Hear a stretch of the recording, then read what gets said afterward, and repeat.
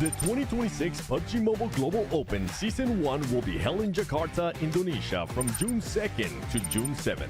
Top teams from around the world have qualified from their respective national and regional tournaments to secure their slots in this coveted main event. This is the final stop on the road to the PMGO Season 1. 32 teams have emerged from millions of competitors. The first 2026 PUBG Mobile World Champion will emerge right here. This is the grand global stage where every player has the chance to shine in the eyes of players across the world. These 32 teams from 8 regions will play in 2 days of group stages. Group A playing on June 2nd and Group B playing on June 3rd. Each group will play 6 matches and the top 6 of each group will advance directly to the grand finals.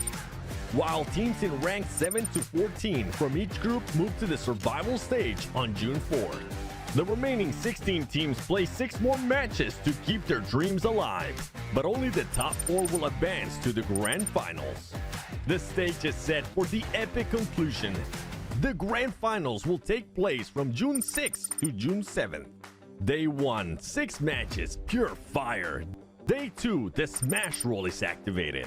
The smash point will be determined by the total point score of the Day 1 leader plus 10 additional points. Once any team achieves the smash point, they just need a winner-winner chicken dinner to be crowned the champion.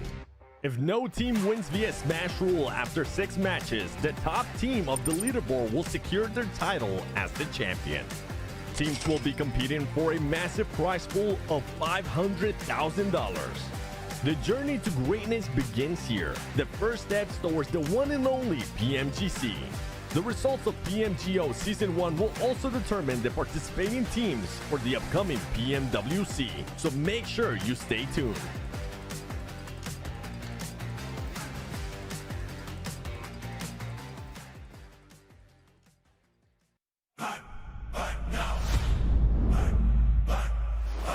Play more than go. Feel the heat from head to toe. A billion drops begin to glow. Flame on and go. The soul is in our control. From the draw to the last one standing show. A no-name kid in a high-risk drop, a street food vendor with a victory dream. A midnight warrior looting in the dark. The fuel is passion pushing through the blue. We scan the path at the edge of the gas. A million stories in a single squad. No royal blood, just a drive to our last. The skill, the nerve to on the final gas.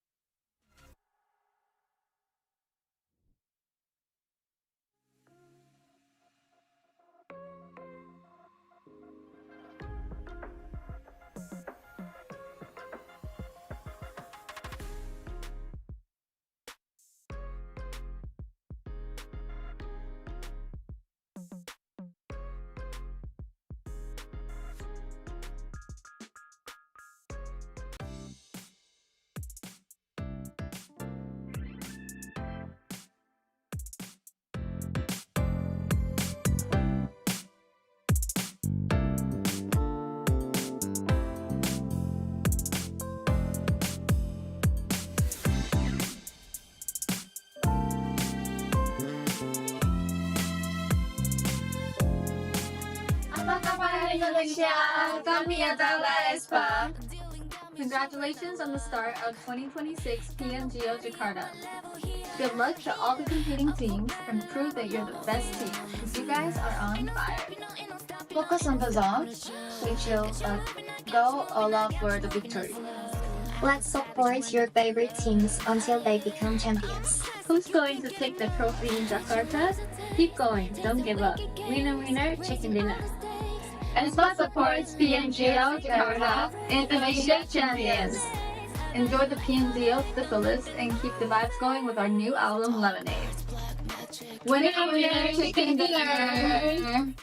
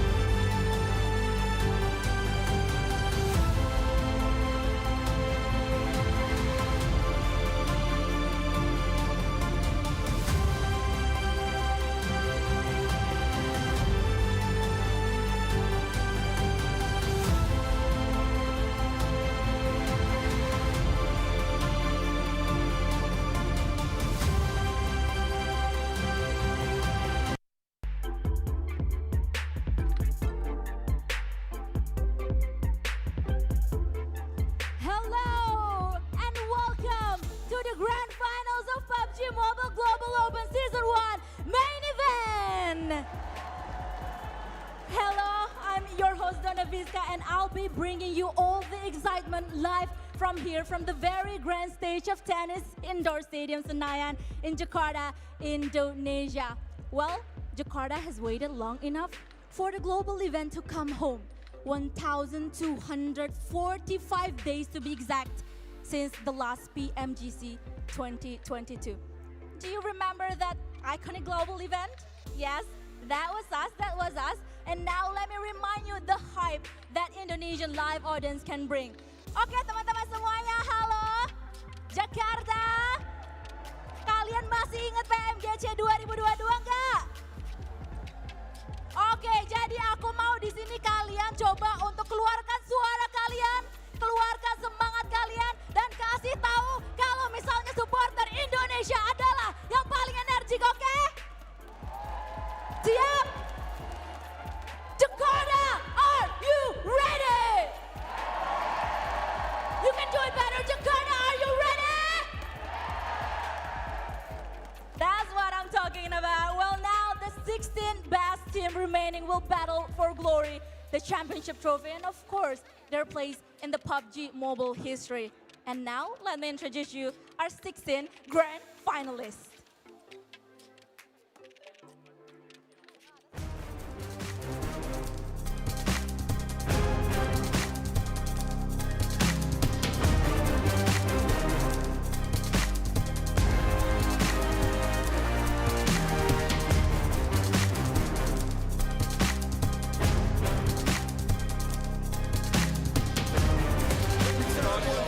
I've been on the grind, this my prime.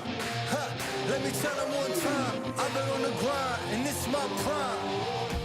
Yeah, sorry for the wait. Didn't think I'd come up, y'all just need a little faith. I've been patient, just waiting on the river with an ace. Gotta move real careful, we come. Let me tell them one time, I've been on the grind, feeling real good, yeah, all in my prime. It's about that time, say your goodbyes, cause ain't no match for the way that I grind, yeah, I'm all in my prime.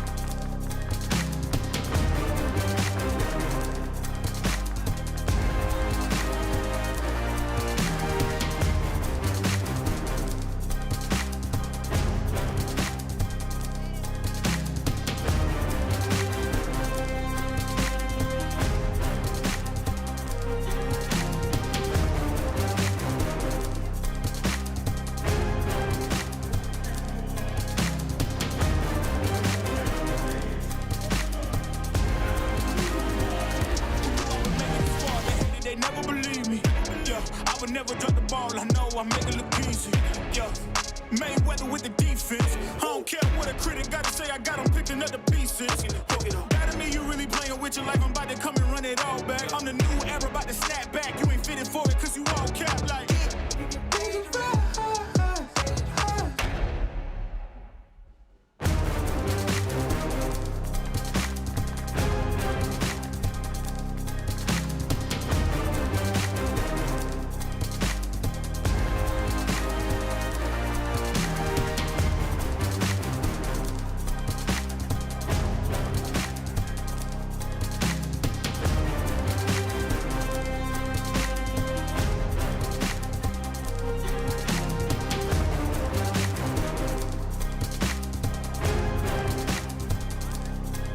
The third global stage runner-ups representing EECA. Go team! I ain't gonna let that slide. Think you fly, huh? Me and stay wheels up, it's a ride off. Ain't no shortcut, heading to the top floors. Me and too smart to drop costs, and I got two fists, I'm a problem. Nuisance, who's with anybody not me? They losing, I'm proof that. Even when you down, keep it moving. Let's fire with us. I said, go and line up.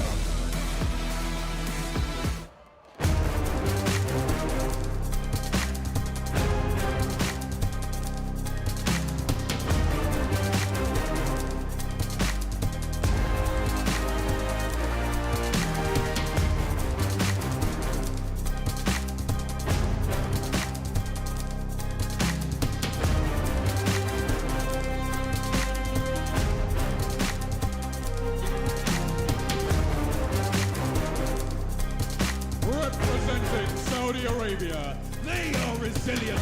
They are DK Esports. I don't got time for the messing of gold. If this the Olympics, I'm taking a gold.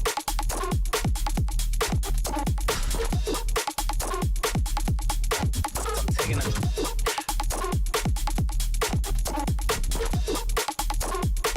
If this the Olympics late now, and I might just slow. Got a brand new whip with some brand new clothes, and a young black dog got me feeling like whoa.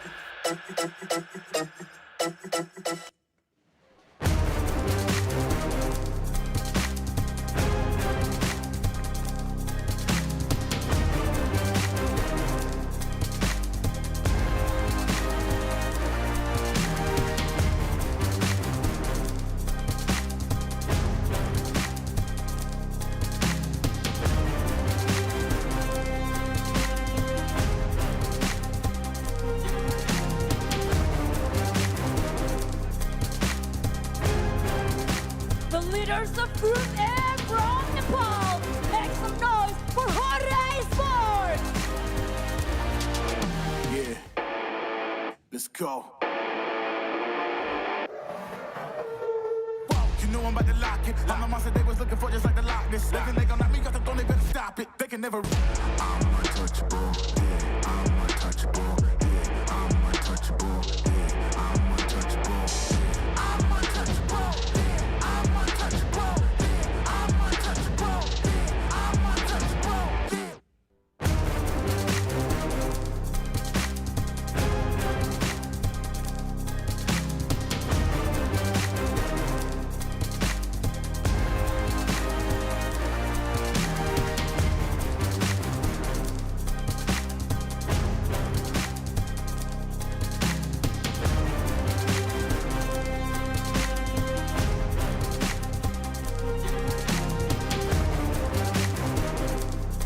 The new rising stars in EECA from Kyrgyzstan, TT Project.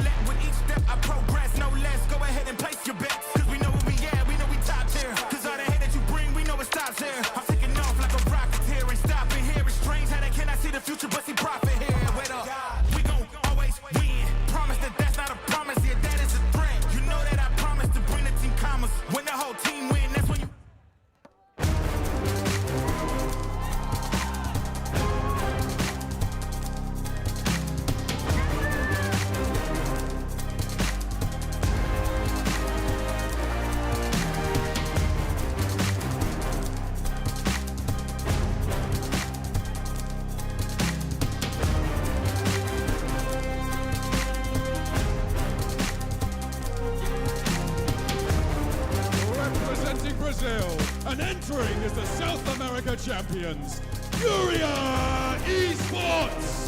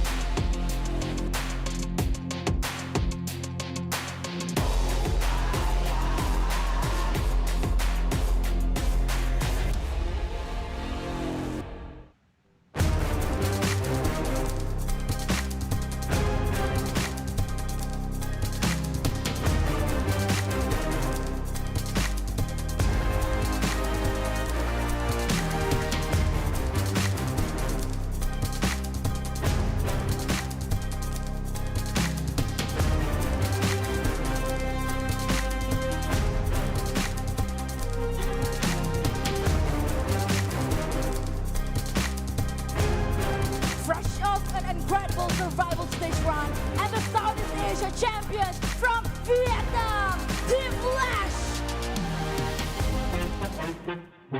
Yeah, gotta aim for the top like, hold up. You could be a friend of me, an enemy, keep that same old energy, cause I know I'm in my element, ooh, yeah. I'm in my element, ooh, yeah. I'm in my element, ooh, yeah. Keep that same energy, I'm in my element. Never switch up, never switch up, never switch up. Keep that same energy, never switch up. I'm in my element.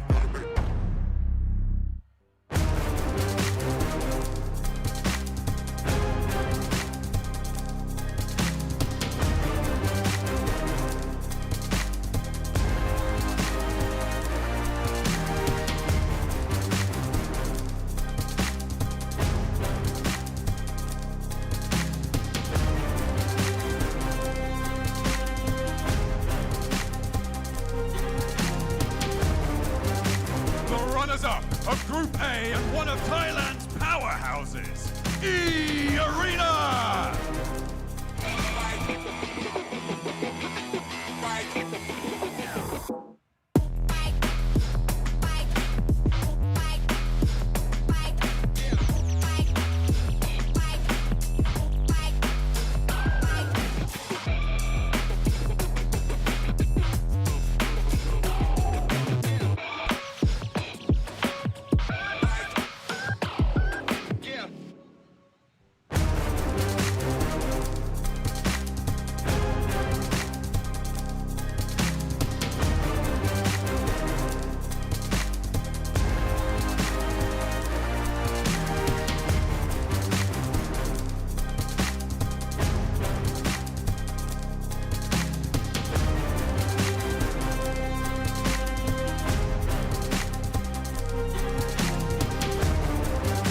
The second of Group B and the champions of the Tour TA Finals, PUBG Esports!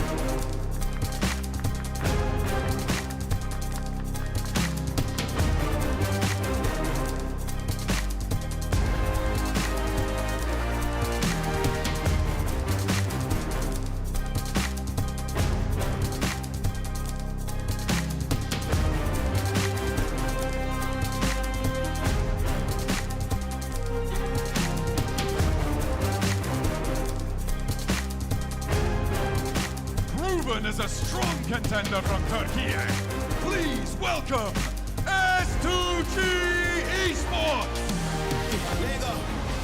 Why they be down the boy? Tell them it's part of the plan. I'm just the underdog feeding them slaps. The gains in the palm of my hand. Whoa, they want me to fail, this is personal. They sleeping on me, this is perjury. You making nobody else hurt, you tell them that the pregnant be for the surgery. Killing it, they ain't gotta gas me up, do it myself, I'm drilling it. How many times did they pass me up? I'm cool, can't walk on my shoes, I'm kicking it. Wanna jump in cause they see that it's working. Grow from the L's, they see wins on the surface. Flaunting my wins, I do it on purpose. Playing with you till you down to the surface. Motion, okay.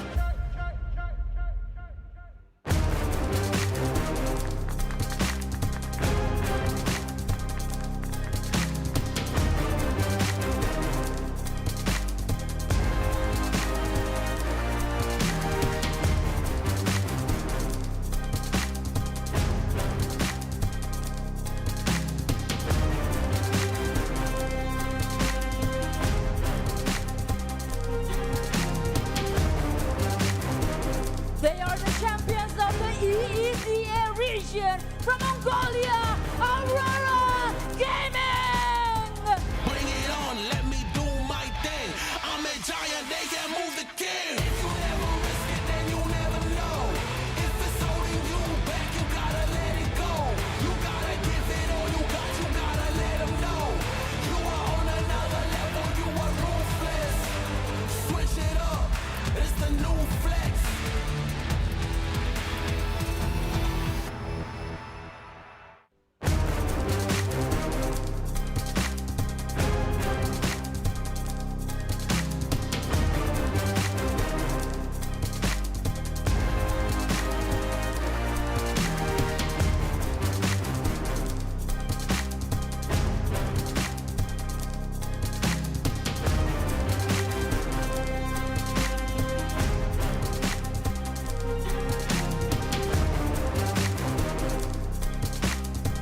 Representing Pakistan and entering as the South Asia champions, Forthright Esports!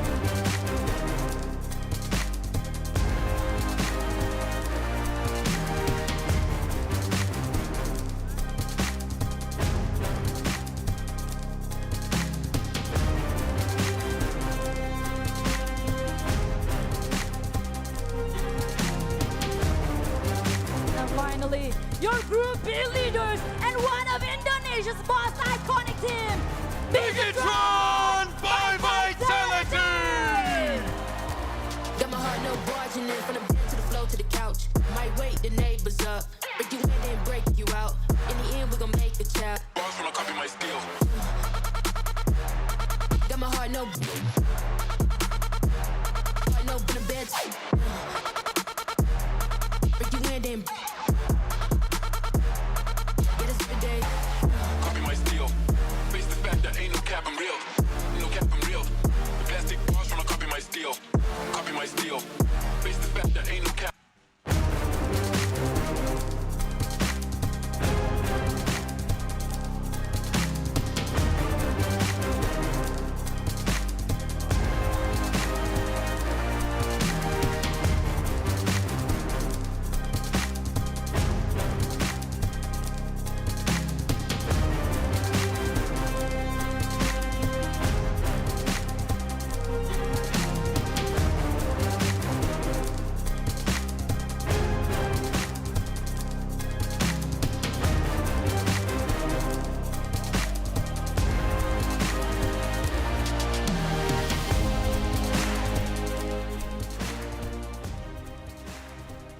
Well, the time has finally come. We are live and in front of a sold-out crowd here in Jakarta, Indonesia for the 2026 PUBG Mobile Global Open Season 1 Grand Finals. I'm your boy Hot Jukes, and next to me, I got Maxman and the 7WG. Boys, we're here. It's Grand Finals time. Let's get it. I can't wait, man. It's so great to have, you know, an event like this with a local crowd, but they don't have one team, two teams, no, they have three local teams to support today going into the grand finals in Boom Pandem and BTR. One win from those three teams, 7. The crowd is going to go insane. Especially if it's going to be BTR, because, man, that team left just so much to be desired here in the grand finals. They performed so well during their groups, and I can't wait to see what they're going to do here. Of course, so we're all waiting, we're all excited, but before we get into that, we got to, of course, give a big thank you to the Infinix GT50 Pro, guys, with real liquid cooling. You want to be gaming at the best of the best, you got to get that 120 FPS, and you're going to be able to do that with that device right there. So, boys, right, we saw BTR straight crush their group, okay? Pandem started off insanely strong in theirs as well, so the local teams right? They got to be so hyped going into this. Yeah, I mean, especially with Rondo, right? Pandem Yes. have been doing really good on Rondo. We do have the smash rolling. We'll talk about that a little bit more in depth later on, Mike, but with Rondo being so important for these grand finals, Pandem could have a really good bit, and also a little bit of a home advantage, right? Yeah, I mean, they had 19 eliminations, the most we have seen so far at PMGO Season 1. But the only problem with Pandem is that they kind of disappear after that for my liking. I'm hoping that we see some consistency if they do start strong in Rondo as well. And Rondo is going to be, I think, one of the most essential maps here, right? Because of that smash rule that you're talking about. As a matter of fact, this is the first time in a grand finals we're actually going to be seeing that smash rule. Yeah, unless you're S2G, then you're going to focus a bit more Miramar. But smash rule is going to be very exciting here for PMGO Season 1. Keep in mind, last year PMGO over in Uzbekistan, no smash by Regnum Karya. They won without it. But I feel like this could be the first global event where smash does occur. Well, Max and Blank were outside. They were talking a little bit about what was going to happen here. Let's go ahead and send it out over to them before we get this show started. Welcome to Jakarta, everybody. It is day one of the 2026 PMGO Season 1. I'm Blank, here with Blacksman, and right now we are sitting in the calm before the storm. Exactly, we're right here at the PMGO Carnival area, right outside the tennis indoor Senayan. And the crowd outside is going absolutely crazy already. And you know what, before it gets a little bit crazier, how about we take a sneak peek at the grounds right here at PMGO Season 1. Let's get walking. PUBG Mobile has built an absolute playground here at PMGO Season 1. We have the community 1v1 arena where fans can test their skills all weekend long. But that's not all. You also have the official PMGO merch store. And I'm telling you, you better get in line right now. That's what I'm going to do to hopefully get my level 3 backpack and a pan before things get a little bit hectic over there. You better be fast though, because we've got the giant airdrop photo zone here and all the cosplayers are getting into gear to get their shots on board. So make sure you jump down towards the carnival when you can. It really is an ultimate celebration of the game, and you can literally hear the fans chanting outside the gates right now. It's probably going to get a bit louder if a local team does get chicken dinner today. Well, would you look at the time? In just mere minutes, the grand final is going to get kicked off. Before the audience comes flooding right in, we better head to the caster's desk, otherwise we might just get lost. So, let's get in there, flame on, and go. Let's get it. Yo, that carnival outside is so sick. It was jam-packed while I was navigating through it. And I even got some real good food. There was a Indonesian fusion burrito that I tried, and it was out of this world. Didn't share. You gotta come get us next time, bro. I just heard burrito, and I was like, I'm in, baby. And it was awesome, dude. But yeah, dude, you were out there. You got to see everybody out there. It was pretty awesome, right? Yeah, a little bit warm is all I'm going to say. It was a little bit spicy outside, but no, so many activities if you come here before the show. Come a few hours early because otherwise you won't have time to do everything. There's so much to do here at PMGO Season 1. You are currently wearing 2 shirts too, so it doesn't help with the heat. A bit warm, yeah.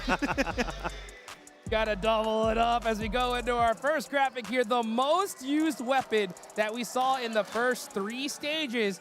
I wonder which one it is here, Max.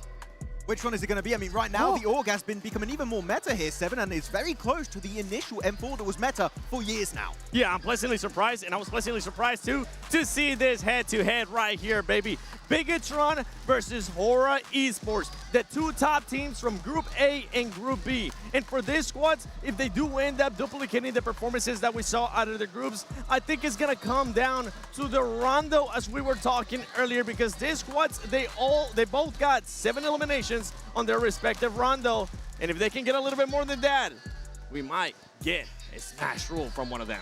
Smash rule indeed, guys. This is what it is all about here. This tournament can be done in 8 matches, Max. Yeah, it could end instantly going into the second day tomorrow. We'll see how things go down. I'm actually going to be paying attention a bit to E-Arena, who did smash last year. Slight change of players, but E-Arena, they've smashed in the past. Who knows, maybe they can make it happen here on the biggest PUBG Mobile stage at the very start of 2026. Yeah, and just to elaborate just a little bit more, you go after day 1. Let's say that the top team ends with 60 points. And that next day, if they get 10 points in that rondo, they will pass the smash point threshold. They win that next game, and they are automatically the champions. That's right. Those 70 points, hypothetically speaking, right? Yes. It's going to be plus 10 points. But out of all these squads, these are the participating teams. You saw them walk in, and I'm looking at a couple here, and I'm just going to straight up say it.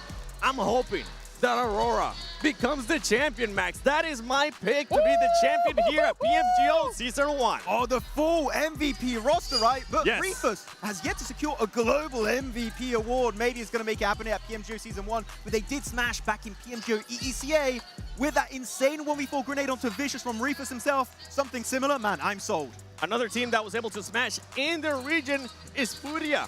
And the Alpha 7 is not here. I mean, they didn't even qualify to the survival stage.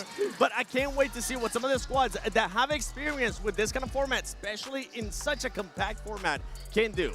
And here are today's matches, guys. We're starting off in that Rondo. We're going to be talking about it a lot because of just how much of a game changer it is. 3 Aaron Gales, 2 Miramars, but the big difference here in the grand finals is it ain't just one day. We're going to have 2 days worth of matches. Yeah, we talked about Rondo a lot, so I'm going to talk on Wrangle.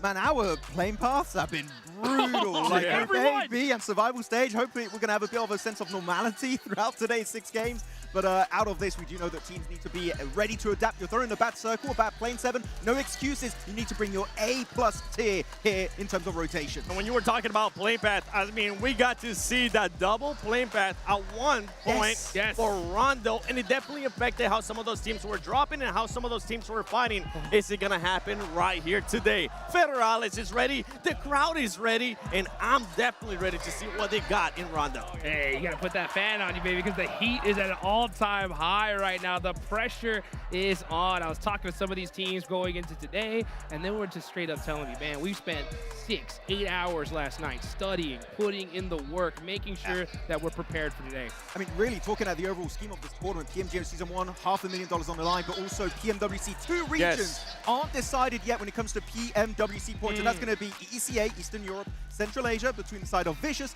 and TT Project. If TT Project 7 rank up in 11th place or above, Vicious are out, TT Project will be taking their spot at the PMWC over in Paris. Which could be doable. Remember, one of the strongest maps that TT Project had was in Erangel. We will be playing 3 Erangels, as you saw earlier, and they were able to secure a 2nd place finish. They're a very strong team when it comes to Elims too.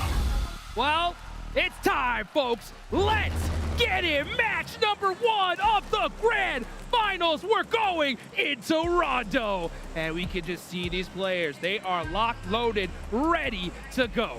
It starts up northwest and is going to go straight down to Tin Long Garden, meaning Yulin 7 is going to get busy, and a team that dominates in Yulin is Aurora Gaming. And I'm excited to see what they're going to be able to do. Are they going to be starting off hot? I got a chance to talk to their coach, and Archer was telling me the strategy for today is full aggression, and boy, do I want to see it here in Rondo. Yes. They were aggressive already on their first Rondo. If they're even more aggressive, how many limbs are they going to get? Hey, you know what? As many as it takes to get that lion's share of that $500,000 on the line here, guys. But this is about to get started. Let's go ahead and throw it on over to our casters, John Allen and Blake.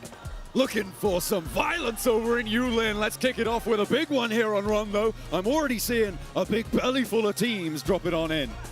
Getting themselves straight over towards the map as soon as possible. Neox a little bit further away, but looks like a lot of teams aren't even heading in that direction to start things off. But E-Arena dropping on top of Ulf. 2 very, very strong teams here at the PMGO Season 1, but we're here in Grand Finals, and every single point counts from here on forward. Sky opens up to Federales. Oh, and Crazy as well is going down. Aura really rinsing the hometown heroes right now. Having a terrible time. Meanwhile, on our screens, it seems like Aaron is giving it a good go over towards the stadium. E-Arena having trouble dislodging the brutal powerhouse of the roster. Aaron holding the door frame and looks for more, runs out of ammo. Is going to go down. That is not nice. Western circle blank, and it's pretty hard to the west. Yeah, very hard to us. We're already cutting out like 15% of the circle here on this one. Flash starting out very early towards the center. They have control over towards the res beacons too. Eastbound Boy opens up over towards Horror from Sky. But you know what is surprising? Just one team currently over towards Neox Factory. All the actions happening elsewhere. 7-2-1 also getting stuck into the thick of it. Oh, seems like Aurora as well. Joker holds the door frame. That is too swift for it, and Scarface can't control the pace. Aurora, they've been dominating in this area, blank. Over in Yulin, they have had so much already handed to them. They're on 3 eliminations. They're looking to keep this one going. But Aurora, okay, they've navigated over. Has that found the outpost before Thrives? I think he might have done. Flash lose 2 to Masku. With the help of a very, very nice Molotov here. Doc finding 4 Thrives as well. 4 Thrives really suffering at the hand of a lot of teams at the moment. Doc will take down Falak. Zias win down, but Bozy, Top Z, a deadly duo to be sure. Someone you can't trifle with. It's going to cut the mustard. And Team Flash, you lose another. Don't worry, though. A lot of these teams will be able to get these recalls. Aurora, in the meantime, with T24 on site. For 4 thrives, they're back up to 3. They have full control over Neox Factory, which I don't know how they managed that. It seems like nobody wanted to go near them on that spot. Everyone else is much more preoccupied elsewhere. But the roll back on in towards Yulin has seemingly gone quite well to open it up. T24. Kind of an astonishing good performance from him. I think there was a lot expected out from the likes of Falak, but T24 stepped up where it's really counted. BTR coming in with the shots over towards 7-2-1. You can probably already hear the crowd silence. Will quiet it down over here. Fury up to 2 elims on the game. Full 4-man squad. Horror looking over towards Kevin here from DK. The M249 extended battle here will be prevalent for him. Looking to keep that suppressive fire down, and Sky darts for the cliff face, needs closer range. That UMP can come into effect, and that's what you're looking for. Horror, they were able to top Group 1 blank. Many purported it to be the group of death, and it looks like they're trying to keep that roll going with 4 eliminations already. This is a good start. They do have a lot more still to fight through, though, in their area. SAFG getting caught up between the likes of Fury as well as Horror. Love that run out from Sky, though. Really just takes the time to go for it. Versus M249, that's a really risky play, but sort of hides himself along that ridge side and is able to get up. And obviously, it does take the gun skill to make it happen, and he still keeps going. Chiefs down next, and Horror's opening up a big way on this first match. 5 elims.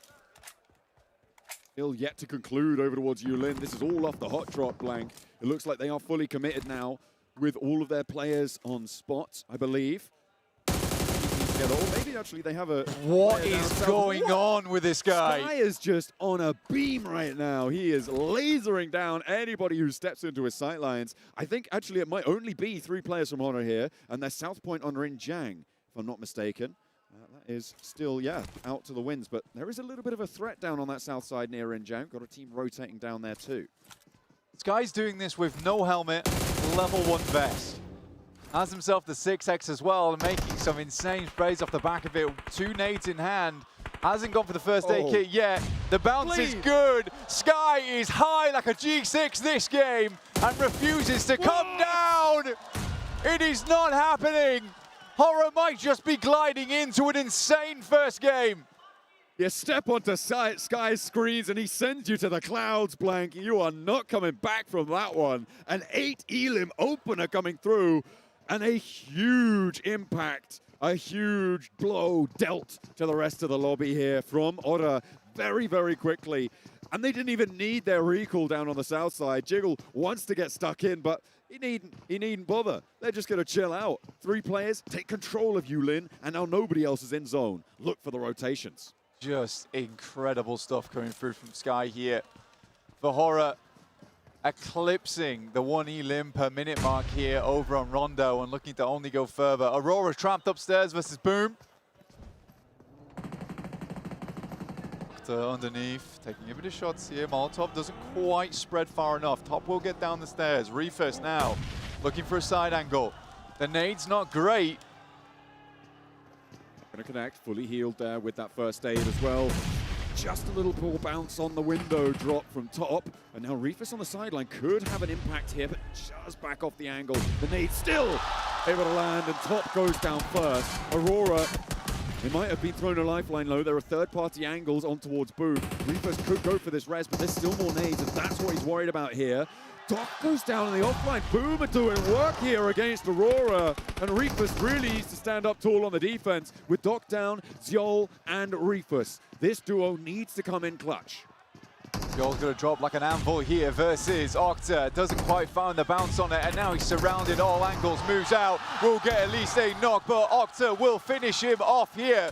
Immediately in the midst of the chaos, they're going to go for the res upstairs. The nade looks pretty decent. It heads in, and it's a double.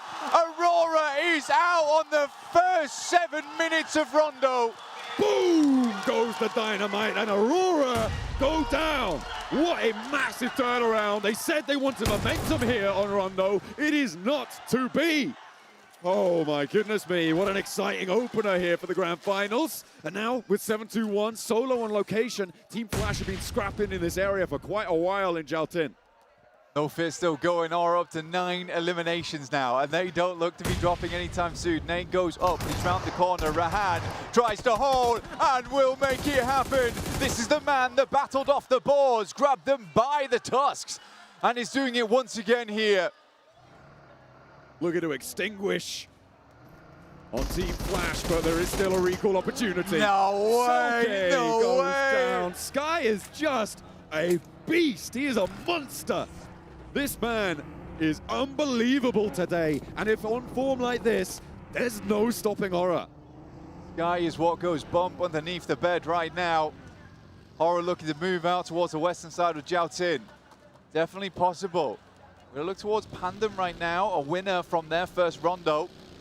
Controlled over towards that western side, a team that definitely got most of their success out of that one rondo game. Malaku, good shots, but will get taken back out again. Scarface. Pitch is safe. Malik's coming through, but a little bit of just bumper cars at the moment.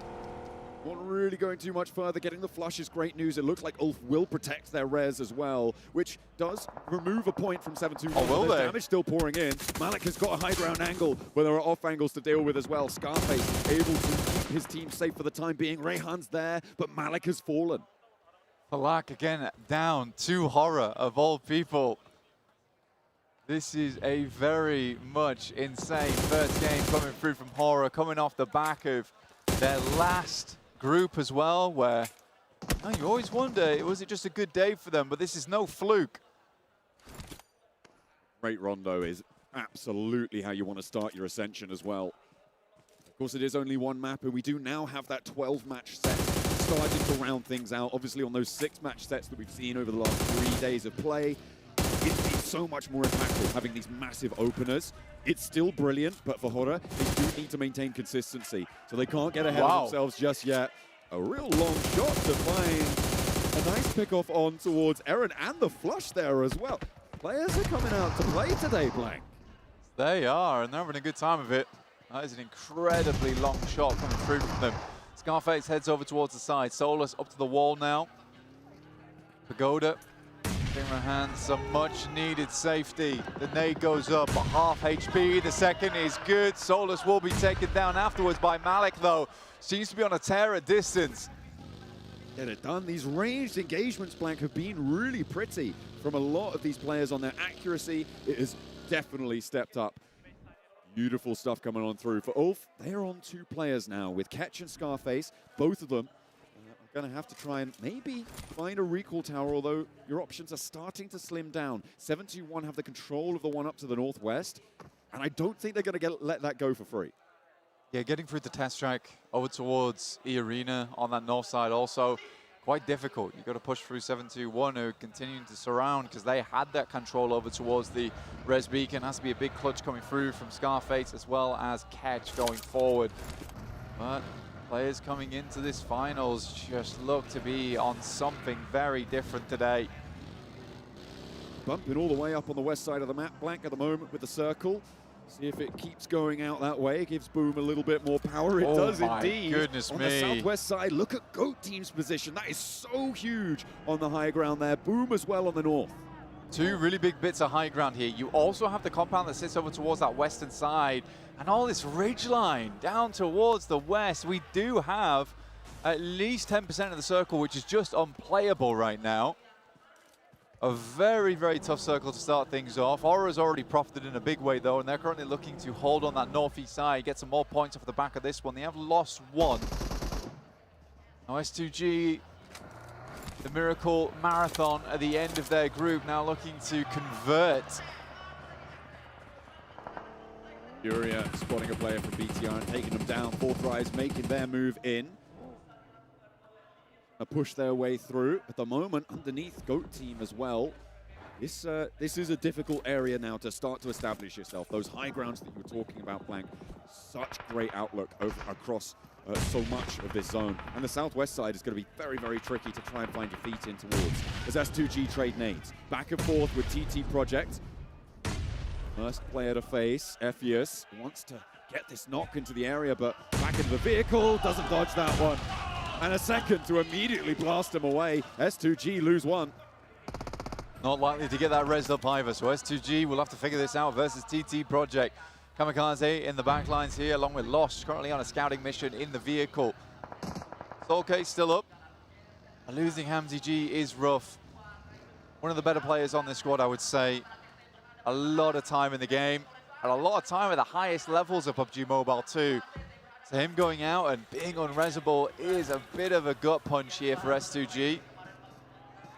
BTR now in an engagement. They did manage to get the recall off, and they are rolling in towards Furia. They want revenge, but no! Eagles there, fine. The re-knock though, and they may just be able to pick their teammate up. In stage 3, it's Red Bull in the zone still. Razak can't quite thread the needle there. The backup for BTR is going to come on in. Furia taking damage, but they keep dishing it out. In response, another, and the spray down. Razy can't connect either. And it is almost all over. It is dear. Furia roll them down. And BTR, the second team to fall out here in Rondo. A really good comeback there coming through from Furia. Hard fight to go up against. Razy was looking on fire, but Furia hold on. There's no one really else in that area either, so they can get a full team reset here. S2G, like we were saying before, Gaming Stars on the up and up. Looking to finish them off. It's Turkey on Turkey action. Popping in and out of the windows. Maniac has the sideswipe back up, but Solkay's trying to roll in for the assist. 3 players to handle on spot, and it's all too much to bear. S2G need a miracle now to keep this one rolling.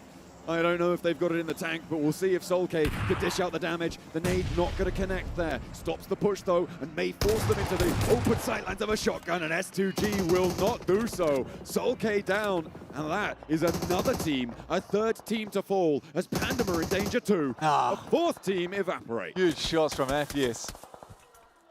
Zerich now looking to keep things going for the squad. A couple of his players are in trouble. Ephius backing up, he understands he needs to get outside the sidelines. Zerich doesn't even attempt to go for the res. As Rolex from Gaming Stars will keep putting the pressure on, keep sending those rounds down range. Goat now open up over towards 7-2-1. It's getting messy, it's getting conflicted towards the center, but Goat still hold that high ground. They really have some strength there. Geek as well on this western side do have one of the better spots as well to be playing into this one. Not likely that they need to get stuck in until a little bit later into this game. They're on 0 eliminations, Blank, but they have real survival potential here. They've got legs to go the distance.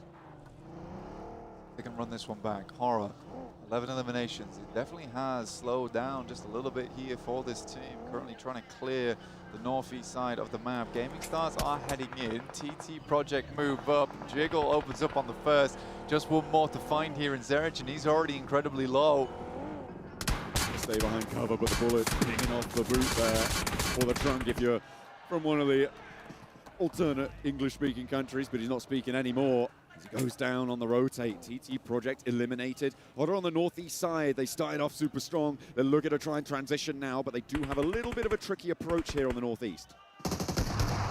Here's E-Arena cleaning up versus DK, or at least trying to. SafG's got a nade in hand, looks to pull the pin on it. It looks decent, goes a little bit too far. Immediately pulls another, has 3 more to work with here. So for Tony K, he's on a bit of a clock right now, but the misses keep coming through from SafG, giving a bit more time for Tony K to try and turn this one around. Oh, that definitely keeping him safe. The previous explosion working in their favor, but there's shots from a third-party angle. Geek are playing now as 2, and they're rolling up. Both of them now on spot. Tony K has to go for the heal. Less than find another nade set his way. Tries to step out for it. Does find a knock, or at least an assist on one, but Geek will find E-Arena, take them down. In the meantime, this is Ora over on the northeast side Blank. They've been an absolute terror in the early game. This mid-game now on the menu. 14 eliminations, 28 still remaining in the lobby. There's so much more for Horror to do, and they have come out swinging on this map, looking to bat a home run on the first game here. From that northeast side, you're right, there is so much distance for them to go. A lot of runway. Just be a little bit tough here with Goat Team holding the angle that they do. They haven't put anyone all the way up top there, Blank. They've not actually committed anyone to the peak of that mountain, which can be a really dominant sightline, but is also a big risk, so they are opting instead for a little bit more flexibility. It doesn't really make sense to go up here just yet. You need to maintain sightlines, maintain control around this area. It's Good thing that Force sends downwards towards that southeast side, knowing that this road is going to be a little bit of a contention for them. Luckily, finding the last player here from Boom. Now just El Baril on that north side. They were very split before this. Furia tucking themselves in towards the southwest, and surprisingly, Ulf still going here with just Ketch and Scarface. We talked about a bit of a clutch up here required. Not quite into top 8 just yet, though. A little bit further to go, but of course it is match 1. Our 12-match set, things can much more banked on towards consistency. Get a big blast out at the start. That's what you're looking for. No doubt about that one. Sky living up to that, definitely having a good time. And nade over onto Furia. Furia now have 2 knocks sent towards them. Not easy on the southwest side. It looks like they should be able to find those reses. The emergency cover is doing a lot of work, though. That heavy lifting might just be too much. Straight out from Yusuf, still just peppering around their feet. I think the first res has come through for Furia, and they're looking to build back up to 4. Igor trying to find a more sustainable place on the map to play at the moment as he moves down towards the southwest. For 7-2-1, got to give him credit. In terms of map knowledge, I think this team is very good, right? They know all the spots on the map where they can play, where they can stand across to, and they're pretty brazen in that fact as well. 4 thrives. T24 takes the first knock here from Maniac, but not before he immediately goes down. Gaming Stars looking to dislodge 4 thrives from this position so they can cross the road. IQ and Hazaifa now, the 2 players remaining for 4 thrives. Gaming Stars wanting to change that, wanting to take them down a notch or 2. IQ doesn't fall to the first nade and gets the flush over onto Maniac. Nades now being traded back and forth. Yusuf trying to dance around it, but dishes out a lot of damage to IQ, and a nade from up on high does manage to connect. Swash able to sweep him aside, and Hazaifa very, very low down. IQ now the last to stand. Swash on high. Does he have the angle? Not quite to connect there. And Yusuf, does he get the heal? No! IQ keeps them in the running, but for how much longer? Swash Gaming Stars a couple more nades to work with here. He's just sending them in the slightly wrong direction. Needs a bounce on this. It's good damage, but it's not enough. Right now, Yusuf behind the smokes. Swash, a couple more nades to work with. 4 thrives, desperately hanging on, but that's not before Furia rocks up, starts to play. They want to crunch this one down. 4 thrives eliminated. Now Gaming Stars under a lot more pressure from this western side, playing under the sightlines of GOAT Team, but this cliff is keeping them nice and safe because GOAT Team don't have super hard control over this zone right now. They can't stop them pushing up on the south. It's a lot better over towards some of those other angles, but GOAT Team definitely a force to try and dislodge. Ulf managed to make it up towards the slope here. They've got Geeke on their south, playing as 2. Got an even fight to work with. Ulf just needs to win this one, but playing uphill is a really difficult prospect for them. Got a need for to wait for this next circle so they can take the fight as they both rotate in. Because right now, Geeke just has superiority on that high ground. El Baril starting to wander up. Horror refusing to move. Ooh. And with a shift over towards the northeast side, this is some disgusting stuff for Horror. Nepal looking real strong. Result. Finishing anywhere in the top 4 blank would be beautiful for them to cut. Sky's 9 limbs. He's looking for the 10 of this game. He's actually done as much or more than every other single team on his own. On his own right now. Yes. Fury are on 9 eliminations versus Sky. Who wins? Well, I have to give it to Sky right now. A good first opening here from Gaming Stars over towards Furia. Silence should be pretty resable though. We'll see how Gaming Stars wants to approach this. Rolex has 8 grenades. I think I know how they're going to approach it. It's with ordnance. That dribble is crazy. That looked so close, but I think it was just the other side of the cover. Unfortunate. A second to follow it up. Doesn't quite connect either. Furia, by rights, maybe should have gone down there, but somehow they were able to evade the damage. The shrapnel not quite getting around their cover that they had. And they will stay as 4, but they have to go further. A hole-in-one there coming through from Gaming Stars. Would have been great if that nade dribbled a little bit further down towards them, really using the terrain to their advantage. Ulf now playing a 1-1 split. Scarface currently watching over towards Geeke. Ketch is already inside the circle. Ketch opens up over towards Jiggle. I mean, I don't know how good of an idea that is right now. Spotted. It wasn't actually coming through from Horror, though, in response. Through from DK. There's trades going back and forth across most of the map here. The western side, I think, yeah, okay. Losing 2 players very, very quickly. As GOAT team now with their first real challenge to their position around the edge of this rock plank. The nades have already found an opener. They desperately want to get this one back under control, keep themselves alive. Furia aren't going to waste any time either on this south side. They know these nades are starting to find knocks, and they can take the alternate side. The difficulty there for Furia is that off angle coming through from 721. Horror are covered off from this one, but they have to go for a res, and GOAT team have got a challenge on their hands. GOAT team desperately trying to recover. Fury around the side, Gaming Stars in front of them. They need to post these two teams up against one another and get some casualties in the process. Nade's been pulled by GOAT, wanting to take down at least 1 or 2 players from each squad, but the nades are going long. They're not quite sure how close they are, and it's Ayala who's doing more work over towards Furia than GOAT ever could. And with Force going down, this opens something up big here for Furia. There's a real big opportunity, a really nicely played position as well. They let Gaming Stars go first. They actually sauntered in behind them, backfilled them, and forced them to go into an unfavorable fight. They know that angle is exposed to the north, where Otter is going to sit, as well as GOAT team, who would just lob those nades in. A real nice chokehold coming through from Furia. 7-2-1 doing their classic sit-it-out play. Get far into the game. You go down to 2, play on the edge. It's worked out for them. Seems to be working out here too. Furia open up with a pick off towards 721. Of course, 2 players now left for 721. The first will go down. There is an answer though, and that shot does shut down Cheap on the angle. Ayala wants to get stuck right in though in response, and will suppress GOAT team around the edge here. Furia and GOAT team, the 2 teams playing on this summit, but Horror have yet to step foot. Sleepy saunters up on the north side of all of this. Egos finds focus, but Horror is in position to strike. Sleepy will find Force, knocks down Moxie. GOAT is in trouble. Another nade over the top from Sleepy, posts it right into the gap, nearly finds 2, but they go very, very low. 1 player now standing alive for GOAT team, desperately trying to find those reses. Horror up to 16 eliminations now, Blank, and they are starting to crest this ridgeline. Furia have got all 4 players alive though, and they are all live and kicking, looking pretty healthy. GOAT team fall. They couldn't bear the pressure of maintaining that summit. And Furia are on 14 elims, Blank.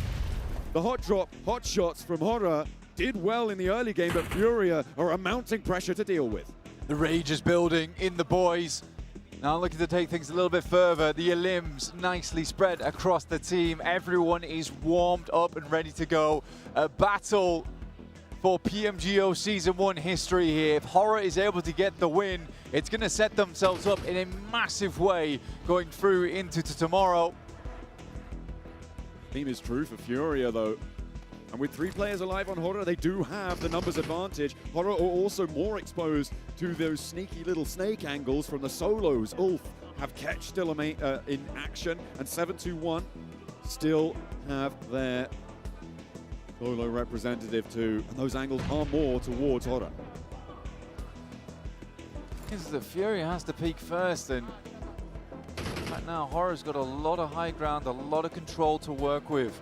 Without having the 2-man push either side of the mountain, like GOAT did, Horror is suddenly in this position now where they can live it out almost quite comfortably. But you are right. It's those backstabs that are going to be very nasty towards them.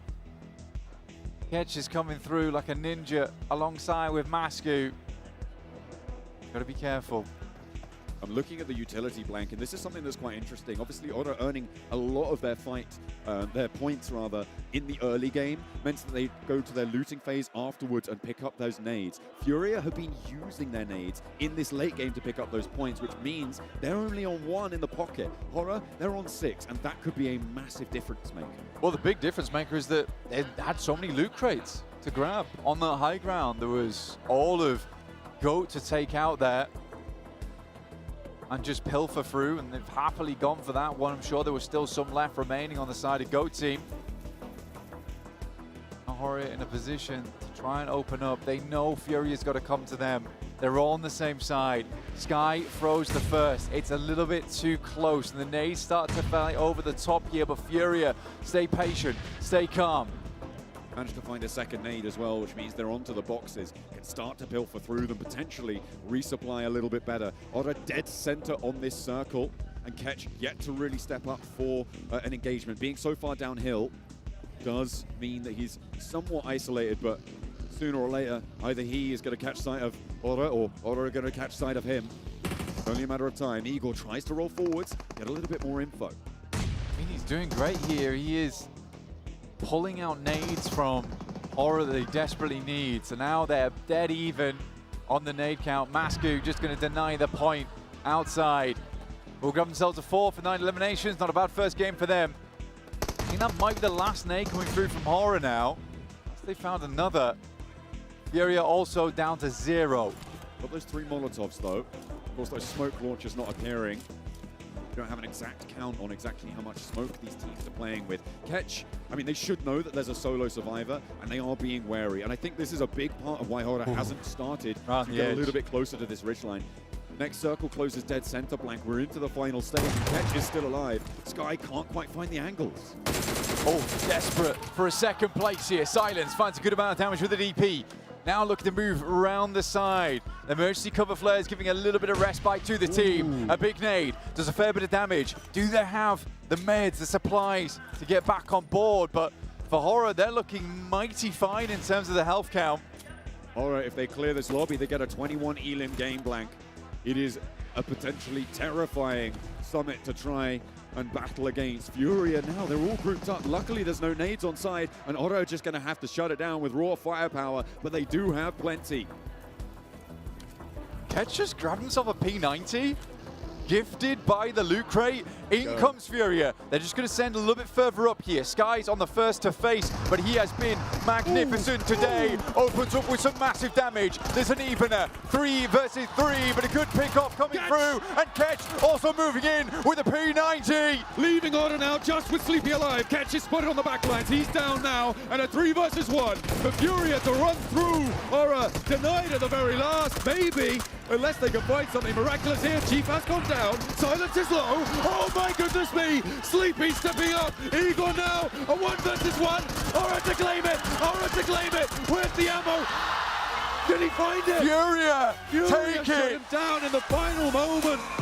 But it was down to the wire. Felt very close there at the end. 2 Titans going against one another in those final moments. But Furia will pick up the first chicken dinner of the day despite an incredible, dastardly start coming through from Ora. Some magnificent point scorings to launch us into these finals blank. A huge hot drop coming through from Ora. Sky was a standout in those scrappy little engagements. Later on, if they'd have had that 4th player, if they'd have been able to get rid of Ketch, maybe. Hey, maybe. P90 though, grabbing the level 3s as well, just the gift drop that you wanted. I respect Ketch for going for it. He was like, look man, I'm kitted out. I'm just running up. You can see Aaron there at the end smiling, showing off the POV from his side of things. So cool. Beautiful stuff. Furia open up with a big chicken dinner on Rondo. They've got their fangs out.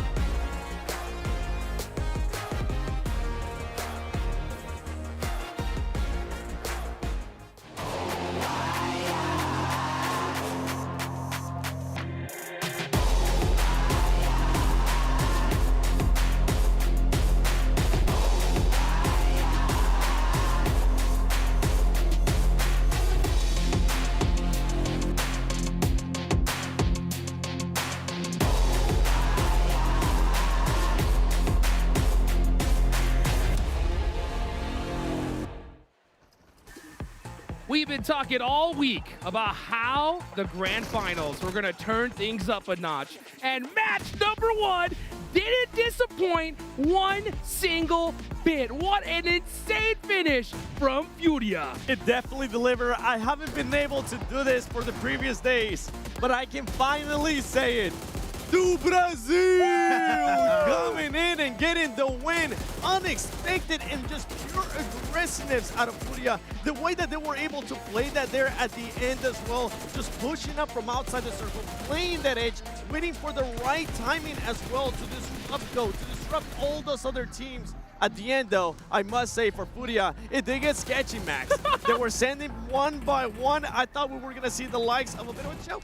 No, a little bit of a clutch coming out from the Nepali side almost, but no, it did not go the entire way. But I'm telling you, Alpha 7, watching this, I'm really happy this isn't Loops. Otherwise, that would have been a completely different ball game. But no, as you said, the way they were able to play from the edge, and especially I loved it how they outplayed Gaming Stars. They let them push first onto GOAT. The moment they get a little bit too far away from the edge of the circle, Furia coming from behind, swoop the entire area clean, Hot Jukes. That was literally the push to secure them that chicken dinner. Oh, we can see this right here. Yeah, I mean, talk about close. This was way too close for comfort. And yeah, Catch. Shout out to Catch right there. That was a huge assist. He just got that P90 from the airdrop too. That was his lifeline. Oh, unbelievable. Wow. Nessa nega. Tomei, velho. Boa, tô olhando aqui. Mais um 10. Olha, comigo. Comigo. Tô fazendo um nesse cara, velho. Levanta. Som. Da ponta. Deixa eu. É só ele? Vai. Até eu. Vou travar ele. Eu dei um tiro nele, eu tomei ele. Até eu.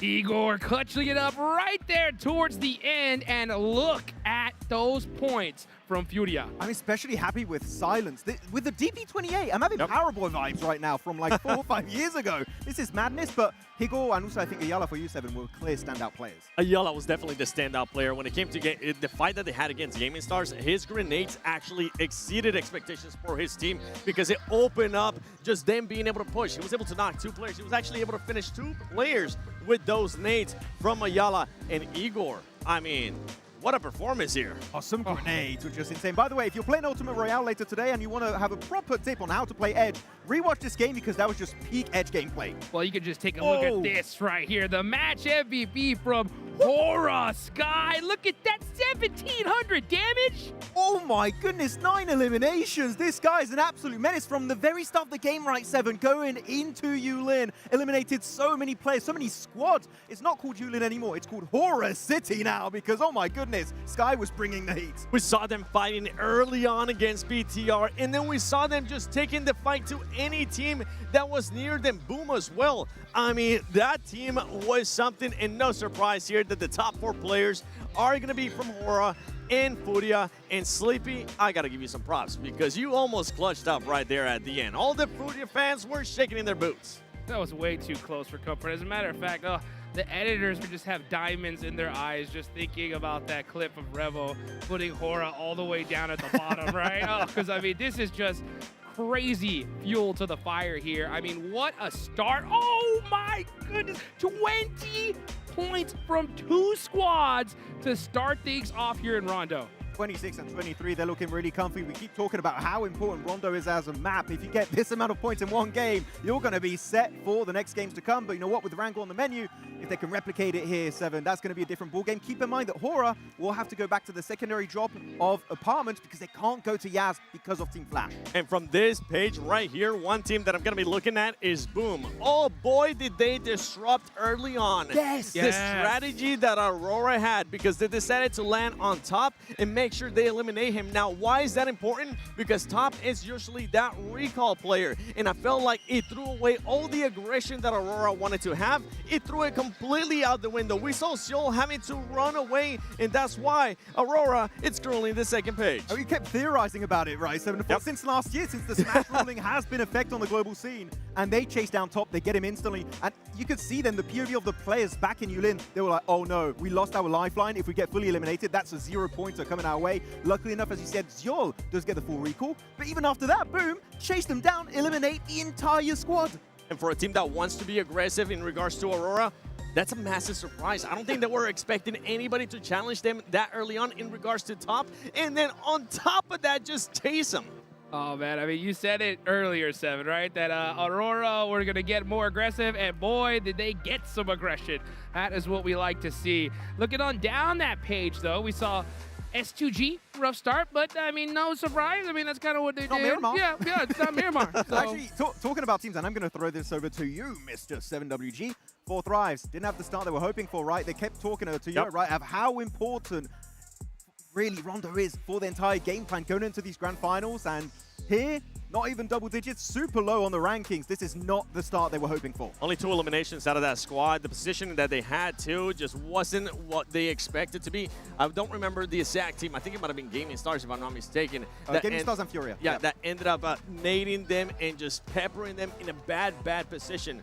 For 4 Thrives, I think is now to just showcase those skills that we've been wanting to see. You cannot just keep using the excuse, oh, they didn't perform well in Rondo, so there goes their whole day. If you ever want to be able to be a champion, if you really want to fight for that championship, you got to make sure you bounce back, and you bounce back in the second game in the first Erangel. Oh, the best map of 4 Thrives was that Erangel win next to Potato Hill back in the survival stage. You know what they've done in the past? Can they do it today? Let's see here, and one way they're going to be able to definitely get that win in Erangel is by getting some of them loot trucks, Max, man, because we have seen just how much of a game changer they have been here in this tournament. You just saw with Ketch, right? One P90, how much damage it could do. What if you had 4? And an MG3 at the ending, right? So it's definitely going to be very important for these teams to try and get it, especially Team Flash. They've been able to get it a lot of time back on the eastern edge of Yasnai Poliana. We'll see how that's going to be working out for themselves. And actually, because we do not have Enigma Galaxy this time around in the finals, Pachinki is going to be free for the opening here. And you do have an early loot truck over there. I do wonder how that's going to go down. I love that loot truck because in Pachinki in particular, the loot has always been kind of, well, wait, no, because Ida's not here too, so yeah, who is going to be going to take that That's where my eyes are going to be then, right dead center in Pachinki. Which team is going to take it? Because, yeah, Pachinki, loot became okay, but once that loot truck came out, man, it has become a dominant spot. Yeah. I mean, that last game was incredible. We saw Aura Sky get that 1v2 on the Furia, then Furia being able to come back and get that win. One team that I was really expecting something big in Rondo was going to be Pandem, right? Because they did so great in their stage. This time, not able to replicate it. How bad do you think that's going to hurt them, Seven? In a big way, because remember, as you just mentioned, that was their big game.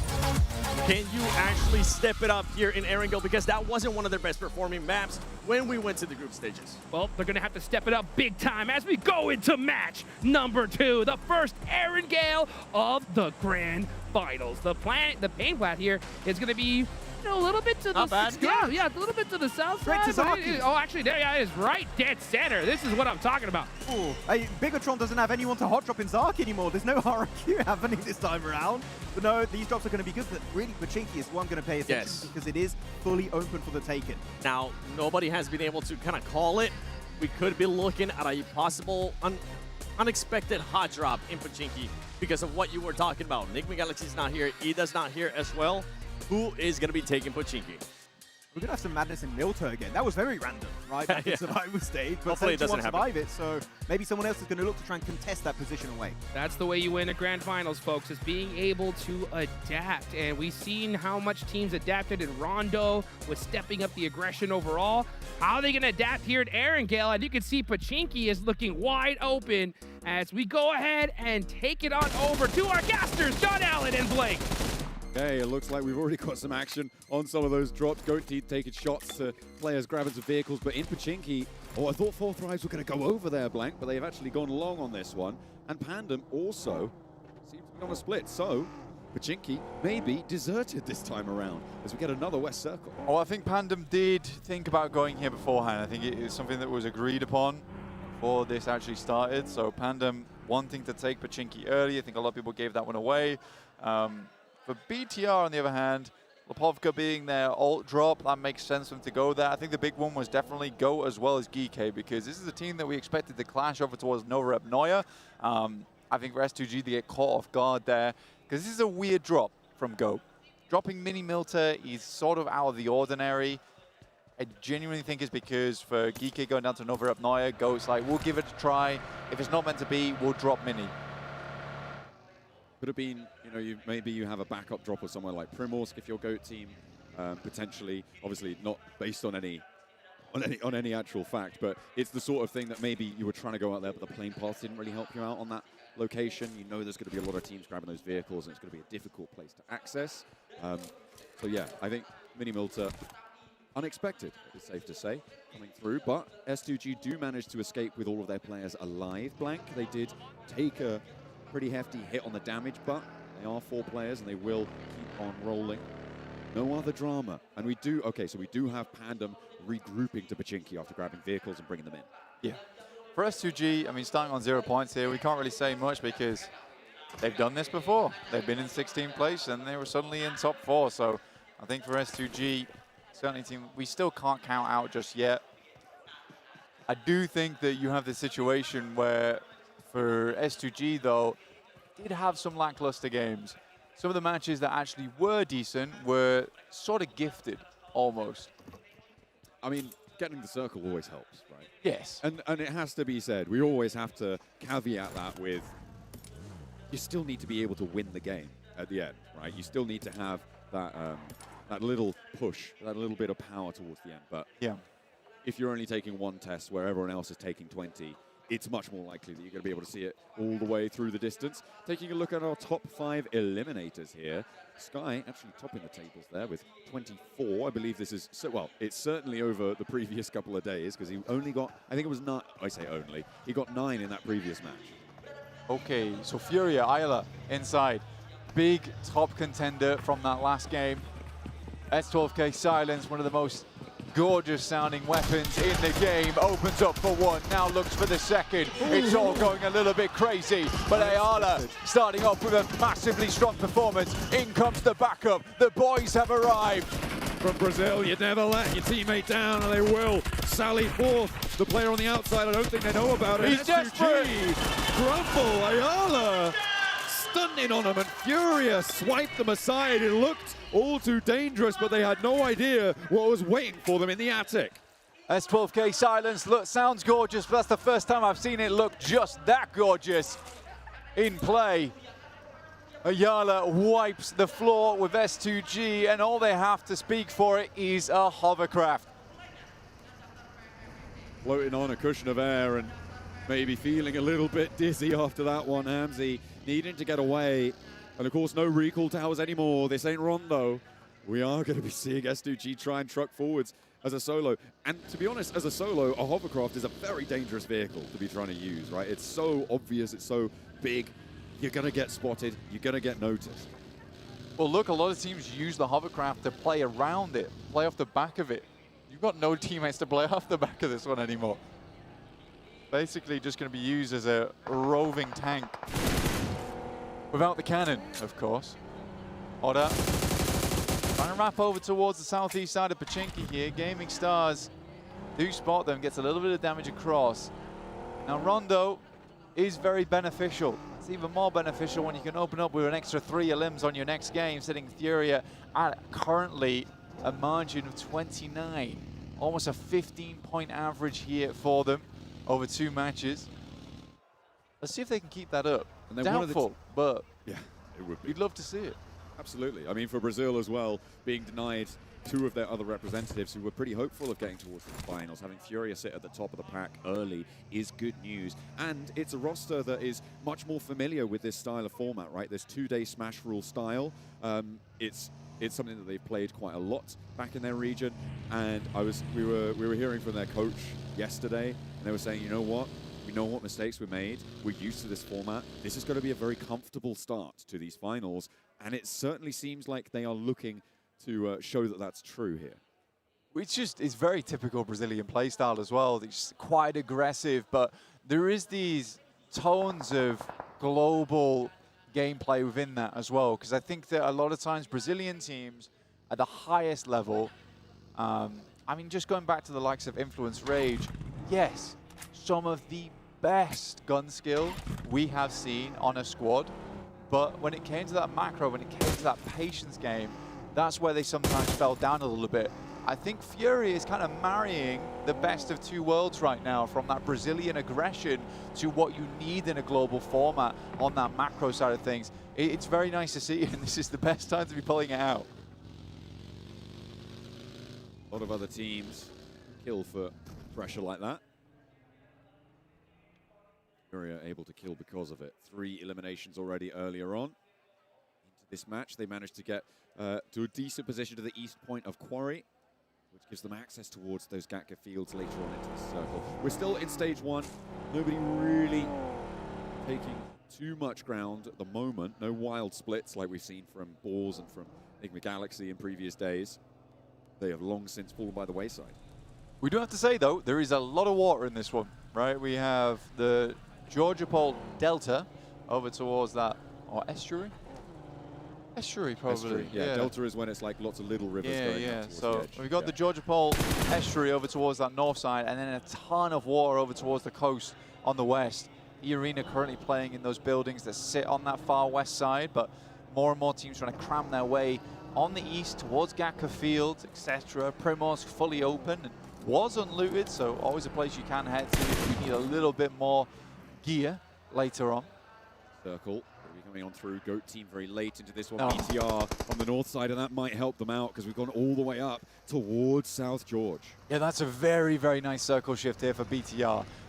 They make their way over towards Lipovka. It's a long journey for them. This makes that journey so much happier overall. But Everest is going to get a little bit populated. You've got the likes of Hospital, Rich Sides around there, which are very, very good to play in from. So you kind of catch some teams off guard if we do head a little further over towards that eastern side. E-Arena just plowing it down on that western edge, trying to get further and further into the circle. They know they have priority here.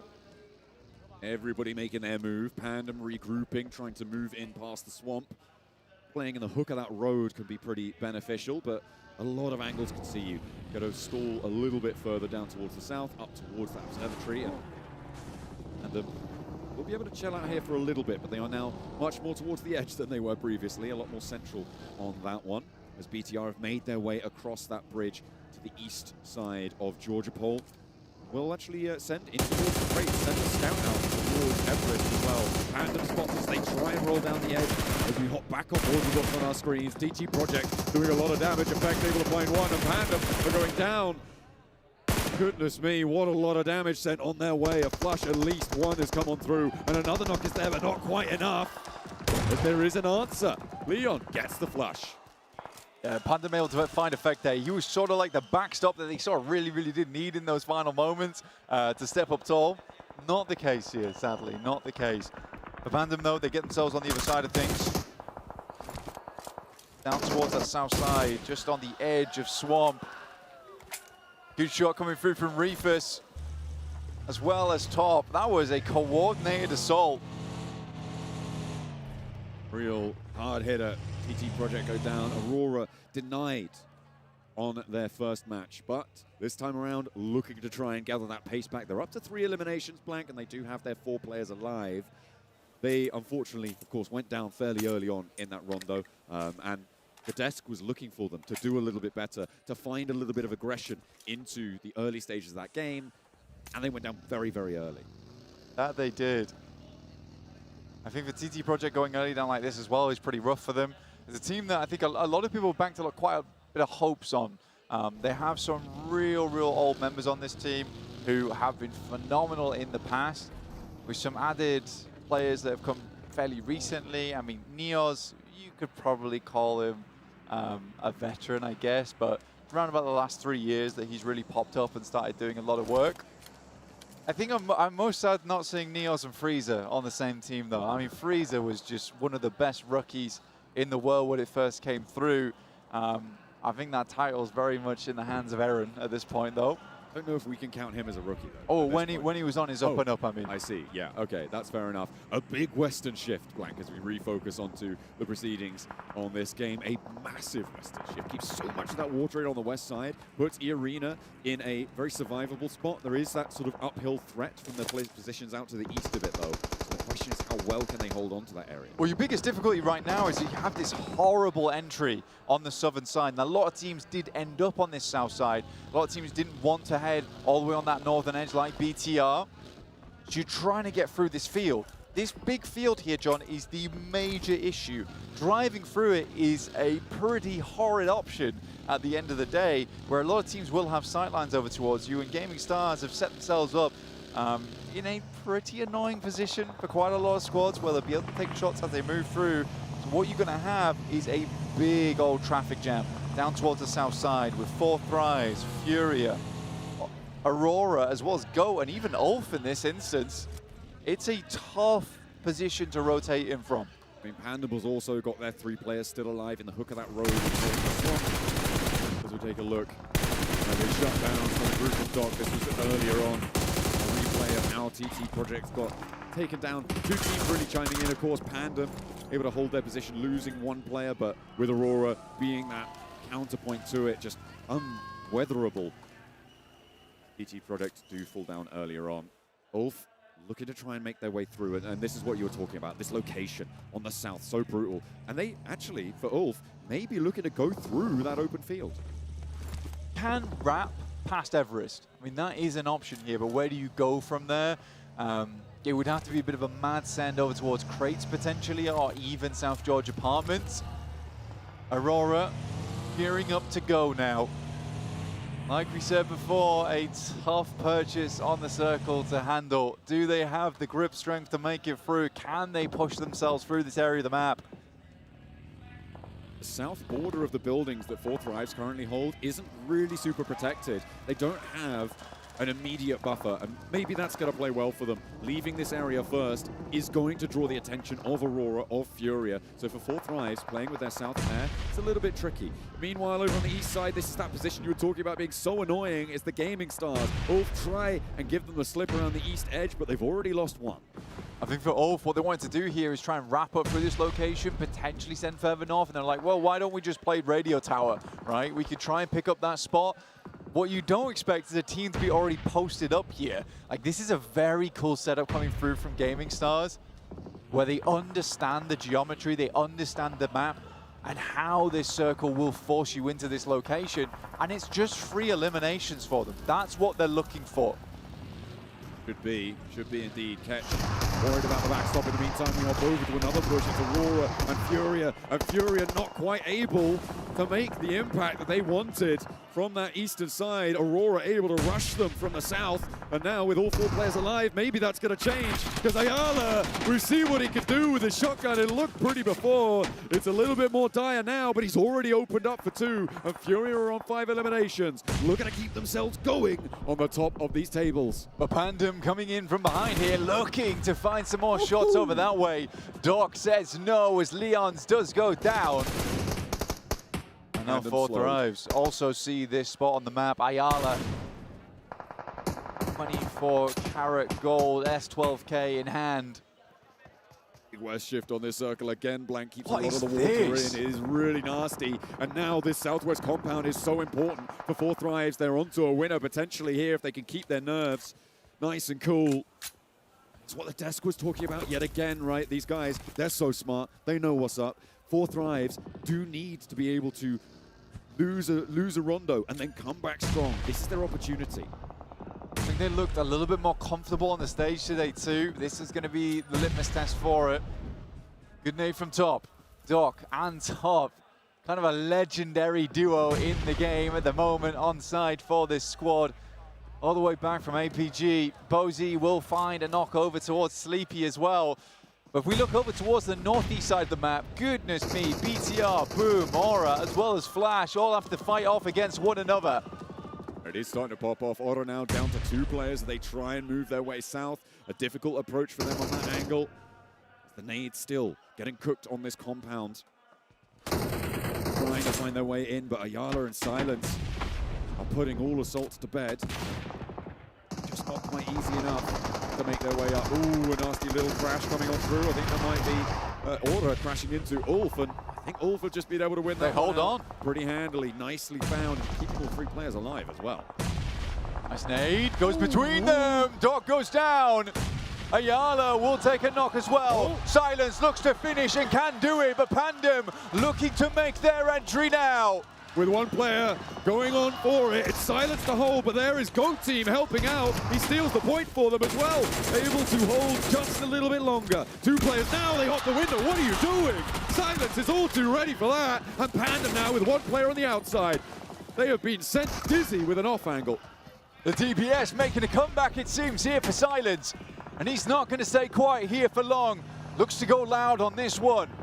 Last player moves up. Silence has to hold here. Ayala's still down. Wasn't able to get the res. Goes round the corner and will finish it. Once again, Furia opens up with a legendary comeback from the start of the game from Ayala versus S2G. Now through to Pandem. Up to 10 eliminations to Furia, but we're on board with BTR. 4 of their players alive, and they are racking up the knocks over towards Geeke. A nade on the bounce. Doesn't look super hot, but in comes a third party from Boom. It looks like the Indonesians have a problem with Geeke.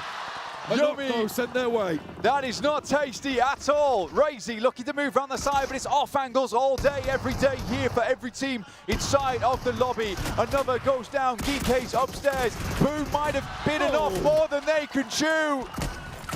Now 1 player left for Boom. It's El Barrel trying to get his teammates back on in. Geeke trying to keep their heads down as much as they can. Ragnarok surviving or looking to either way. And now with 1 player on the top floor, Arena are moving in on the high ground. More nades, more damage going to pour on through. And Bigatron look to take control and keep it. Molotov in, and they will burn away the hopes of Boom of getting into this match any further. BTR looking good once again. 6 elims on this game, looking to make up from that bad rondo. Another nade in. They're trying to get rid of Ragnarok now. You might have been quiet, but we know where the mouse is hiding. And the nade from Razak blasts them out of the match. It's a 1-2 punch. Same setup, 2 different buildings. BTR make it look easy. Flash though. Really strong squad with 3 players still up on this ridge side towards the east. 7-2-1.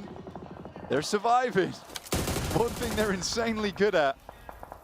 OZ will find catch, and now we're just down to Aaron. Can't count this guy out just yet, though. This is the man, the 1v4 BTR earlier on in the tournament. It's right on the edge of this circle, Blank. Doesn't quite have the same sort of position. And BTR taking off. For Furia, this is brilliant, right? With Aura going down, not really getting anything done here. They've got 10 eliminations. Any single placement point, any single extra elimination that they find is going to be great. But he's on a mad dash right now. And yeah, okay, he will fall. But they do get that placement point, which puts them 14 points in the lead already in match 2.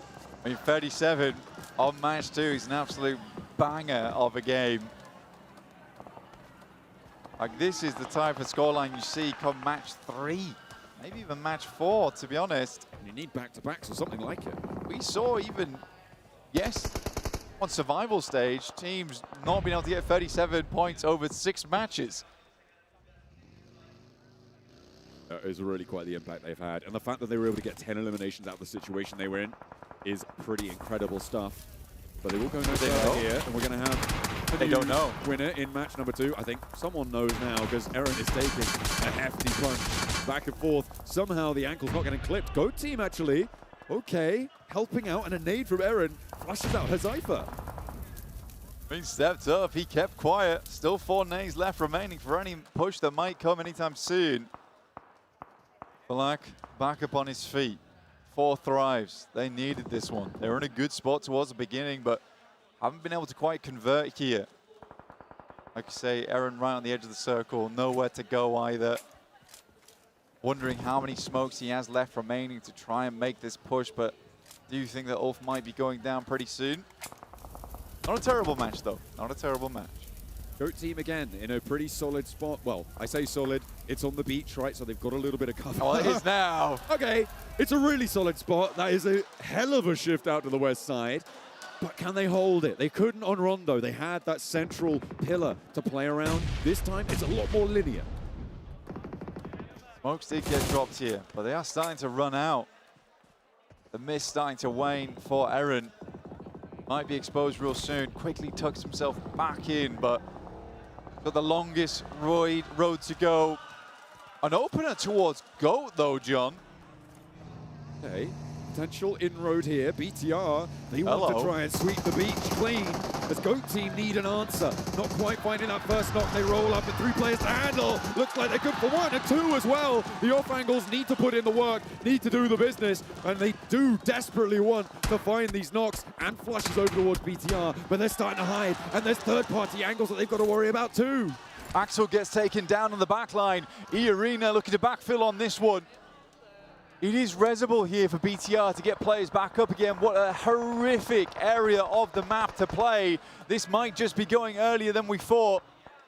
Aaron moves up, but Flash needs to move. 7-2-1 will find him on the cross. 4 Thrives, they get themselves in, and GOAT's position is manhandled by the lobby. Goodness me, they've only got 1 elimination for it as well, Blank. It's the second game in a row that this has happened to them. They will fall down entirely, and their west side position looked mighty, but it was just a little bit too open, and teams took brilliant advantage of it. Now, we're left in a situation where only E-Arena are a 4-player team on the north side. Then look at a march down. Team Flash still trying to get stuck in, but it's only Win left. Not going to mean that he's going to be out of it just yet, although will fall finally. A shutdown, and Team Flash go out. E-Arena starting to sweep now, looking for more and more players. They've got a healthy squad. Schweppes moves in, scouts out BTR's spot. They are still struggling in the rest of E-Arena. He's recalled to the position. Razak, last left alive. It's not happening for them, and now E-Arena trying to end the game early. But 4 Thrives have had much more time to get entrenched onto this position. E-Arena don't want a slice of it, and they will head back to the east side of the road. I mean, get rid of 7-2-1. They have more info on that. They're ready for it. 7-2-1 maybe a little bit slow to get up and backfill onto E-Arena. That's seemingly what they were worried about. But this hillside back under control for E-Arena. Instant wrap back from E-Arena. Very, very nice stuff. Heads up plays coming through from this team. Look to go for a 2-2 split now. Just about saw the forehead there from Falak before he ducked back into cover. But they've got info on it, and that's the main thing. Good nade will take down the first over towards Alaku. Tourniquet opens up with a big one. 2 more players on spot there for 7-2-1, of course, with only 3 players remaining. IQ not going to be able to land the shots, and Schweppes actually moving all the way in. Another nade from Joker takes Rehan down and gets the flush as well. And now just 1 player left standing. He's going to have to go out to the open blank. Schweppes already sweeping through with a lovely little rotate out on wide. Will go down though. He's still got a little bit more life left in him. And a nade from 4 Thrives might just change the tune. But that leaves the arena on 3. And 4 Thrives now with 12 nades. 4 Thrives with the entire armory at their back. 12 nades, 3 smokes, 3 mollies. They're good to go. E-Arena lost that advantage they had with the 1 extra player. So Tourniquet has to hit some banger shots now. Balak exposed for just a second, but not too long. A nade. Oh, doesn't quite clip Joker. Maybe a second later and it would have done. He was rolling forwards there. Another on spot. Falak has yet to go for the heal. Has to drop down and look for it. Joker with a really nice angle, but they don't have the zone. Norman tries to go for the shots over the top side there. Very ambitious play from him, but if he hit them, would have probably sparked the arena into action, because they have been roaming. They have been roving over this map so far. A lot of ammo in the tank here for E-Arena, but again, this road crossing is so treacherous. There is really not a lot to play around. They just about have, I mean, they've got a crate to use as cover potentially. But 4 Thrives, they're playing up on the beachhead. They have got a lot of terrain cover, a lot of open, broad angles for E-Arena to worry about. If Mormon could find IQ, that is when E-Arena could go. Mormon waiting now. A moment to strike. Then these players, it's small dips, divots that are keeping 4 Thrives alive here, but E-Arena start to move in. They're putting the pedal to the metal. In they go immediately, and the nade doesn't quite get the job done. IQ has the backup. They're moving in at 4 Thrives, have a Lydia fight to approach, and E-Arena are going low. The spray down the bounce on the nade, doesn't get the re-knock, and now it's just Mormon. They tried to line up 4 Thrives, but it was all too much. And T24 now, they've got the bead on him, they've got the circle, and Mormon without a chance in this match. Balak moving forward, scouting out the spot, but I don't think they've got anything left, and it's a crazy nade from IQ to finish the game. Pakistan takes a chicken dinner here in the grand finals. With their backs to the water, they come up for a breath of fresh air, and that is exactly what they needed to find.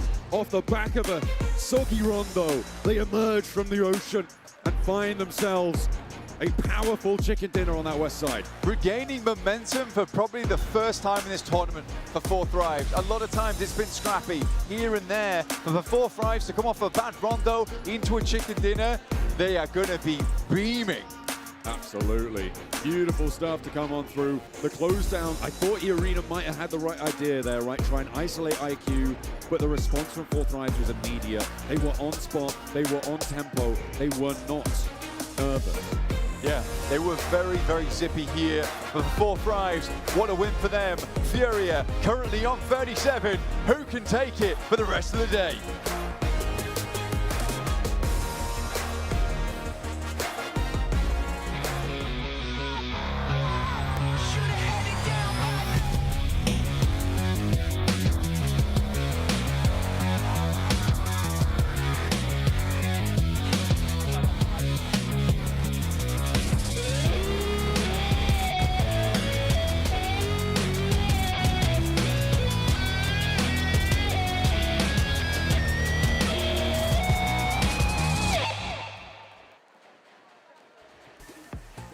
I felt the ground shake a little bit, boys, because I know the entire country of Pakistan is roaring with applause after Four Thrives get their first chicken dinner in the grand finals. I was asking how that team will bounce back, and boy, did they showcase they can finally bounce back after a bad rondo. They had a questionable play sending Husaifa to Aaron. He ended up backfiring, but the team collected themselves and switched it up and fully sent it to a player of GOAT on the southwest of the circle. That pretty much secured them the win, especially with the way that they were just being more aggressive, more aware, scouting a lot more. This is what I want to see out of Four Thrives going on. As you said, it was a mistake sending Husaifa to the solo of Ulf, and you know what? The redemption arc after that is crazy from Four Thrives, looking incredible. And it was really not an easy circle too. It was down to individual gunplay that was going to make the difference between an Arena chicken dinner or a Four Thrives win. And in this case, those nades in particular from IQ, when they were coming in with a vehicle, oh, the timing on that was beautiful. That one right there. IQ was the main factor for that fight.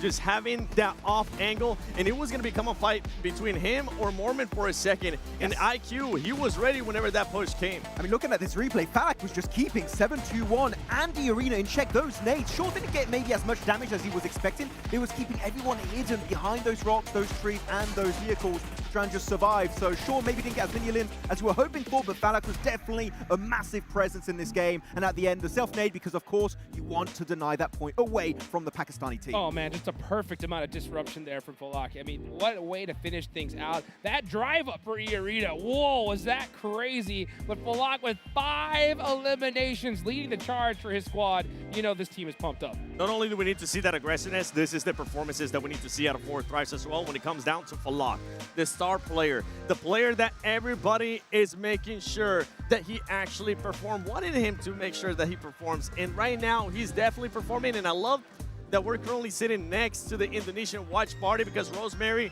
every single time he sees Falak get an elimination, he's like, oh, I'm going to have to eat my words. Ayala, MVP of the game for Fury. I mean, he started it off right with a 1v3 technically onto S2G, got a little bit of help on the third elimination, but he was solo, waiting up in the attic, 2 players pushed right up for S2G, and S2G, I believe, still standing on 0 points on the rankings, and Ayala is the man that made them go right down on that leaderboard. S2G is currently just waiting for Miramar, but let me tell you something, S2G, if that's going to be the case, it ain't going to be working out here, because it ain't the top 6, it ain't the top 4. You want to be the number 1. S2G getting punished by the S12K right there. I mean, that is the weapon to have of choice. And Ayala just hiding in that warehouse. Boom, surprise. And S2G gets punished for it. As we looked at these rotations here, super Western circle. Yeah, massive rotation from Bigatron, right? Dropping onto the eastern coast, sending it right onto literally the most Western finish you could ever ask for in a Erangel. And they do get actually some good entry points, trying to sweep from the northern side eventually. And E-Arena had a great compound, and they were just waiting for that fight to happen. But BTR, there were 3 teams involved over there. How the hell do they make it out with as many players as they did? And for BTR, I was really kind of shocked the way that they decided to just send it to GOAT, because they were going to have to worry about it in Arena. It was a completely different scenario between BTR there at the north and Four Thrives on the south of that circle. It wasn't going to end up working out the same way. Luckily for them, we do see that fragging power come out of BTR with those 8 eliminations. Yep, 12 points for BTR is huge. Another 11 points for Furia is going to be amazing as well. They're going to be definitely leading the charge on the leaderboards here. You know, also at the start of this Airgale match, we had a question, right? Which team was going to drop into Pachinki? And we got the answer here in this game. Yep, it was none other than Pandem. Yeah. But they weren't really able to do much for it. They tried to, I think it was third party in the fight between Aurora and Furia. Boy, did it end up backfiring though, because Furia actually won it, and it was a player that you were highlighting earlier, Max. None other than Silence. Yeah, not with the DP28 this time, a shotgun, and really Pandem, this goes to show a little bit of an experience in my opinion, the way they sent it with the leap animation through the window. You're asking to get shot right into the face, and because of that, Furia get so many more points. 37, Hodgix, we're almost reaching 20 average points per game on Rondo, followed up by now an Erangel. Man, Brazil is here to play. I'm telling you right now, the rest of the lobby needs to be extremely nervous. Out of all the squads, I think you really don't want to be so heavily in first place. It's Furia, because they have hit the smash point not once, but 2 different occasions, right? So when it comes to Furia, they're on top, and they're not going to try to leave it anytime soon. I mean, real quick, just to highlight how global PUBG Mobile esports really is right now. You got Brazil, then followed up by MENA, then you got South Asia, then you have SCA, then you have Turkey. The spread of teams so close at the top is crazy, and right now, we have no idea, Seven, which region will we try to get a win, or at least try to get into a top 3 situation, backed up with that aggressiveness and those eliminations that we expect out of that team. If not, right now, with the way those top teams are playing, the gap is just going to keep expanding, and it's not going to be looking good. They have some really good moments, but at one point, Doc, when they're pushing onto Furia, Doc is staying really far on the back line, and I feel like that is a push that you need every single member to join the fray if you want to come out on top, because Furia, we already saw, right, on Rondo and now on this game, they can get those eliminations. If you take the fight and you're not fully prepared and you do show a bit of weakness, they will clap right back at you. So sure, we know Aurora, one of the best teams out there, you can't afford to disrespect a lobby like this. Oh, you really can't. I mean, they're in 13th place already, and with Furia almost averaging 20 points a game, things are going to spice it up real quickly. I mean, as good as you are as a squad, we know Aurora could have that 20-point match, but if these teams at the top, like you mentioned, just keep consistent, it's going to be a problem. So we did have an opening in Pachinki, Pandem took it, right? Yep. There is another possible open if I'm correct, Max, am I right? Yeah, up north is going to be Saverni. We do not have the side of Void, and we do not have X-Force reject right from Africa. So actually, because of the plane, no one could really reach it. If we have a more northern plane, that could be an easy loot truck up for the taking. And it would be interesting to see maybe some of the other teams that tend to go south. I wonder if Aurora. That's what I'm talking about. Just flip it up. Drop. Just flip it up. You usually end up going military. See if you can maybe end up going north, but it is RNG when it comes down to that, because you don't know where the circle is going to end up being. Double plate, no double. Oh my gosh. Not Imagine. That would be absolute craziness. Well, you know what? Airgale continues to not disappoint with these crazy circles. We had a party at the beach here. I wonder where that next zone is going to go. The crowd here is absolutely intense, folks. We saw that elimination from BTR onto Boom, and the crowd went crazy. Yeah, we had some really good nades coming out from Boom in general. Really good start also, right? The Rondo chasing down Aurora, even after the recall, getting the entire squad. Boom definitely not deserving to be slept on. They could do a massive bounce back, but here we go at the overall match ranking. And you know, Seven, genuinely, we were talking a lot, Fourth Rise, Rondo team.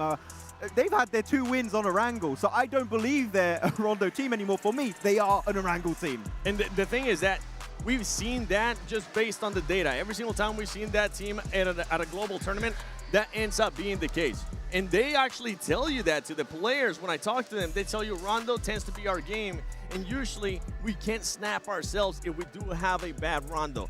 Now, for this squad to start showcasing this, now this is not just the first time. This is the second time, because as you mentioned, this is their second win in Airgale. They were able to do it whenever they were under pressure. What kind of consistency are we going to be seeing out of Fourth Rise? What kind of aggressiveness are we going to be seeing out of Fourth Rise? Because something that you pointed out to me was that they just seem to still not be quite sure how they want to push on fights and fight those fights. Sometimes they try to be a little bit too over-aggressive, sometimes too passive. You do feel sometimes they are quite hesitant, but when they're dedicated to a cause, like we saw at the end of that game, man, their dedication is S+ tier, and they are second to none, and that's why they're able to get those wins. You know, speaking of wins, right, we were talking about in the previous stages, Ulf, right, and how they had trouble being able to keep an entire squad up towards the end. When they were able to put up some serious points, but it looks like we're seeing some of that same thing happen here today. Yeah, I mean, Aaron, of course, was able to get insane survival time, insane eliminations, and so does Ketch, because actually looking back at their previous stage, he had a almost 23-minute survival time and an average eliminations of 2.5. Then Scarface, not even one average elimination per game, 16 minutes and 40 seconds survival time, and Soulless, 20-minute survival time, but half elimination per game. We need to see a team-wide effort if both want to pull off that comeback. Let's see if they're going to be able to do it here as we get into match number 3. Heading into Air Gale once again. As we can see, oh, yeah, look at this playing path. You can make it Severny, actually, so actually who's going to be taking it? You're definitely going to be able to make it Severny. By the way, going back on what you were saying in regards to Ulf, something that I didn't like that Ulf was doing is just not holding their ground, not willing to take a fight early on. I think, if I'm not mistaken, I think it might have been Gaming Stars that ended up pushing Ulf in Tornado Sirens in that past game. And they just kept pushing them back until the time that it forced them to just fully disengage from the fight. Ulf needs to make sure they use those numbers to try to win a fight, to try to get that confidence. I feel like sometimes they're just trying to avoid fights to keep their players alive, but sometimes they'll skirmishes you just can't really avoid if you want to have an opportunity later on down in this game. We're looking at the drops here. I think it might. BTR? Is that BTR going to Severny right now? Federalis is very close by, and I don't see anybody else going to be kind of challenging. They might want to stretch it to Zaki, actually, but why would you go Zaki when you have Severny with a free loot truck? Yep. Hey, you got to take it. You got to take those opportunities when you get them. But you know what? It's time for the ultimate opportunity to listen to our incredible casters, John Allen and Blake. For an ultimate opportunity, Black. Isn't that very lovely of Hot Jukes to say? Thank you very much. Guys over on the desk, breaking it all down. And of course, yeah, that BTR insertion over to Severny is going to play off with that circle. And it will, up towards that north side, quite a bit of water in, so likely he's going to head further towards that northern edge with the map anyway. But for BTR, yeah, good spot. I mean, they're dropping between Lipovka and Severny at the moment. Severny being free is just really nice for BTR. Sadly, see a little bit more out of them on the standings. I think they're not doing terribly at the moment. Honestly, 13 points is workable, very, very workable. And the fights we've seen them as well look fairly consistent, but we are playing at this global stage now. I mean, pretty much you could take any one of these teams, and out of the 2 matches we played, we have seen pop-off moments from every single one of them. Prestige. Yeah, double goose eggs do be rough, It is a tough time. Go of it. Taking on board with our previous game chicken dinner winners, 4 Thrives. They are pretty healthy on that 21 points right now, Blank. They are looking to keep that one going. Just south of Pachinki, actually, which is interesting that they're getting closer to it, given that Pandem claimed that zone earlier on. Seems like they won't get too close, though, and Thomas there. Yeah, with the playing path on the east side, it's always tough to get up towards the western side of the map. So for 4 Thrives, this is mainly about just grabbing some vehicles and then getting on your way. So currently they are moving further over towards that western edge. They might clash with Gaming Stars, though, which is the worrying thing for them. Boom, Otter, playing between apartments as well as Rozok. Terrible spot for both teams to be in terms of rotations towards that northern side. But probably wait for stage 2, because we're unsure if this is going to come further down towards the south and just be unconfirmed between both sides of the island, where you've got the north and the south edge that's cut up between that river. TT Project taking a much more safer approach to this one, especially on the playing path. I mean, Kameshki's fine. They can wrap north over Stalbert, try and play in from there.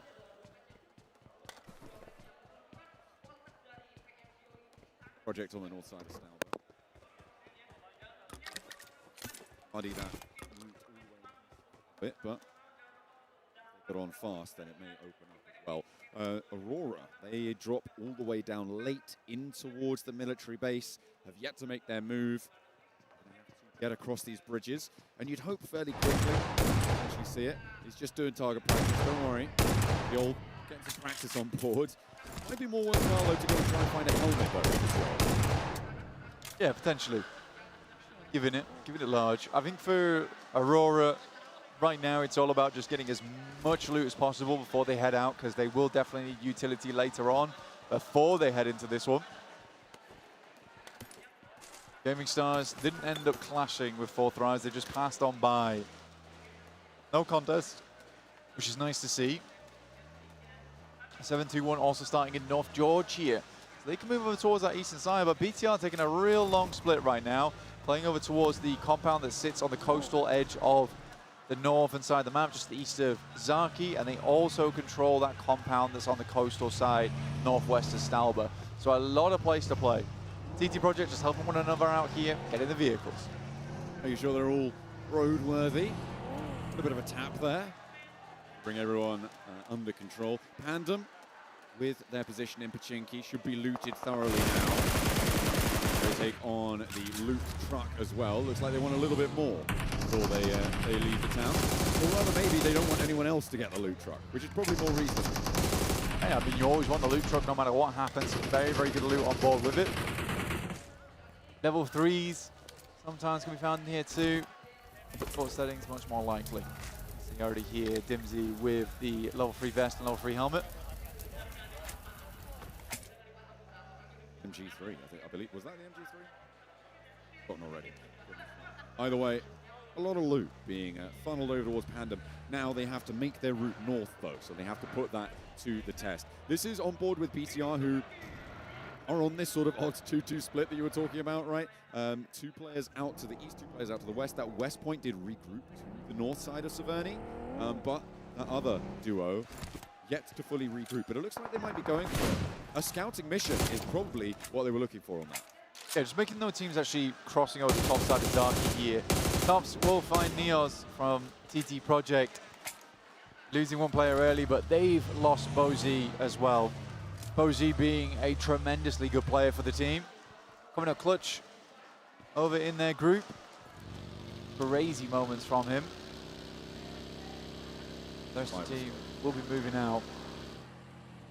I feel like that we aren't seeing the same team flash from survival stage, though, here. I was hoping that maybe they would be able to play that raggedy edge style that took so much control over the rest of the lobby. But totally different lobby, though. That's the thing. Absolutely right, and maybe it's just not going to work out here. I don't even feel like they've been trying to go for it, though. It's hard. I think most of the area towards the center of the map is just taken. Most of the time when they're trying to play out on the edge, it's so difficult after that point to make their way in.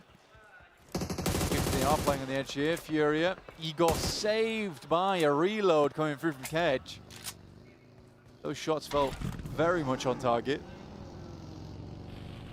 Climbing there for Furia to stay up as 4. May have been difficult to get that res, actually, if he goes down in that spot. It's too far down the hill. You're in so many sight lines. Was that Panda the player? Yeah. It was. Oh, dear. Gaming Stars controlling the bridge crossing over that central island. And you can have all the loot truck you want, but it's not going to matter if you lose your players too early. And that's exactly what happens to Pandem. Gaming Stars looking to camp this one out. Why not? I think Gaming Stars, they have had a tremendous step up from a team that's relatively unknown in terms of players. Being here on the main stage and just holding their own versus some of these top squads has been very, very nice to see. Even some of the fights that they've been taking, it hasn't felt like they were floundering. A lot of times feeling like they had this really good idea of what they wanted to do next, how they wanted to go about it. I think it's been impressive to see. And look at that spray down. Like, that is a fast vehicle to track. Nails it. Real nice stuff coming on through. And maybe, for losing another. He's right now into the spray that he just faced down. Maybe worried about the vehicle's tyres getting locked there, not super safe, but not too sure on the decision there from Leon to step out that way. Yeah, maybe Adren first as well, potentially. Circle does move down towards that southwest, so we do have Center Island between the river in play. It's a little bit more leaning towards that northern side, so teams are still pretty happy with their rotation towards the north, but the likes of Gaming Stars, they're very happy to hang out around Boatyard. Still maintain a lot of pressure from that south side. Yet to see teams really push towards that west edge flank, close towards Ruins, maybe even up towards Everest, but you've got teams who are rotating in late, like Aurora, who have just about come level with Pachinki, and do need to go a little bit further, who could potentially take up a position like that. 4 thrives inside their building. On the southeast side, we've got some tremendous energy in the arena today, by the way. Nice to have the crowd alongside with us, as always. Yeah, I mean, you're not hitting that. He hit some, but getting the full confirm on it, very unlikely. Save the ammo. Okay, trying to roll in on the south side of Rozhok, leading the charge with the hovercraft there. Nice little point break for them. Find actually the remnants of Pandem here on the menu. They're going to roll all the way up, and immediately that first shot comes on through. However, it's more than likely that they're going to divert and assume that's a 4-player squad up there. Well, I think for Geeke, it's just really easy to rotate in with the hovercraft, right? It's a super easy thing to do, get a lot of information. The thing's tanky as all hell, so you can afford just to rock up. Arena takes some shots over towards 7-2-1. 7-2-1 losing players doesn't really worry me too much, though, because I feel like this team plays best as 2. Sometimes, you know, you just get that little bit more freedom to say, you know what, we're not really playing for the win here. Let's just win these fights, see what we can get.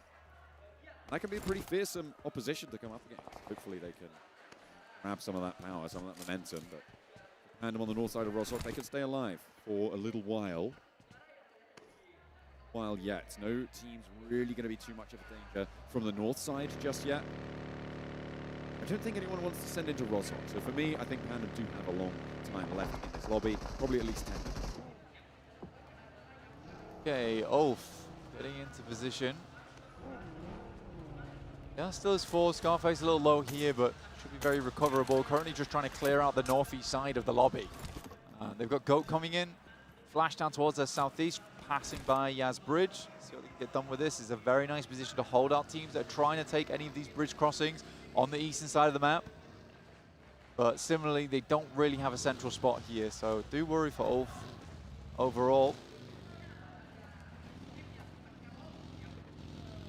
Approaching it just got tougher for Ulf. Goodness me, that east side is looking so messy. And Blank, Boatyard's looking great right now on that south edge. You've got Aurora as well. Look at that split that they've got at the moment, obviously coming in late towards this circle from that south side. They've got control over so much of this, and they have the pick of the litter when it comes to spots. Definitely benefits you in a big way here for these squads. For Aurora, they can pick up Castle. They've got an outpost over towards that northwest side. They're fairly certain the teams aren't going to be coming over towards them. Furia taking shots as they rotate through Aura. They just need to keep teams at bay around them. So accurate shots are super helpful to divert teams, right? Corral them like sheepdogs. Trying to make it work. Furia on the road. Looking to be safe, actually, in their pursuit. As we hop over to 4 Thrives, and it's okay to go down first as Hyper wins the challenge and sits down for a second. S2T not able to stop him doing what he wants here. Hyper doing bits. 7-2-1 and Goat Team clash too. 7-2-1. Goat Team in position. Rahan pulling off some miracles once again. Faster stand for them. A nade, that might be the end of them. Doesn't quite get the knock or the flush, which means this res can come through, but they're stepping back into another nade. No! Oh, it's looking nasty. And they both go down to it. A long lob on that one. And Focus takes down 7-2-1 in second place. I mean, for 7-2-1, it's been a lot of living, right? It's been a lot of living from this squad. Kind of playing out a little bit cautiously. Like I said in the past, for 7-2-1, their playstyle is not going to win them a tournament. But it's certainly going to get them up the tables, and this is great experience overall. Silence goes down first. They're playing underneath the bridge here. That nade isn't quite good here from Solus. Needs to get it to dip a little bit more, so he backs up just slightly. That one, well, I don't know what to say about that one. Not quite as on target, but the fact that Ulf have managed to get here, Blank. Remember, they were all the way out on the east side, on the north of the river. They now have a really good surround on this bridge position. They got one player towards the south, and Solus, I think, is in a lot of danger there. It's likely that he may not see out the entirety of the match, but in this position for now, Ulf have a lot of control. Well, Solus needs to play that spot. In the meantime, BTR rocking over towards TT Project. TT Project in a little bit of trouble here. One player already down, and now Ephius outside in the blue as BTR looks to move up, and they are surrounding. Ooh, and they're not quite finding it, and there's just so much pressure to be felt. Zerix goes down last, and he takes one of them out, but this zone is resolvable, but not for much longer, Blank. They're going to have to get in the vehicles and move forwards if BTR want to stay as 4, and Aura are in the way. are on a big split. They are looking for any targets that they can find on the northern side. No way this circle drops down towards the south once again. Keeps Boatyard in, but centralizes that island. I think at the moment, I'm looking at Ulf, right? It needs to be a regroup coming through from Eren. I don't think that they can withstand that as a solo in the position that he's in, with Irina there, with the rest of GOAT team there, with Aura, BTR, Aurora all on the north side. I feel like Ulf may need to consolidate. Ulf definitely need to pull back together here, but how do you get Eren back across towards you? Island finish would be phenomenal here at PMGO. At the Grand Finals, Ayala, though, opens up over towards Solus. He was the one protecting them from these players. Hasn't gone down yet, though, but how do they pick him up? And I'm losing another player. They're now down to 1. This is on the exit from Rozhok. They have to shimmy west. Boom, yet to leave. They know there's another player here, which makes it dangerous to try and step out of Rozhok, move towards the hills on the west side of it. But one more player to handle. Ren. A nice nade over the top, does figure out the position of the player, and now 2 players going to roll down and challenge. Won't go this way. That is a nice little cleanup coming through from Boom. Eren, in the meantime, cracks Ayala. Will find the shot. BTR get put down on the approach to Aura, like you were saying, and a cross angle coming through from Aurora. Eren started off in a big way here versus Furia. More damage coming through. Scarface needs to hit these nades. Nice shot from Eren from up on top on such low HP. A critical moment. Chief, the backstop there, now down, and Furia's in a spot above her. Oh, and nades are pouring in from the duo of Ulf, who sit on this side of the river. The drop back, and the nades are coming from all angles. Furia fall, and they are down now with 37 points. Potential for Aura to jump on up, and potential for Ulf to join them. Ulf is now in an incredibly good spot here. I think they're getting the res off. I think they did just grab it in the midst of all that. He was bleeding out the entire time. Really, really dangerous coming through for Ulf, but they make it happen. And now they have full control over center circle. Oda now looking over towards E-Arena. They're passing on through. 2 teams that need to take control of the north side. They've got GOAT, the Remnant, down towards the south. They crashing in on the south edge. Boom, trying to make their way in, but it's such a hard wall to come up against here. They crash 2 more after getting the first flush, and will look for the rest of GK. The drop down not going to go his way, as El Beryl still just rolling up these stairs, trying to take the rest of GK with them. They had a scrap with them before, one in through the window. Okay, they're going to slip right past one another there, and it's a bit chaotic on the inside. Boom now down to 1, and GK not getting the answers that they need. El Beryl with the AKM, still using the 7.62 to his advantage. Takes a fair bit of damage, has to dip back. Last first aid kit for him. Last chance for Boom up against GK. Steps into the fight once more. Nade down the stairs could be all it takes, but the spray down looks tight. El Beryl not going to walk into it though. Another challenge. The nade starting to run dry, you'd imagine. He's still got the one in the pocket. Where's he going to put it though? I feel like might be a little bit of a waste here. Not going to find anything. We are getting an island finish. Oh no. We are dropping towards the island here. Water abound, surrounding on all sides. You're going to have to pull up the drawbridge here because we've got a moat. Huge goal. EK still struggled to dispatch the final player from Boom. The bounce down the stairs, maybe enough. How's he lived that? Just slipped past it. Just about able to shoulder out the way. The Prides are going to rock up into the engagement. It's been nasty up till now, but it's getting harder. Doc helps them out. Oh no, hang on a minute. It's Gaming Stars who are helping them out. IQ and Hazypher both fall, and Boom are still in this one. For Gaming Stars, you just wonder why we're not aggressing on this. There's a lot of space you can pick up for yourself. Ulf moves over to try and capitalize on the fight happening on that northern side between Aurora as well as E-Arena. Are really chiming in on this, and E-Arena come out the victors of that fight, but Ulf are looking to move through. They smelt that blood in the water. A little bit more damage would be all it takes as we back on board with our garage engagement. Fourth Rise with 2, GK with 2 as well. El Beryl just trying to find anything he can. Pokes his nose up the stairs. I mean, that's a real risk. Ragnarok, though, trading nades up and down. El Beryl back to the front room.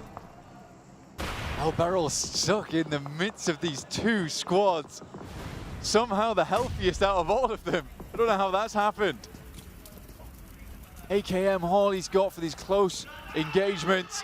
The nade's close, El Barrel lifted, but remember, no more first aid kits. Very, very low. The bandage is there, and he will fall down. 4 thrives now into a 2 versus 2. Falak charging forwards first. Geeke on the top floor. They should know that there are still players here. They should know. Doesn't feel like they're acting like it, though, as Goat Team line up an off angle across the river. Flash, in the meantime, able to silently swim across, scuba gear into action. 4 thrives coming off themselves a chicken dinner. Now looking to push a little bit further here. Good nade should confirm the flush on that one. Ooh, Falak as well, turning the corner immediately. Waiting on the door frame now. Last player from Geeke and taking shots from the off angle. Gaming Stars with the assist. And it is another point picked up, coming through for 4 thrives, who are looking to charge up the tables, but it's about Ulf right now, Blank. I feel like they are in such a solid spot. It's going to be so tough to deal with them. They're taking out a lot of the main contenders there as well. With Flash moving across, they're able to take shots towards them with the help of S2G. That's yet another team cleared. For Ulf, they're on 8 eliminations this game. They can push very far up the tables. And for them, this has been a very difficult rotational path to get towards this location. And I think they've handled it fairly magnificently. For Solus as well, took his opportunity, took his task to heart in terms of holding down the guys from Furia. Yes, he gave his life for it, but you've got the likes of Eren, who were able to pop off in those moments. That solo position for Eren was absolutely pivotal, you're right. Being on that open ground, on that off angle, getting rid of Furia from it as well, and a really timely regroup as soon as they went down. The circle does shift right on top of this island again, Blank, so the North duo for Ulf can start to think about regrouping. The great news is that they have so much control over this area, they can just freely move around it in a way that nobody else is going to be able to. The real issue for Ulf right now is that they want to play on this bridge spot, right? It gives them a lot of cover from a lot of the other teams, but it means you're lacking vision on some of these coastal negotiations, right? These embankments where teams are going to swim underwater, they're going to get close to you, and suddenly there'll be different teams in the midst. So for Ulf, they need to be very aware that this area could get super compact very quickly. And how do they want to deal with that? They know that there's at least 2 teams on the north side. So maybe they deal with that first. They try and create a barricade over towards the northern edge of the circle, try and swipe across. You already see Scarface starting to swim out.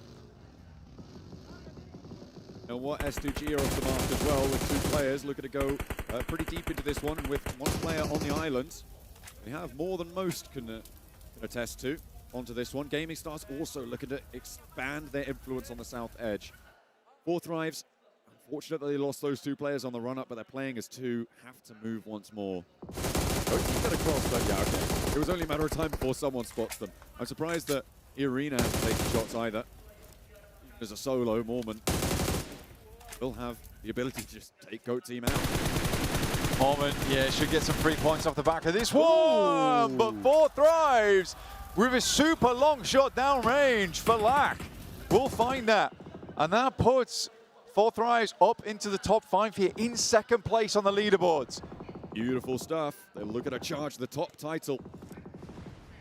With 37 points, Furia, though, still a bit of a distance away. Chicken Dinner would put them over the top there. Falak looking to try and get rid of as many players from Gaming Stars as he can, but it's a very tall order, Blank, and the far side of the bridge is going to start to chime in too, because no one's really starting to control that east flank anymore. Ulf starting to flex out a little bit. I think they're realizing there isn't any more teams left on that northern edge now. Force goes down, Ketch will pick that one up from a very, very long back line. Nice. Oh, Falak for the first opener. The shotgun shut down there. Gaming Stars are injured. They absolutely are. They've taken a knock from another angle as well. They are starting to suffer. Only 1 player on 2 different points, and S2G have got both sides of this river covered. They've got a player on that boatyard area as well as on the central island. I don't know if they're aware of Yusuf. I think they may well be now. You can see there is a trade back and forth, and now 4 thrives can move along this one until Ulf start to march in. 4 thrives just trying to confirm the points off the back of this. Hamzy G, player with a lot of renown in the game. Now looking to find some more shots, some more points for S2G, because anything counts at this point in time. They've already like 4x their amount of points they had from the beginning of this one.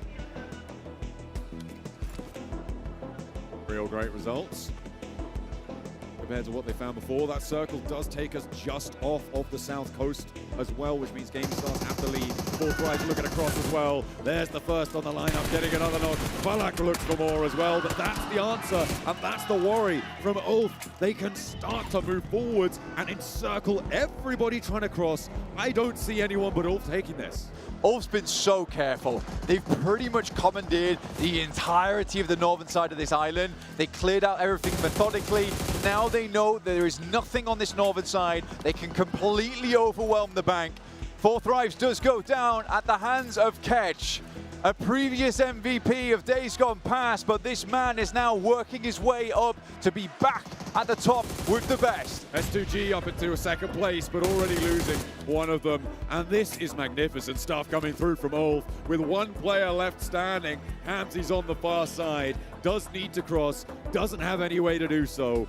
A big opener onto Aaron, may be able to find it, but now position is given away. They know exactly what they're playing against, and there is no way that he's going to be able to find it. Good shot. Aaron pins into the back wall there, and Ulf line up a staircase for them to climb those tables nice and fast. They should be zooming towards the top of the tables there alongside with Fury and the likes of Fourth Rives. That's a big game for them.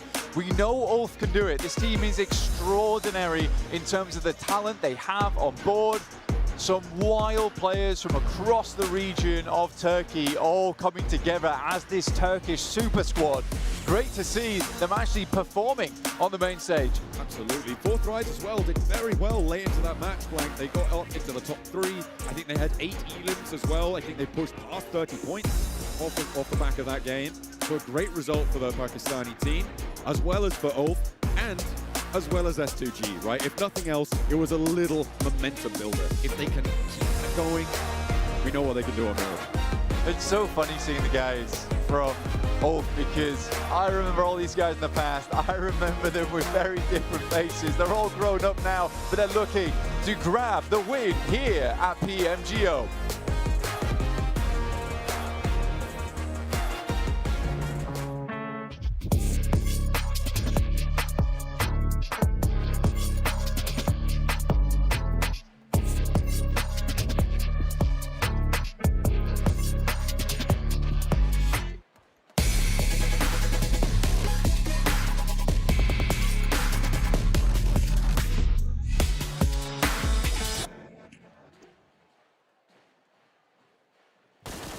And we get a boatyard bridge finish in match number 3.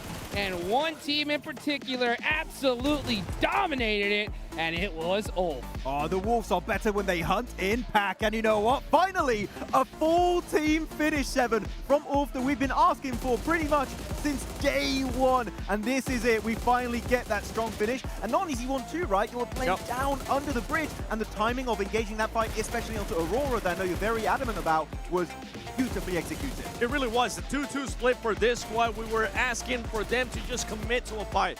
We were asking for them to actually just stick to a fight. Don't doubt yourself. Exactly. Use that fragging power that you have. They ended up sending Scarface and Kedge, if I'm not mistaken, to just scout that area when they were fighting, when Aurora was fighting E-Arena, and it worked out wonders because once they ended up clearing that, they just had so much control of the circle. I just hope this game is going to remind them that they are just a menace, even on the global stage, and that when they have the players, they have that opportunity to get those wins. Let's take a look here at the final blow, and here's some of those in-game comms from these players.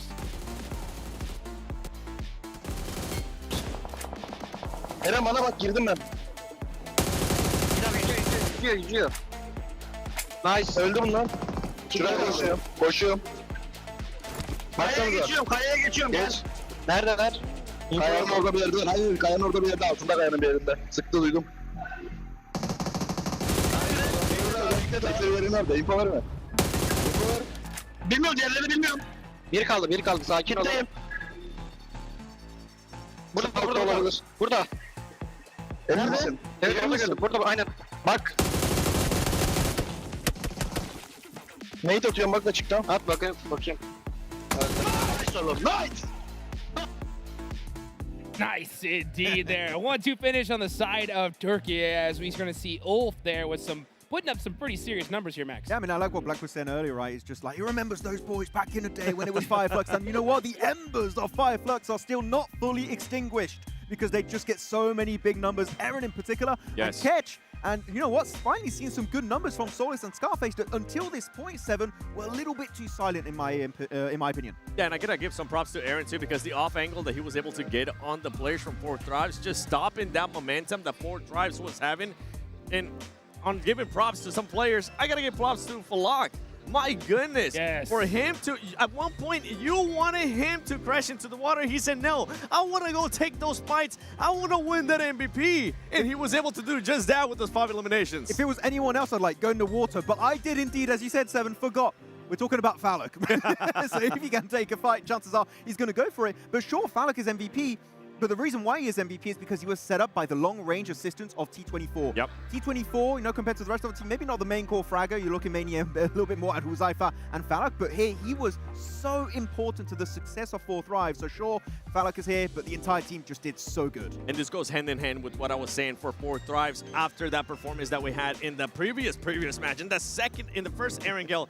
And it was none other that Falak needs to start performing. And he did just that. Not only when they were taking the fight between Boom and Geeke, they came out on top. And then for him to just have the awareness to push and actually want the fight with Gaming Stars, they were throwing nades for the longest time. He waited for that Gaming Stars player to just cook that nade, and then he fully sent it. Beautiful play by Falak. Tell you what, guys, I mean, this has been one crazy match indeed. We have seen pretty interesting things here off the rip. We saw GOAT take out 7-2-1, and with that, we saw the top 3 teams go out pretty early. That gave a huge opportunity for squads to catch up on the leaderboards. Well, I like it. It's going to make things a little bit more interesting as you get into the next games today, but with 23 points this time around on the grassy pastures. Going to be really happy about it before Thrives. I wonder, with a strong finish like that, actually, right, so top 3, 8 eliminations, really good game. How high are they going to be on the rankings? Because keep in mind, their record, PMWC last year, was top 7. Can they get anything higher than that? If I'm not mistaken, they're going to be sitting in 2nd place, depending on... Yeah, Furia had a pretty healthy lead, and I think with this points, they should go up to that 2nd place. And yeah, Furia getting 0 points. Enough. One thing, though, that we're starting to see, I don't know if you were going to talk about the same thing, but Aura. Yes, I was going to say, they're starting to slow down, Max. Good rondo, and it's been like, kind of going downhill from there on out on Arango in particular. But oh, no! It is going to be Furia falling from their throne, and it is going to be Ulf taking it up. Oh my goodness, here going up to 39 points, a 2-point difference, and 4th Drives also looking so strong, Hot Jukes, on that podium. Looking super strong. Yeah, he said 2nd player. How about 1st? Ulf all the way up with 39. 4th Drives with 34, looking really good. 7-2-1 go all the way down to 6. That just goes to show, right? Every single game counts, and then you still got Bigatron there in 8th, 7. But one good game for them, they could really get in the mix. Yeah, you were talking earlier in regards to 7-1 just going all the way down. It came down because GOAT Focus just threw the most amazing nade that was able to get 2 players, and that was it for 7-1. Now, as we go here towards the 2nd page, some teams I'm going to be looking at, Max, is none other than Aurora. We need to see some kind of reaction for them because for this squad, I mean, they're able to get the eliminations, but as you can see, 0 placement points. They need to find a way to stay alive longer. And they had so much potential this game too, macro-wise. They were playing Box Compound to the west, and I was hoping maybe for them to go for a quick rotation down south into Ruins, maybe even enter into Boatyard and backstab Gaming Stars, but here they stood to the mountainside, and clearly things did not work out as intended. For Aurora, I will have to give them props. I enjoyed the 2-2 splits that they were doing. They were confident 2-2 splits, trying to, especially with what the circle was giving us at that point in Circle 3. They ended up just regrouping in Box Compound, but with that fight on E-Arena, it just took way too long. And especially Ulf, as you said earlier, right, willing to commit to a fight. They saw there was that kink in the armor, that weakness that was just really showcased by Aurora. They saw that opportunity, sent it, and clearing the west literally just gave them so much presence in the circle to claim that chicken dinner. With all this, teams need to start watching out for the third party. The third party is a big focus right now, and it's going to continue on, so they got to finish out those fights quickly. That's right. Only one Erangel left to go here today, and then we're going to be heading into Miramar. I know S2G is waiting for that because that is the Miramar team. I mean, they got 6 placement points so far today, and that was just from that last match. They reacted. They actually got all their points in the last match. That's true. They didn't have to wait until Miramar. They ended up getting a total of 9 points, very close to Aurora Gaming. But we just need to start seeing more out of S2G if they actually want to challenge for that championship. You can't just rely on possibly winning back-to-back on Miramar. Yeah, but round 2 Electric Boogaloo on Miramar. We'll see if it will be enough for S2G. But actually, looking at their Miramars, I think the circle was very nice to them, those games in particular. So sure, they had a miraculous run on the Dusty Dunes, happening twice in a row in the same tournament. Arjux, looking pretty unlikely in my opinion. Yeah, you know, that's the thing is that when you get in this stage, this moment, you gotta be able to step up as soon as you possibly can here. As we go into the final Erangel into today, Max, which team do you think really needs it going into this one? I need to see a horror dominating finish. Not even a chicken dinner. I just want to see a strong top 5, top 3, even from the Nepali team, because outside of Rondo, it's been a bit of a slippery slope on Arango in particular. So if they can get a good one today, I'll be even more hopeful heading into day 2 of the finals. I want to see Bigatron have a big game. Not only because of where they currently are on the leaderboard, but also because I want to see this crowd in Indonesia, Jakarta, just go absolutely nuts. Man, this crowd has been incredible so far, guys. Guys, go get your drinks, get your popcorn ready. We're going to be back with some more PMGO action right after this break.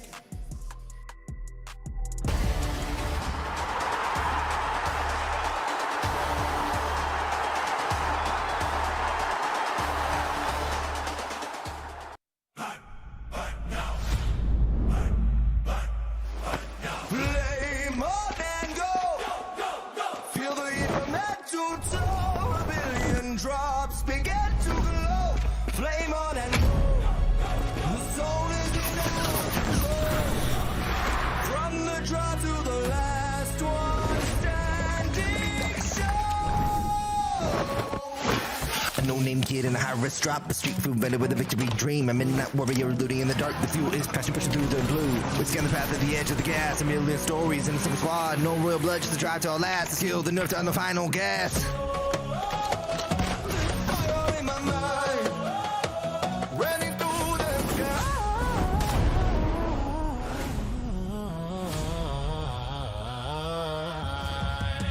Play more than go. Feel the heat from head to toe. A billion drops begin to glow. Play more than go. The soul is in our control. Play more than go.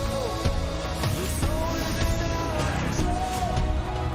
From the draw to the last one standing show. Play more.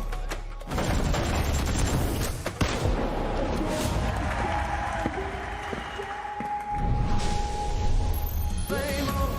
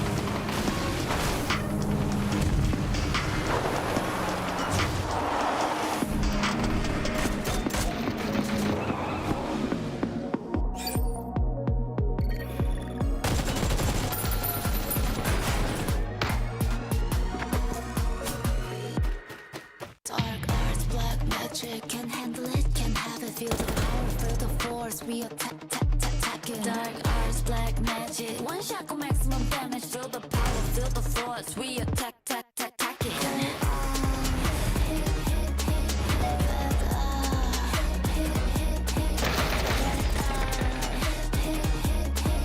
Feel the power, feel the force. We attacking.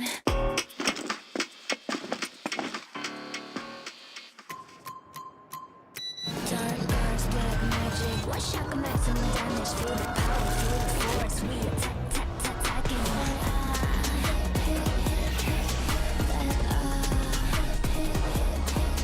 Feel the power, feel the force. We attacking.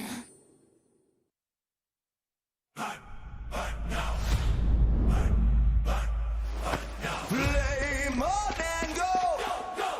Feel the heat from head to toe. A billion drops begin to glow. Flame on and go. The soul is in our control. From the draw to the last one standing show. A no-name kid in a high-risk drop, a street food vendor with a victory dream. A midnight warrior looting in the dark. The fuel is passion pushing through the blue. We scan the path at the edge of the gas. A million stories in a single squad. No royal blood, just a drive to our last. The skill, the nerve to on the final gas. Fire in my mind. Ready through the sky.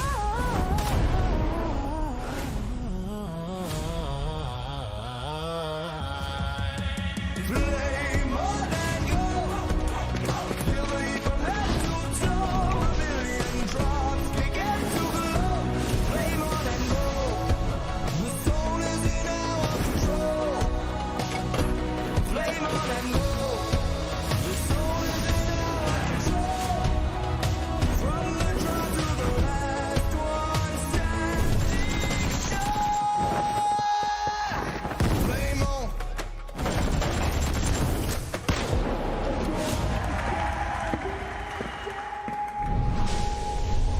Flame on.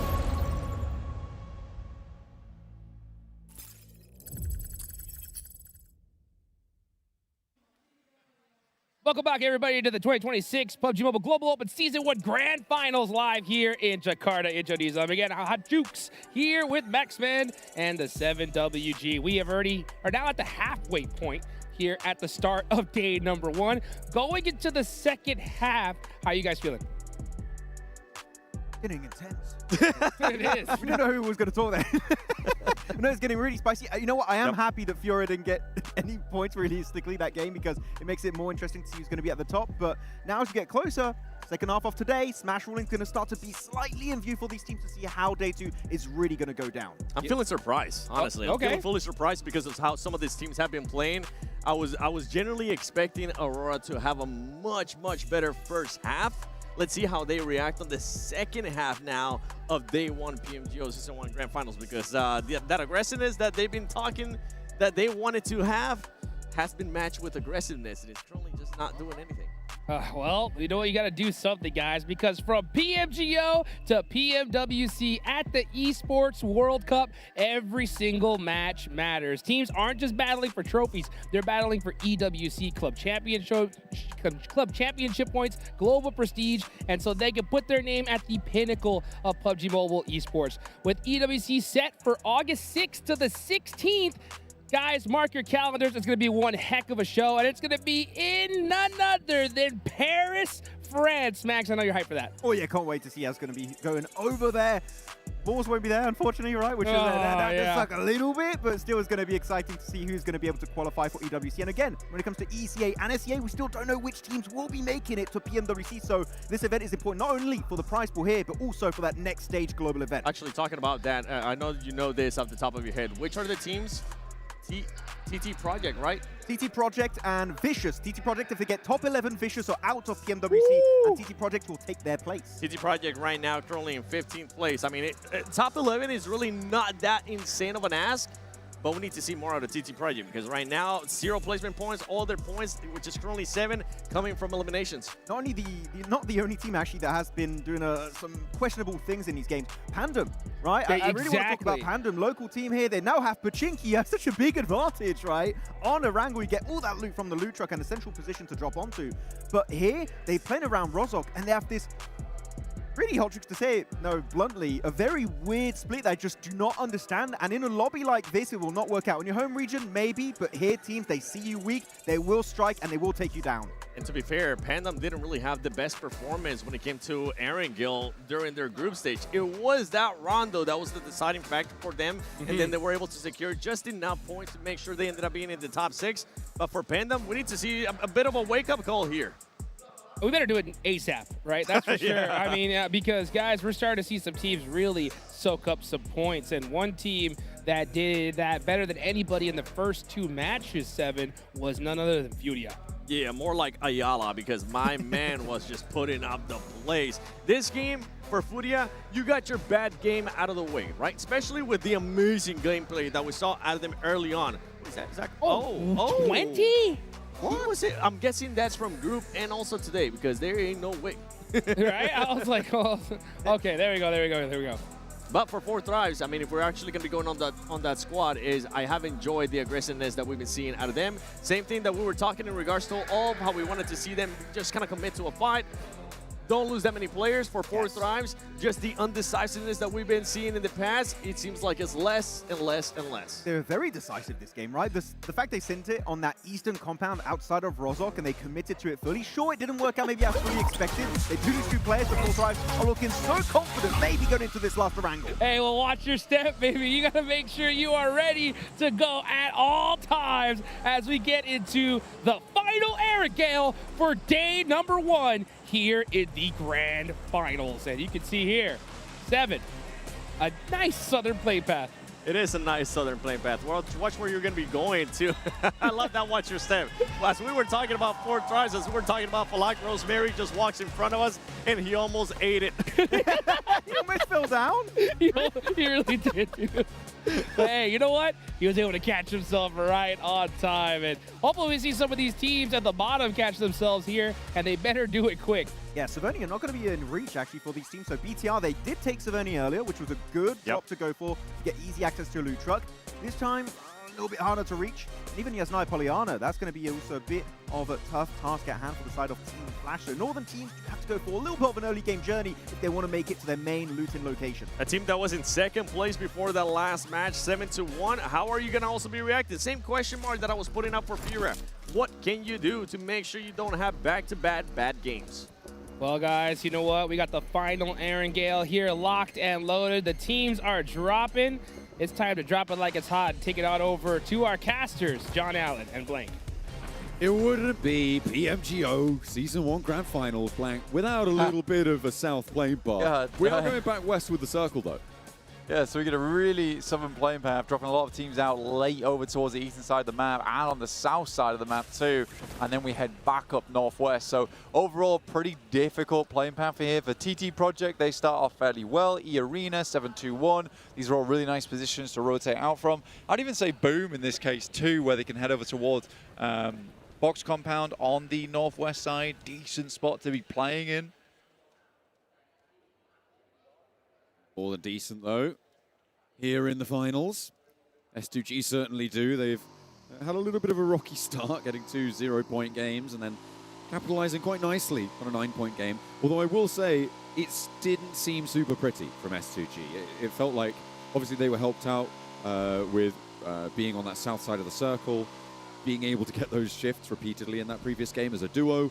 It wasn't really that likely for them to score 9 points, so they did very well to do so. But they need to patch up that early game still. It's always the case is that you can't just have salvage games, though. That's never going to get you the title. It's never going to get you the trophy. So for squads here, they do need to get a move on, have themselves a big game. Let's see how far the likes of 4 Thrives, Furia, and Ulf can all push themselves this match, because it's all about getting ahead here. If you can get ahead in a big way, it really does create that buffer for you tomorrow.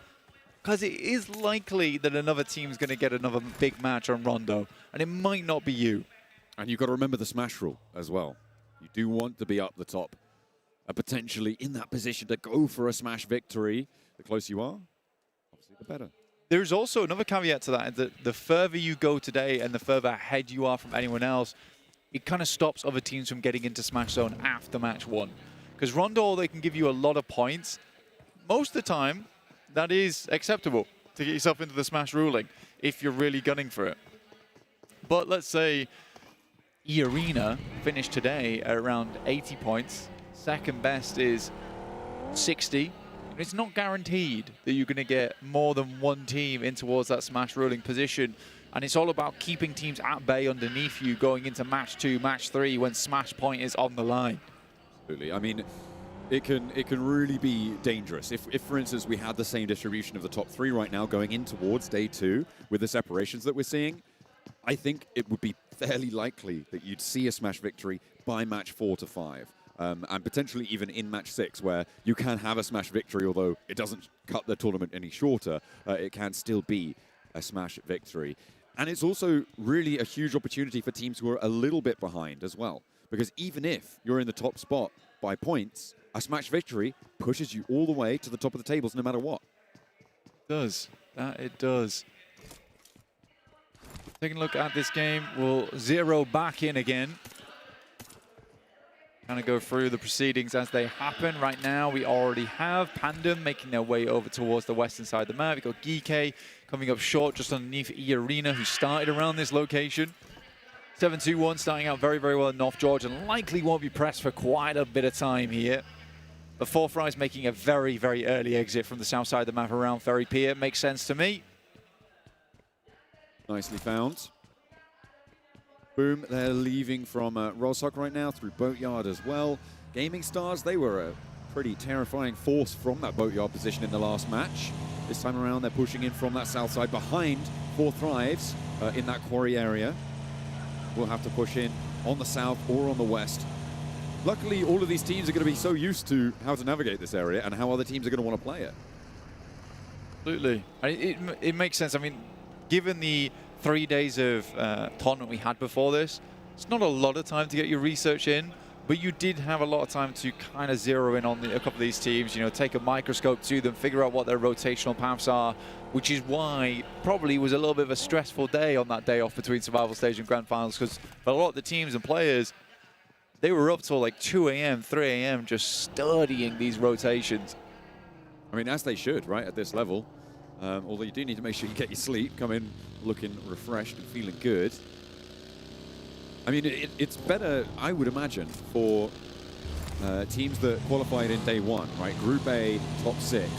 Those are the teams that are going to be coming into this one looking freshest. I mean, and maybe that's why Aura did so well over in Rondo, right? They had that length of time to really give it a good go. As we take a look at a head-to-head between 2 of our top teams, you can see some standout players, Ayala and Ketch. I think the most interesting thing here is the 23 minutes 32 average survival time, which means Ulf's been getting very deep into pretty much every single game today, which I find is kind of surprising. I thought that Fury would be a little bit further up there, but no, not meant to be. Ulf has just been a little bit more consistent. Our top 5 damage dealer, Aaron, is certainly up there, just ahead of Sky by 8 points. I mean, that in itself is surprising with what Sky was able to do in that first match. 1.7K? Yeah. It was pretty brutal stuff coming through. Obviously, it feels like those are running totals, right? Over the course of the group. I'm not sure about the survival stage, because that would give some players more games than others. So I don't imagine that it includes survival stage. You'd hope not. You'd hope not, indeed. Most teams are making their way in now. And if we're taking a look at this one, we're kind of waiting for stage 2 because this could easily come down towards Everest, in which case Pandem's already got a good setup on this one. Boom, taking quite a bit of damage, and Octa is out in the open. Tops goes for the reload, looks for a little bit more. One shot will do the trick.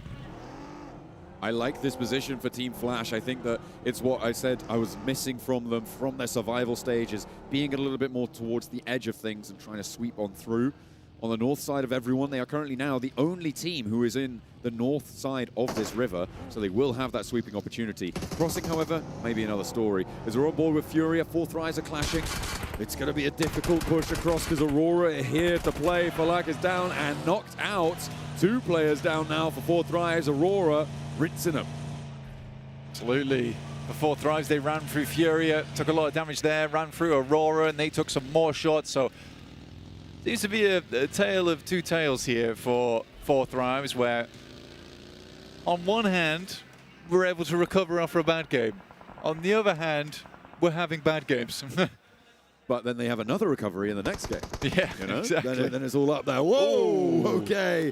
Team Flash, what do you got to hold this river? This river crossing is going to be so, so important.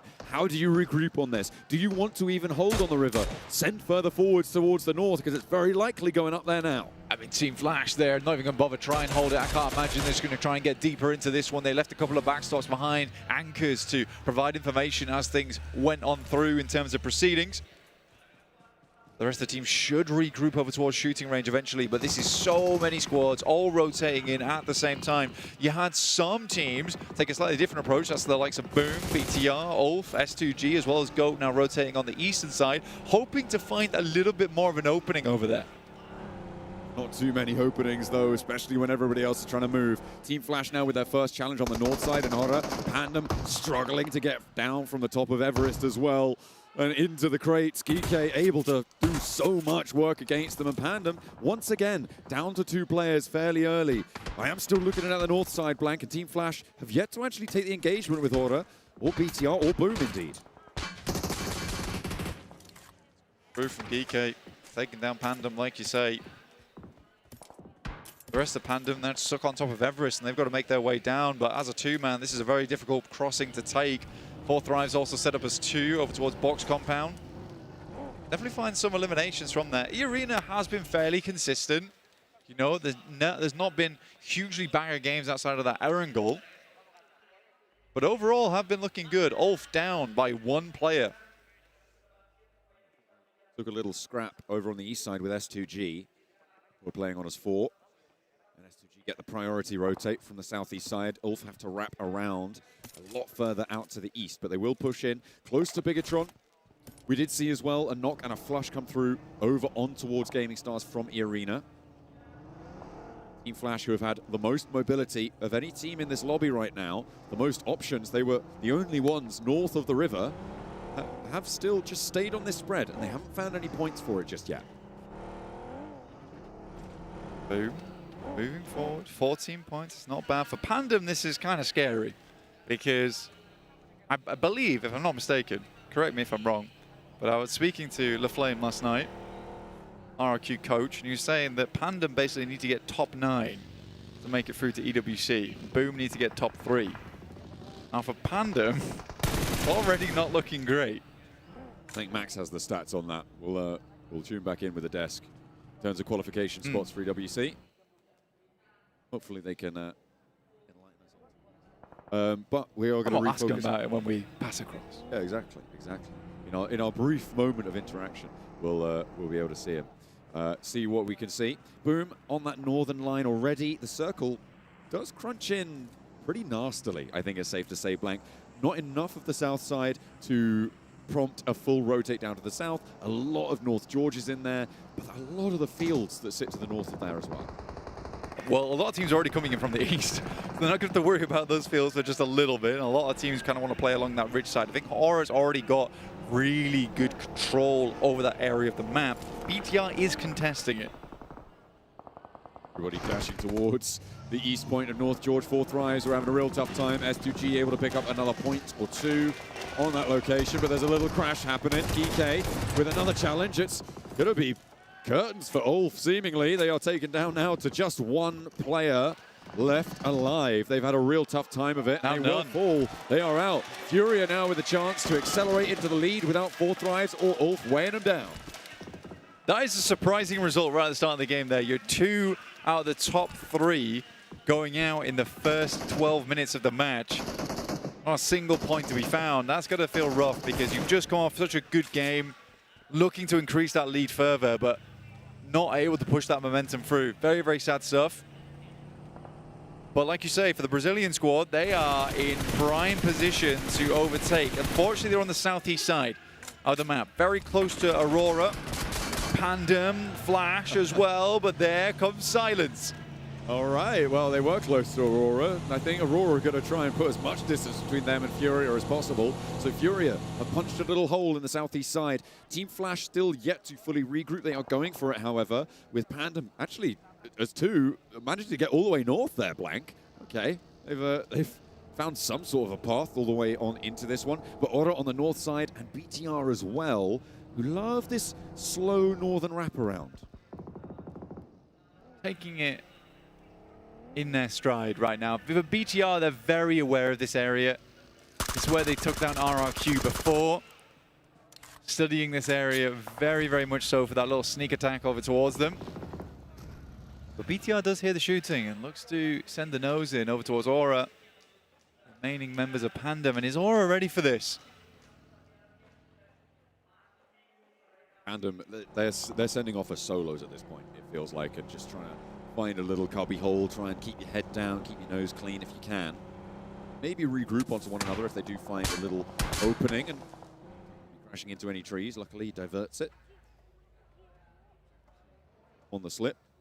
East side, Furia and Goat team blank with Team Flash potential to third party. Could be pretty nasty stuff. Ayala not quite able to get the knock, and already a lot of damage done to Furia. The blue zone will ramp up the damage into stage 4 as well. They can't stay in there for long. Ooh, down towards the southeast edge. Very, very barren area of the map. You've got the ridge side that sits over towards that northwest, though, and if that can be controlled nicely, then Aura has a good game off the back of this. But BTR, the mission becomes all the more important to remove that team from that north side, because then they are in control of that high ground. Furia trying to jet across the open ground here. Team Flash trying to give them trouble for it, but over to the hill, they've managed to successfully get very, very central here. Furia with a fast dash across, and it's a success for now. That crescent on the east side as well could potentially be a little bit of a launching point for Team Flash, and Furia will have a lot of challenges moving in. Aurora first up to bat, but Horror are going to crunch them in. Yeah, it's a very wooded area of the map as well. So in terms of sight lines, there are a lot of cheeky positions you can sit behind. Don't always need a vehicle to live this one out towards the end game. Furia made a hell of a send here over towards Aurora. A super important fight for Furia here. For Aurora, they want to get back on the bike. Got to be worried about the teams to the south as well. For Furia, they may be on broadside if 721 gets any closer. The nades from Aurora doing damage, but have yet to find a knock. That one looks okay. Ooh, not quite bouncing. Chief just about staying alive. The buggy not providing enough cover. Aurora yet to find a proper opening against Furia. Igor takes a lot of damage, spots Doc on his approach. He swings out to the side and doesn't commit to the spray. Good bait, though, coming through from Furia on the vehicles and where the smokes went down and then diverting away from those locations. Basically wasted a ton of nades from the side of Aurora. Sad thing is, seems like they've got even more. Ooh, on the west side, Bigatron is starting to eat too much lead from S2G, who have managed to post themselves up on the northern flanks of North George.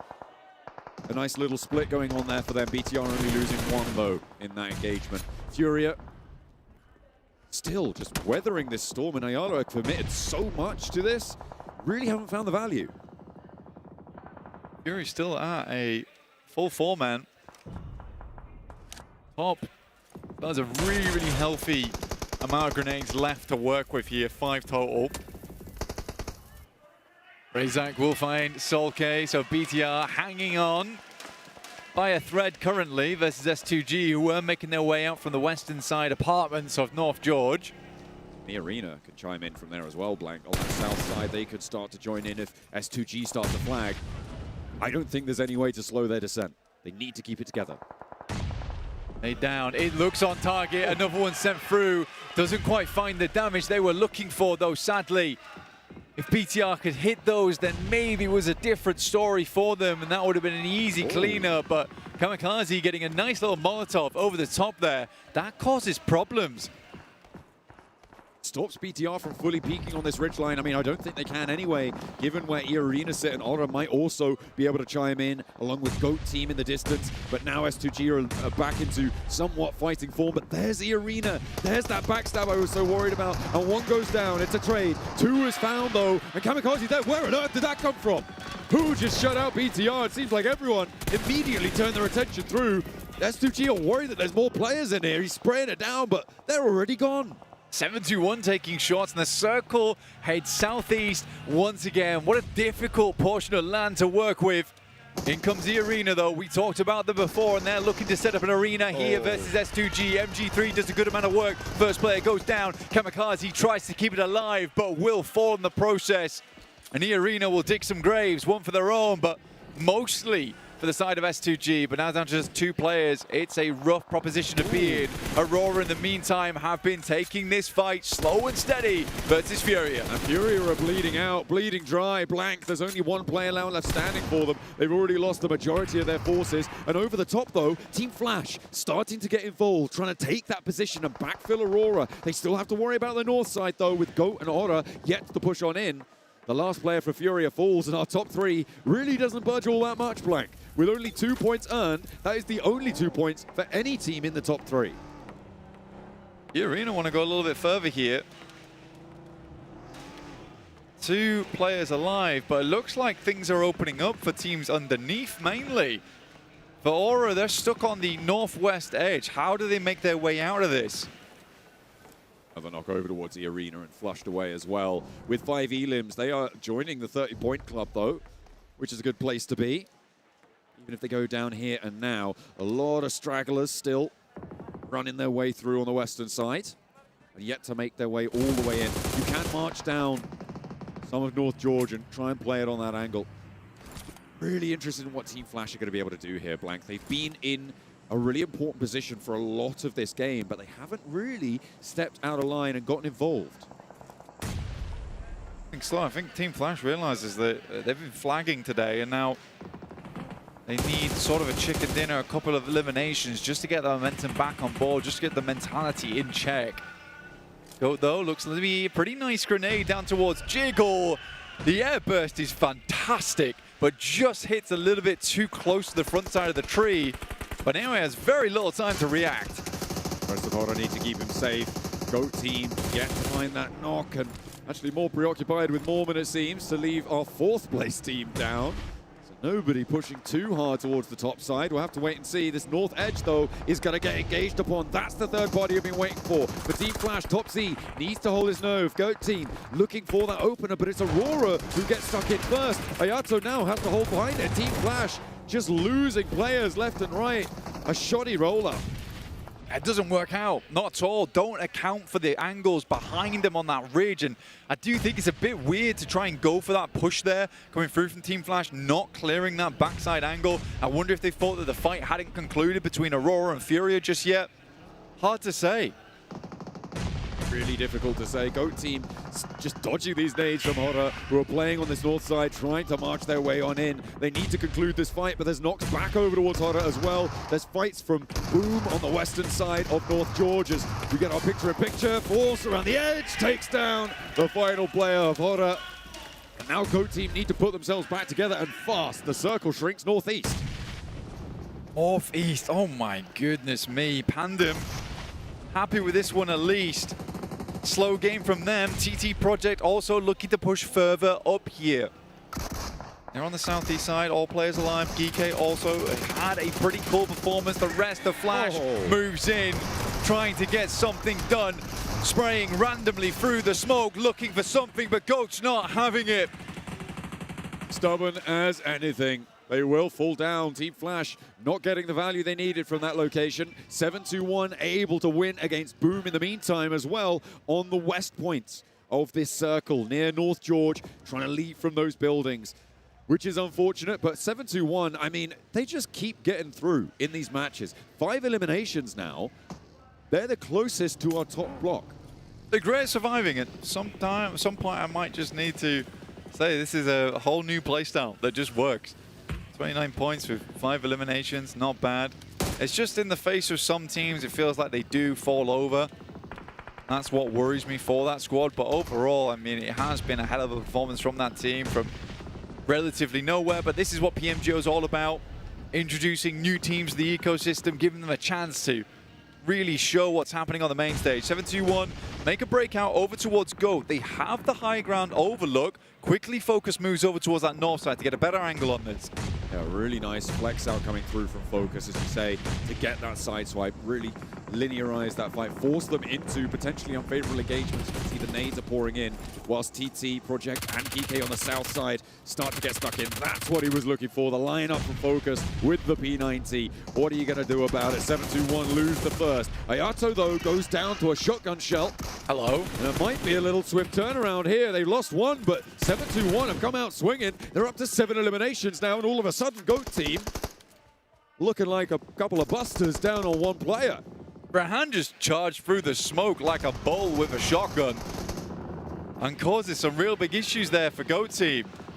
I mean, Rahan has been a real good player for the squad. Some incredible clutches from this guy and certainly does what's necessary in the moment for this team to actually perform. We're up to 31 points now. Make that 32 with that extra elimination that just came through. Who knows? Maybe a chicken dinner for 7-2-1 at this stage. I mean, the placements as well, Blank, they are a real big factor. They've added another to their tally. They're up into 3rd place guaranteed. That is a minimum coming through of 5 placement points. I think they might be able to jump into 1st place off of this match if they're going to be able to lock this one down. Even a 2nd place would guarantee it. I mean, 7-2-1 looking pretty toasty. If they can confirm a win, I will be much happy about this team because I think so far they've got the consistency outside of the big games, but it's the big games I wanted to see more out of from 7-2-1. And we didn't really see all that much of that in the survival stage. Here, on the other hand, they are gunning for a top 1 spot during this match. Got a solid amount of control for it as well. GK with 4 players, but they are penned in. Fortunately, the circle keeps them in. Not so fortunate for 7-2-1, but they are in, and they do have this little ridgeline to play around. I think they've got, well, that vehicle's smoking. Don't know how much mobility 7-2-1 will be able to find. I mean, GK just have a compound, right? I think it's not the greatest, it's not the best compound of all time, but it's certainly a position to play. Late game, they can even use the rooftops to really manhandle some of these squads. Plenty of shots coming through from all the teams. TT Project trying to remain calm on that northeast side, waiting for the best time to strike, and I think they realize they need to let the circle move away from GK. TT Project starting to step forwards. Zerich has been that forward position for them for a while, but this ridge that they sit behind, this little mound that they're using as cover, is going to have to be left, and they're going for it now. Do they crash into GK? I feel like that might be a terminal decision. It may be one of the very few options left to them. They're yet to speed up out of it. No knocks seen. Oh, very quiet. Still quite a few shots been sent back and forth, but not really anything found off the back of it. TT Project grab a vehicle. Neos looking to potentially move swiftly on this next shift, but they are currently outside the circle. Zerich being forced to play off this smoke, and the reason they're playing here is just for the slight bit of high ground that maybe gives them a different angle on this one. Smoke over towards a tree. Really nicely played here. Don't think Neos had to move further. They drop one off, 2 behind the tree. I don't think you can hold enough cover from the sidelines. You have to split off there. And now 2 players left for TT Project, but they are both in the circle, Blank. They are both in this next zone. GK may just let this one come to them. Both teams of this next one are going to have a very tough push in. Basically, TT Project need a northeast shift. For 7-2-1, they need something heading over towards that northwest side, but more importantly, they need this to pull off from the compound.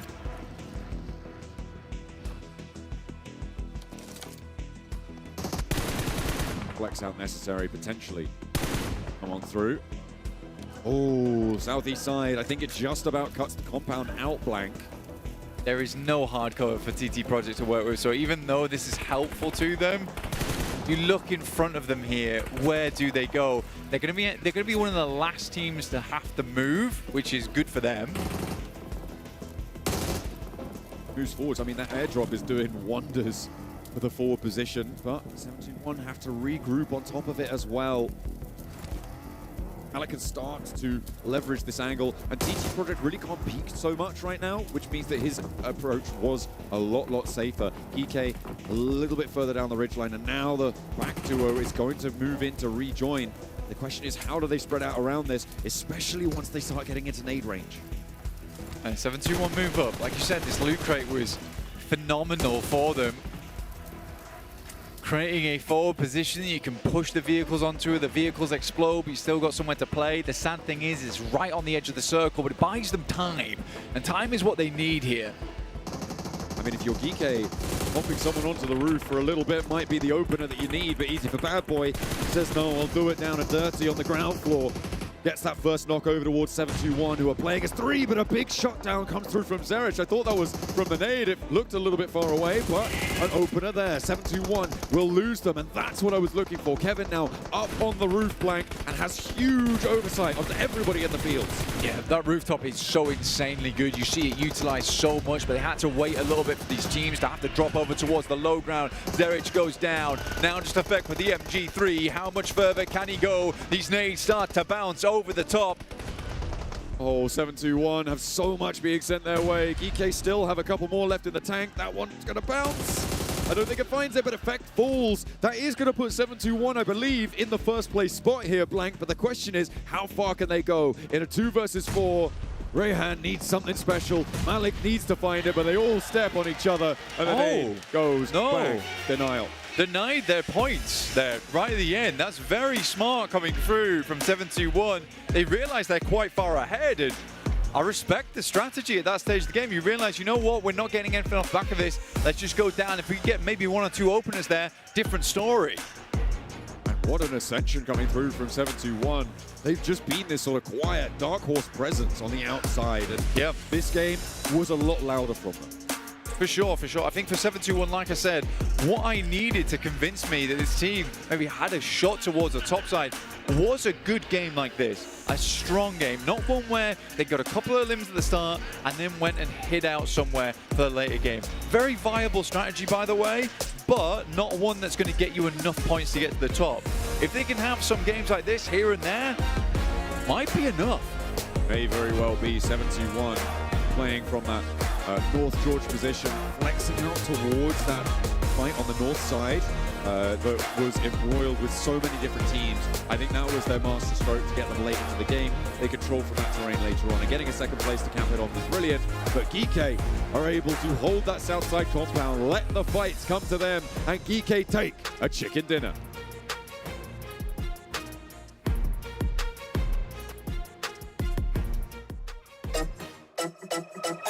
I don't got time for the messing of gold. If this the Olympics, I'm taking a gold.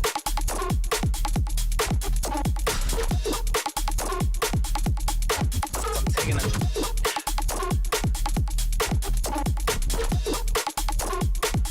this the Olympics right now, I might just go get a brand new whip with some brand new clothes and y'all like that. Got me feeling whoa.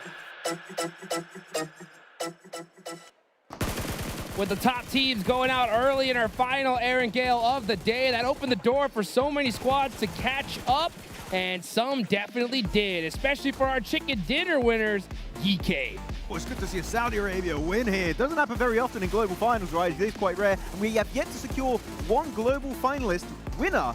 That is from MENA. That's yet to happen, and here the top 3, 7. You have 721 and you have GK. Whew, looking stacked for that region. Earlier, it was the Turkish region kind of stepping up in a way where we had 3 Turkish teams in the top 4. This time, 2 MENA teams in the top 3. What's it going to be next game? Well, maybe Indonesia will step up. But for this one, I got to give props to GK, especially when they ended up just crashing onto Pandem. I feel like that just gave them so much freedom, Max, to scout everything and to just control the circle. I'm going to go even a little bit earlier. Before that, they actually try and deny the mountain away from TT Project, and by doing so, they send 3 players to the mountaintop, 1 player, Ragnarok, remaining on the eastern side of George Pole, and they actually is going to be trying to securing that ridgeline, making sure TT Project can't be overly aggressive, and because of that, as you can see in the replay, TT Project had to go for plan B, which was to try and survive out in the blue. With the self-nade here, asking for his teammate to regroup. They knew they were not going to get it. 2 points denied. That could have a massive impact later on down the line. Oh, massive impact is what we're going to see for sure. You can see GK here putting up some really solid points. And another team that you were talking about earlier, 7, right, was from the side of 721. They were up on top of the leaderboards, slowly slipped down, that you wanted to see something that could finally push them back up, and I think this was the game. Yeah, when you go from being in the top 2, then to go down to 6th place, you need to see some kind of reaction, and we do end up seeing that reaction from this squad. Now, would have loved to see a win out of them just to kind of push them up even higher? Yeah, it would have been nice, but going to a different team here for GK, this is also a great reaction for this squad, because remember, This squad was in 12th place before this match. This should push them up in a big way, considering that the top 3 teams were eliminated early as well. I mean, it's all thanks to Kevin, really, right? The Kevin! MVP of the game, and he got himself on top of that rooftop. I don't know if he got there just by doing some insane parkour, or if they used the assist feature, right, to put one of their teammates on the top. I can see how they got there, but that extra bit of elevation in a flat finish like this is absolutely crazy to get. It gives you such a massive advantage, and in this case, it was enough to leverage that chicken dinner in their favor. Though, a team here that actually did make it really far was the side of TT Project, 4th position in terms of overall points, 9 points, and that's the big storyline right here. 7 looking at it, top 11, they would be making their way into EWC. Let me put on my glasses for this one. Am I seeing that right in 5th place? Yes, it is. No way. Aurora was able to secure some placement points, and in a way, it was super lucky because they ended up doing a wide rotation that you didn't personally like, Max. It was a bit of a risky one to the east side because it was they took so long to get there, around ruins, around the side of Rozhok and Boatyard, and by doing so, you just don't have any information of where teams are located. And they did it so late that I think they expected, oh, no one's going to be trying to rotate behind us. And then there was Furia, and Furia just completely denied the entry onto the east, and they just tried to survive, and it didn't really work out for the entire squad. And Furia handicapping them first of all, like with Refresh. But there you go, the overall ranking, Jukes. What a shift there. Look at that. You got 7-2-1 going all the way up to 40 points. And you got 4T Ulf getting knocked down. And the crazy part is, like, in that last game, both those teams put up goose eggs, Max. Yeah, it was definitely a tough one, right? But I do love this format for one reason, is that it's going to be close until the very bitter end of these grand finals. Don't have the extra 6 games of day 2. No. We just skip that entirely. And Mina being number 1, 7-2-1 with a 40 points, looking insane. And doing so without a single chicken dinner. What? And for Furia now, that's 2 matches where you really haven't been able to perform. We need to see some live again out of them. If not, some of these other teams are going to end up passing them. Aurora moving up. And one that I know we've been keeping track of, Max, is none other than TT Project. They now are in 12th place. They need to be top 11. Vicious, they're looking like, oh no! Oh no! Get a goose egg next game, hopefully, but that's going to be 1 point difference. Well, you know, one thing that we're going to see them cheering on is S2G, right? Because we're going into Miramar finally. This is their chance to put some serious points on the board. They're pretty far behind. They're waking up slowly, right? And they are getting back to that kind of glory you saw in the past in their region. Miramar's coming up. Is that going to be enough? We'll have to see. But I want to really quickly pivot on BTR. For me, nothing's happening. They fought S2G. Okay, you're being a bit brutal right now, Stefan. But they were taking a fight versus the side of S2G, and they just crumbled the moment the fight was fully committed to by the side of the Turkish team. BTR, we saw their potential right back in their previous stage. Yes. Right now, we have not seen anything near that initial performance. And, you know, it's really tough to see here. The hometown heroes, we're waiting for them to wake up. There's still 2 matches left to go. Guys, we got to remind you, though, right? We may not have a full day tomorrow because of that Smash ruling. Exactly. It's going to be really short going into this. But just to highlight my point made earlier, this really is such a global esports, PUBG Mobile esport. You got Americas, you got South Asia, you got Turkey, and now you have Mina. It's time for SEA here, 7, to get a chicken dinner. And I just have one question for the both of you, okay? Okay. Miramar. Are we going to see a back-to-back winner, yes or no? Oh, that back-to-back, well, like a team getting 2 wins. Yeah. Like we did with S2G. Oh, like, no. No, right? The way, Jukes? Yeah, I don't think so either. I think that we're just seeing a lot of craziness here, right? I mean, it was wild to see so many similar Erangel circles. I think Miramar is going to be totally different, and it's going to be pretty much anyone's game. Yeah, the way we've been able to see some teams kind of outperform each other, sometimes there's really not that much full consistency. And one team that comes to mind right away is Hora. Where has Aurora gone? We really haven't seen that much out of them. This team was able to perform so well, and I mean so well in Rondo, but ever since then, they're just slowly trickling away. They tried to third-party Goat versus Flash, and it backfired to them as Goat was able to actually eliminate them. Good to see, guys. But you know what? Have y'all seen PUBG Mobile's official socials today? Yeah, because you know what? We are thrilled to announce 2 heavyweights are coming for the Battleground in version 4.5. We're going to see Ferrari collabing with PUBG Mobile, and as well as a collaboration with Spider-Man Brand New Day, which is something I am so stoked to see. Guys, you guys got to make sure that you get in the game and hold up tomorrow. By the way, June 7th, we got a mega reveal coming down the pipeline. So Mark your calendar. Stay tuned. I'm hearing some rumblings that it's going to be a big one, Max. Any guesses, Max? I shall not speak of what I know. No, it's very exciting. Ferrari in the game, right? Yes! I'm going to definitely try and get that one for myself. You're going to have Spider-Man. We had Venom a while ago, Spider-Man 2, and it's so cool to see that collab back for the brand new movie. Hopefully some really sick skins are going to be released in the game. By the way, that Spider-Man, the first Spider-Man collab was so fun in game, right? Actually using those web slingers was crazy. Yeah, hopefully they'll bring that feature back. It was so fun, right? To get onto all the roofs, like Kevin. Kevin was literally Spider-Man in the game. Kevin! I love to see it here. Oh, the hype! Look at this! Everybody getting hyped, everybody getting excited as we get into those last two matches. And you know what? No time to waste. Let's get it going. We're heading on over into the desert of Miramar. And what a time for GK to get a win in that last Erangel, because if we based it on what they were able to do in Miramar on their groups, this squad was able to get back-to-back second place. I'm hoping the momentum is going to continue on here for GK. Oh, that'll be massive for them going into this one. Very excited. Actually, we were talking about Hora earlier. I want to bring it back to Hora. The Nepali team, very strong when it comes to Miramar, especially looking back at South Asia, right? PMGO South Asia doing so good on that battleground.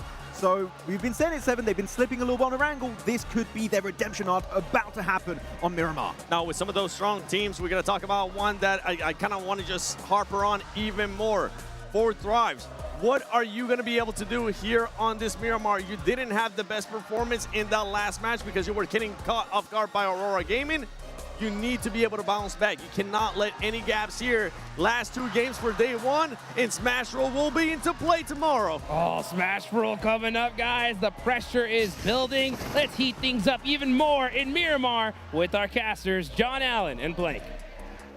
Taking us over into the desert, match 5 of our 12-match set. Take a look at how our teams are going to fall. How are they going to drop? How are they going to navigate the dusty dunes? A little bit closely embroiled down on the southeast side near Los Leones there for Flash, and I believe that's Geeke as well. Could potentially be dangerous, but Los Leones is big enough to maintain at least 2 teams at a south circle.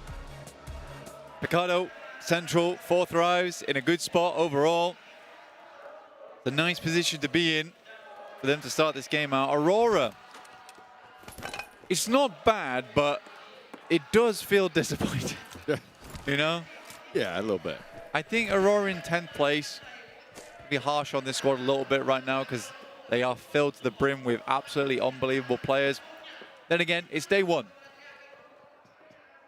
Day 1. They do have a lot more opportunity. And there is plenty more chance available for them.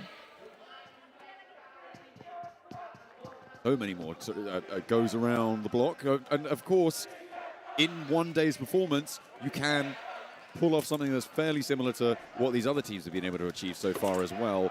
With 40 points so far for 7-2-1, they have somehow managed to exceed their expectations. I think more so maybe than... I think they're probably the team that has most exceeded expectations at a global level up until this day, I think it's safe to say.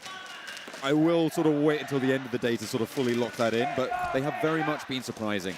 I think that coming into this tournament, 7-2-1 was nowhere near the conversation of a team that could win. There were some incredible teams in Uzbekistan, but very different format where we didn't have global teams around the world all coming. We had very new teams coming in where you could differentiate yourselves in those kind of lobbies. Here it's very hard to. So for 7-2-1, you're right. A really, really standout performance from them. Very impressive stuff. It's an interesting playstyle they go for. Again, I have to compliment the fact that they have such incredible map knowledge. And that's the only way they survive in a lot of these situations. So this team's done their homework. Certainly done their homework. Paying off now, especially after that last match where our top 3 didn't move pretty much at all. Looking to try and split off the difference here now, though. EK. Hag on, I believe that is against Flash, who, lose, win. And they have been back to that disappointing performance that we saw from them in Group A. Just about able to squeak through in the final moments, but it's just not coming through. It's just not coming through. We're just not seeing the same sort of accuracy, the same sort of engagements that we saw from them in the survival stages, where they were so dominant, Blank. I think it's it's sort of easy to forget, but they were just so incredibly dominant in those survival stages in basically every scenario you put them in. Yeah, I think for Flash in particular, incredible squad all round, especially in that survival stage. But like I said, I keep saying it, it's a very different lobby this, different caliber of players you're coming up against. And teams that typically tend to run lobbies don't do as well here, where they just take advantage of the fact that they could just bulldoze through teams, swipe them aside. Not the case. Our analysts right now are enjoying some lovely local food. Sweet treats. I am very jealous. We're sat here, we have to work, and they're out there eating sugary snacks and having a great time. Exactly. Joke's on them, though, because we're having a better time. Because we're in this game, right? Oh, right? never mind. Looks like it tastes terrible. Oh. So it's all okay for us, after all. Gotcha. It's going to be... They're looking at us because they're not listening to us right now. They were confused as to why The first one looked delicious and seemed to be delicious. The second one, the flavor didn't seem to compute with the boys. It was blue. It was blue. I think I'm past my stage of blue food. I think I might have enjoyed that when I was like 18 to 20. Not so much. I'm old man Not now. even a blue fizzy pop? Flavor? No. Not for me.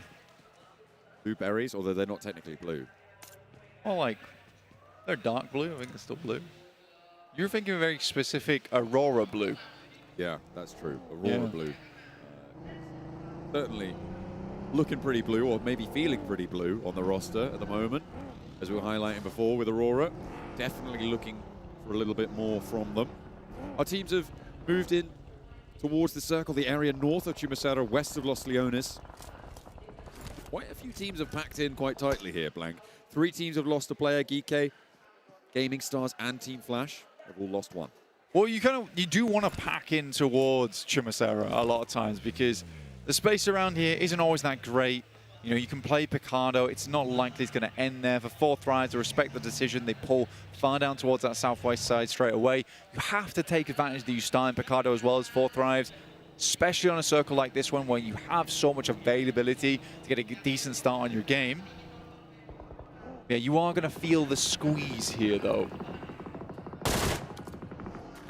Ulf, they went down a pretty tricky rotate in that last match, but the match before that, they were able to nail it. Jump up there in what used to be first place. Pushed aside. Hopefully on Miramar they can get a little bit more done.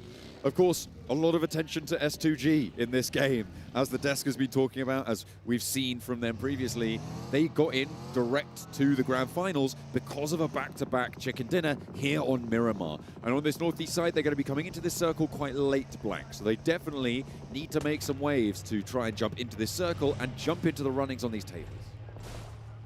For S2G, you're right. I mean, this needs to be some serious wave making, right? We need to rock the boat in a big way.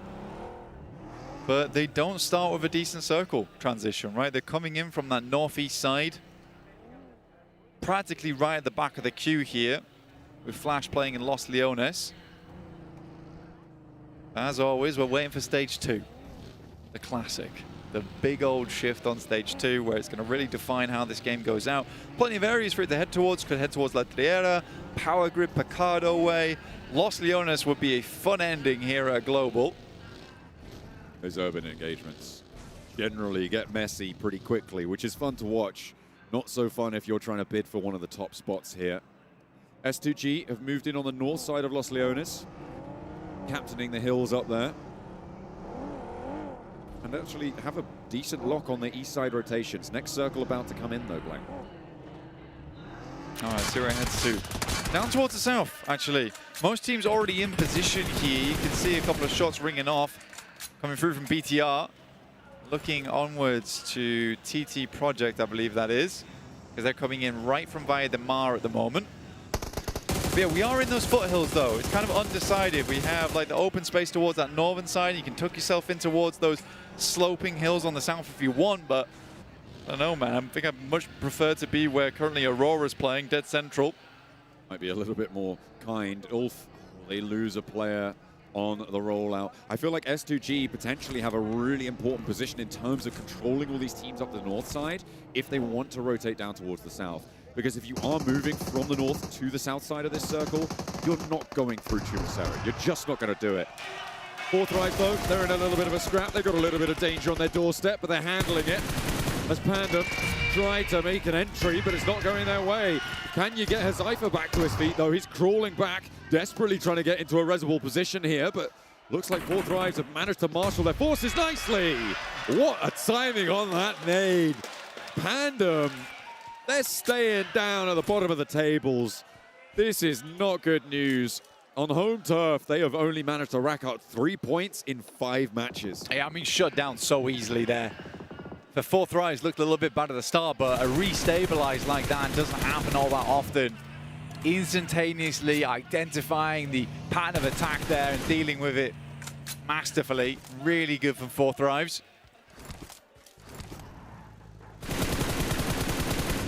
Nade was perfectly timed. I mean, a little bit of luck there to have pulled the pin already and know that you're going to be on that angle, holding that door, but he knew that it was going to be useful. As soon as he put the pin out, just didn't know quite where and when.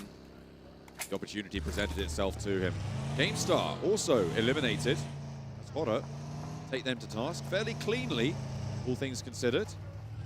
Hotter now, they are down 1 player, but on the north side, they can make their way forwards. There's a couple of positions that they could look to take up. Aurora Gaming currently playing Church right now. Good spot to get some information on from.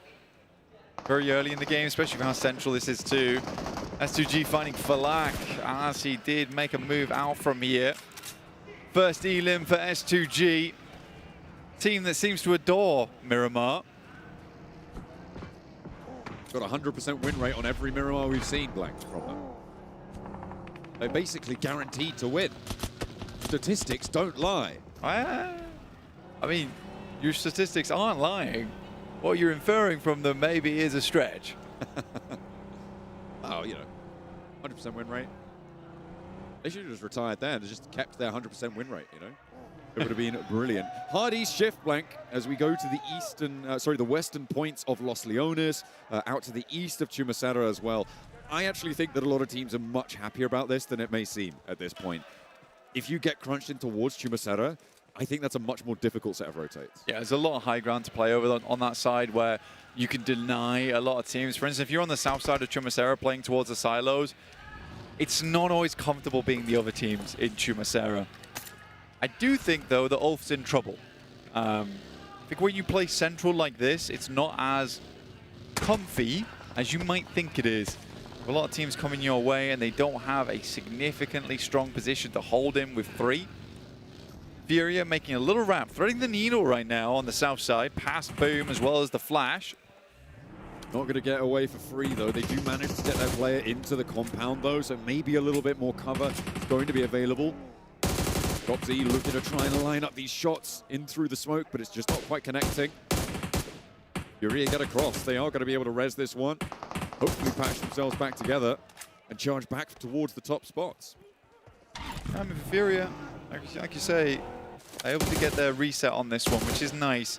Have to drop a few smokes to make it happen, though, which is a little bit uncomfortable for them, as they're not towards the center of the circle right now. Tops finding a shot through the smoke over towards Ayala, and he's a solo in the front line, which means they immediately need to reset their positions again. Damage pouring on back. Zeus with an off angle, though. A really clean off angle there. Doesn't stop the player moving forwards, but they can isolate him, right? That is the big danger. He blasts the door if it's injured as well. He's going to take damage over towards those vehicles to boot. Chief is trying to stop him from peeking too far over, but he's got the cover there. A really nice cover off angle for Team Flash, but oh, okay. I thought he was getting a little bit too big for his boots on that peak. I mean, all he has to do is take shots over towards the vehicle's tires, and it's going to maroon the guys from Furia in the future. But in comes BTR. Zeus has been quite a loud presence. He's going to go check it out, actually. Seems bold. Yeah, send back. BTR seemingly a little bit cautious on this, perhaps worried of more angles there, although they should have only been hearing one shot ring out, one person taking shots out from that angle, but the regroup comes in. Flash will keep their 3 players alive, and BTR take up position on that hill out to the west. And you know what? It's kind of okay that they let BTR have that hill, right? Because Furia on that angle, they're still going to get covered off from that side swipe angle, which still splits them up and makes their compound a lot harder to navigate through, as well as give their vehicle angles quite a lot of attempts to burst those tires. Really, really central circle. No one's bothered by this one. It kind of just resets the flow on the game. Only a couple teams in trouble here, which is TT Project, BTR, Aurora. Where does Aurora want to play off the back of this one? E-Arena also need to get themselves in. But for everyone else, it's super comfortable. There's no real problem here, no real issue. 7-2-1, importantly, as a 4-man down towards the southwest side.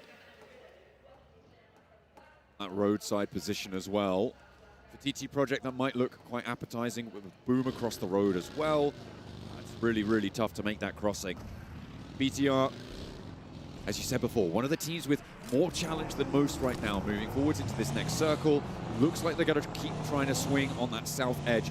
I don't think this is a terrible idea. They should have spotted that Team Flash have just left their position as well, depending on how well they've scouted that out. And Team Flash are actually doing pretty well to get across the road there. I kind of like that road take coming through from Team Flash, but just a pity they only have the 3 players to try and stanchion it up. Horror on the northwest side, trying to slow E-Arena as they wrap through. And E-Arena really don't have many options here.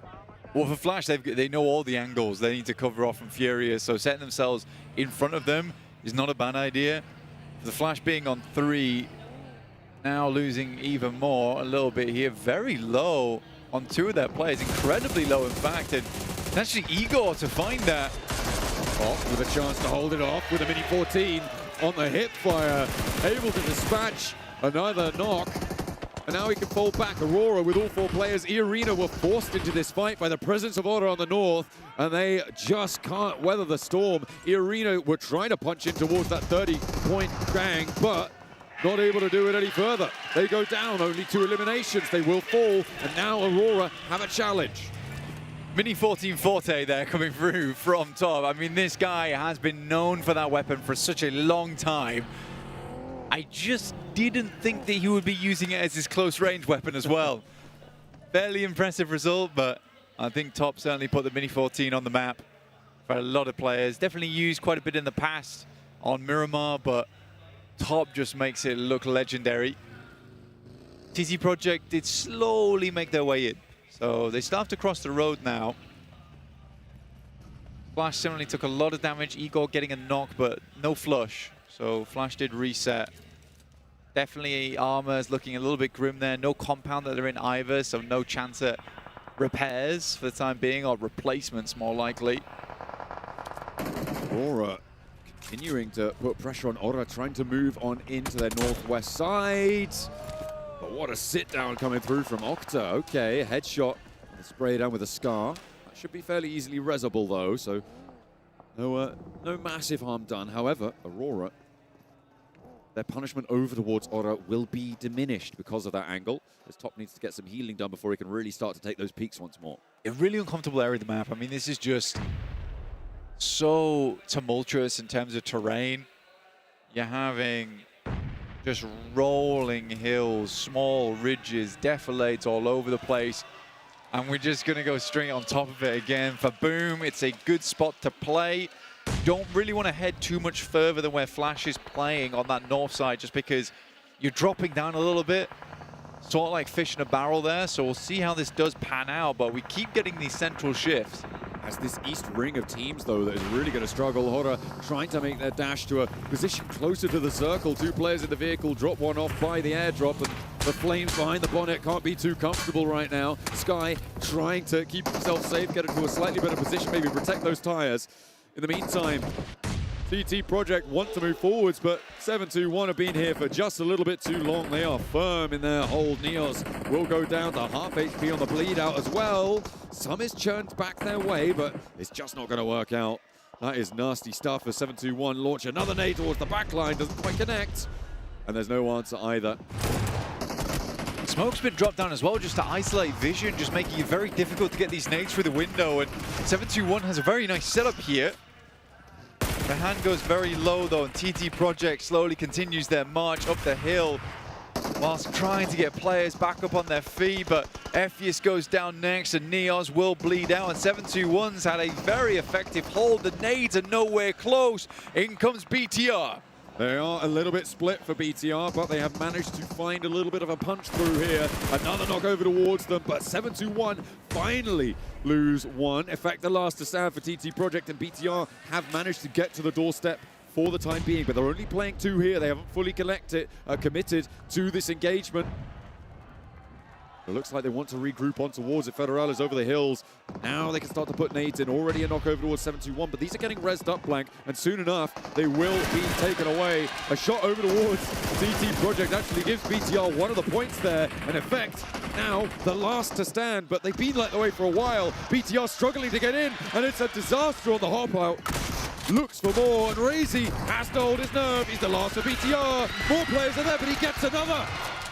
Everyone's so incredibly low inside the building, including himself. First is good, now looks for a second. 3 players down on the inside. In comes Effect. He looks to finish the job and gets the revenge, and 1 player from BTR survives. Razy weathers the storm, takes 3 of them out himself. A little assist from Effect at the end there. But that is some stalwart play, but with only 1 player alive, it is going to be tough for BTR to go any further than that. Not going to stop the crowd from getting on their feet, though. Aurora, 7 elims on the match here, John, so trying to please the audience a little bit here, please the crowd. No fear will go down to S2G, who currently has a 4-man, by the way. Worry. Got to worry about S2G on Miramar. It seems like this east side is looking pretty good for them. Boom. Have all 4 players alive as well on their northwest compound, Blank. It's fairly well defended. It's in a really solid spot. The next circle may push them out of favor, but for now, they are very safe. Aurora, similarly, skirting around it, looking pretty good as it goes central again. Yeah, it's very fine circles so far. Very fair, but we are locking in over towards that location that you can see teams are very much shying away from. Do not want to get near that ditch at all. 4 Thrives on the north side, a team vying for the top side of the table, currently on 38 points, 4 eliminations this game, chasing towards 721, who finished their match here at 43. And you can just see the difference between this survival stage and groups, where it is so tight on the tables in match 5. Nice and close, and that's the way I like it, you know, Blank. I don't want there to be those massive clear leaders. I want a threat from every angle. That is what Battle Royales are about. Horror do go down. They will lose their final members, as do BTR. Despite a hero play, they will go no further. The placement points haven't even kicked in yet, Blank. We've got quite a few teams, actually, with, well, every single team has 3 or 4 players alive at this stage, so some pretty hefty hits still to be dished out. They've been on 3 for quite a long time. And they're looking to leave Geeke a little bit lower. They've already lost 1. So now, with the loss of Easy for Bad Boy, they're the only team on 2. Yeah, good stuff from Ulf there. I mean, they need these points desperately. Any points are better than none for them towards that top side table. They just want to stay in contention. Just in case they're able to get a big jump up on the tables. Got to stay close here. So getting up towards like a top 5 for Ulf, very important this game, but a difficult push in for them. And they have a really quite a large task here versus S2G. It's a 3v4, and they're going to have to give up this high ground potentially to them. Both teams going to have to move on that northeast side. The Turkish teams both have to try and navigate a similar approach. Got 4 Thrives in the way. Ulf with a big opener over towards S2G, but 4 Thrives are still getting stuck in. This is nasty. 2 knocks over towards Ulf, leaving 1 player alive, but it is Aaron. We know what this man can do. Does he have the grit to go for it? 2 knocks back over towards S2G. That looks pretty solid. It goes a little bit long. The first res has come through, and S2G do lose 1 to a flush. Aaron's charging in, no fear, and he steps through. Goes for the spray, but doesn't connect on it, and he's taken so low. Has to go for the weapon swap to the attempt to go for it, but Ulf will fall. They do not make it up any higher onto this match and will be denied access to the top spot itself. S2G So unfortunate they lost a player on the run up there. With 4 players, it's a different game for them. Really is. Furia, as well as Boom, the 2 other teams with 4 on side. Boom's been playing it very calm over towards the northwest. Go team setting these down. Bozy burning out, but will be able to get the first aid kit off, but that's without the help from top with the Mini 14. Chief steals it though. Who's another on the knock? 4 Thrives have been holding out this fight in the northeast for a while now. They are ready for it. Lost almost certainly going to go down here. No time for S2G to mount offensive with their 2 players, Kamikaze and Hansi G on the back lines.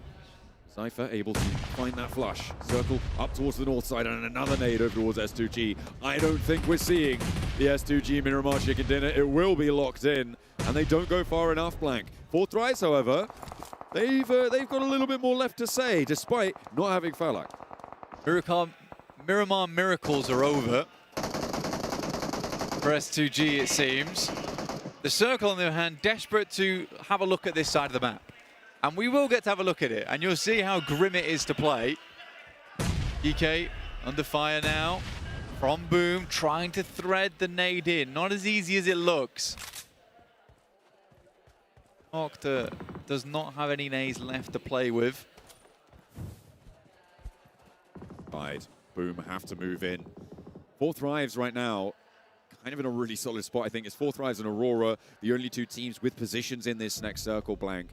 I'm interested to see what Furia can do here. They have still got 4 players alive. Very likely they're going to have to push in, and it looks like they're going to go towards the south and sweep through GOAT team potentially, or try and slip that one entirely. However, it's easier said than done, and that's 1, 2, 3 down. Silence the last to go for Furia. A very difficult approach from this western side, and they have found out all about it. Aurora and GOAT team trading off this fight to take the shots over towards Furia. Meanwhile, on the north side, Boom yet to make their move. Boom doesn't really want to do anything. They've been stuck on the northwest side, and Aurora's just completely lapped them on this one. Good shots coming through from top at distance. Oh. Boom swinging past, but Zol with a double pickup. And this is the Aurora we were looking for. That is how you pick your feet up. Start marching on. 9 eliminations there. Nades in from 4 Thrives, though, could steal a couple points. Bang! Oh, it's huge. And down go. Boom. 11 eliminations for 4 Thrives and for Aurora. Both of these 2 teams looking to make their mark here, but a knock over towards Hazaifa makes it a little bit tougher. Aurora are rolling over the hilltop, and Hazaifa is stranded. Top on a disgusting dash this game towards the top side of the rankings. Incredible shots from him so far from the Mini 14, as well as this AUG, which he's been using so masterfully this game. Nades are going out at the moment. Can't quite find anything. Go also pressuring onto their side. Silence waiting underneath. Top will find him. That Thorn's taken out of the side. Ooh, IQ nearly hitting the drop shot there, but does go low himself, needs to be careful. Healing necessary now. 4 Thrives playing as 2 players as GOAT team maraud around the hilltop now. Top, the only thing standing between Aurora and having a GOAT team cresting that ridgeline behind them. Does mean, though, that it isolates this fight as a 2v2 for 4 Thrives. Reapers goes low. Ziol has to regroup on towards him with the nades coming through from Hazaifa. This is nasty stuff. Reaper's yet to reload. So low, gets chased down by Hazaifa. Ziol now drops the deck, pulls the pin on the grenade. This will have to be a heroic lob on this one. And it goes too far. Ziol now with a challenge. Top has to fend off GOAT team all on his own. They just don't have the time. They don't have it. And it's 4 Thrives now in a 3 versus 3 to take this one all the way. 4 Thrives looking for their second chicken dinner today. Making their mark on the tables. There was questions about this team performing at the finals. A strong team to be sure, but did they have the guts? Did they have what it takes to be a global champion? They're looking to prove it right now. Cypher doesn't even have a helmet right now. They have been through it thick and thin. They need to stick together. GOAT team are a lot closer to the edge of this next circle, Blank. They are maybe on the outside track here, and 4 Thrives could potentially hold them at distance and try and play it that way. see if they can choke the life out rather than go for a full frontal fight, especially when you're on diminished armor. Azaifa, though, on this close mound, is so ready to step in. Focus, keeping it locked down. Azaifa on a critical angle for themselves. It's a little bit of high ground over towards the western side. All that's really playable right now. They do not want to have to move away from it, but the blue will force them. Azaifa takes a hit at the start. Don't think it dropped him too far beneath 75%. Hopefully he's got stims on board. Okay, sticking up, there we go. Potentially apply bandages there as well. Get him a little bit more healthy, but in they go.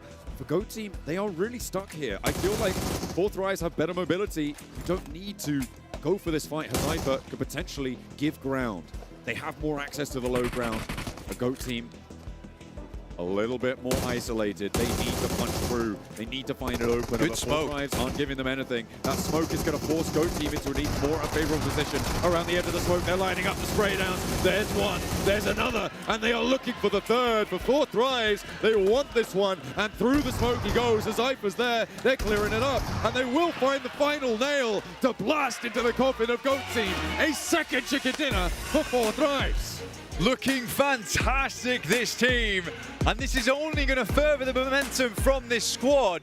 They're not going to give up too easily going forward now. They can taste it. They can taste the trophy, taste the glory.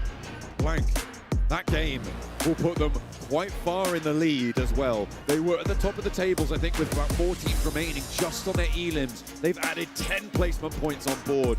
They have just distinguished themselves above the rest. If someone wants a chance at catching them up tomorrow for the smash, then they need to equalize soon. Absolutely. GOAT Team, an unfortunate final moment there for them as well. Getting really crunched in by the cliff face, by that smoke, by that positioning coming through from Fourth Rise, who were able to hold out teams on the northeast, who were able to play their position and play to their strengths. Without Falak for the longest time as well in that game. If there was any doubts that this team could perform and not just rely on one player, that has been proven to be false. Fourth Rise come alive for a second chicken dinner.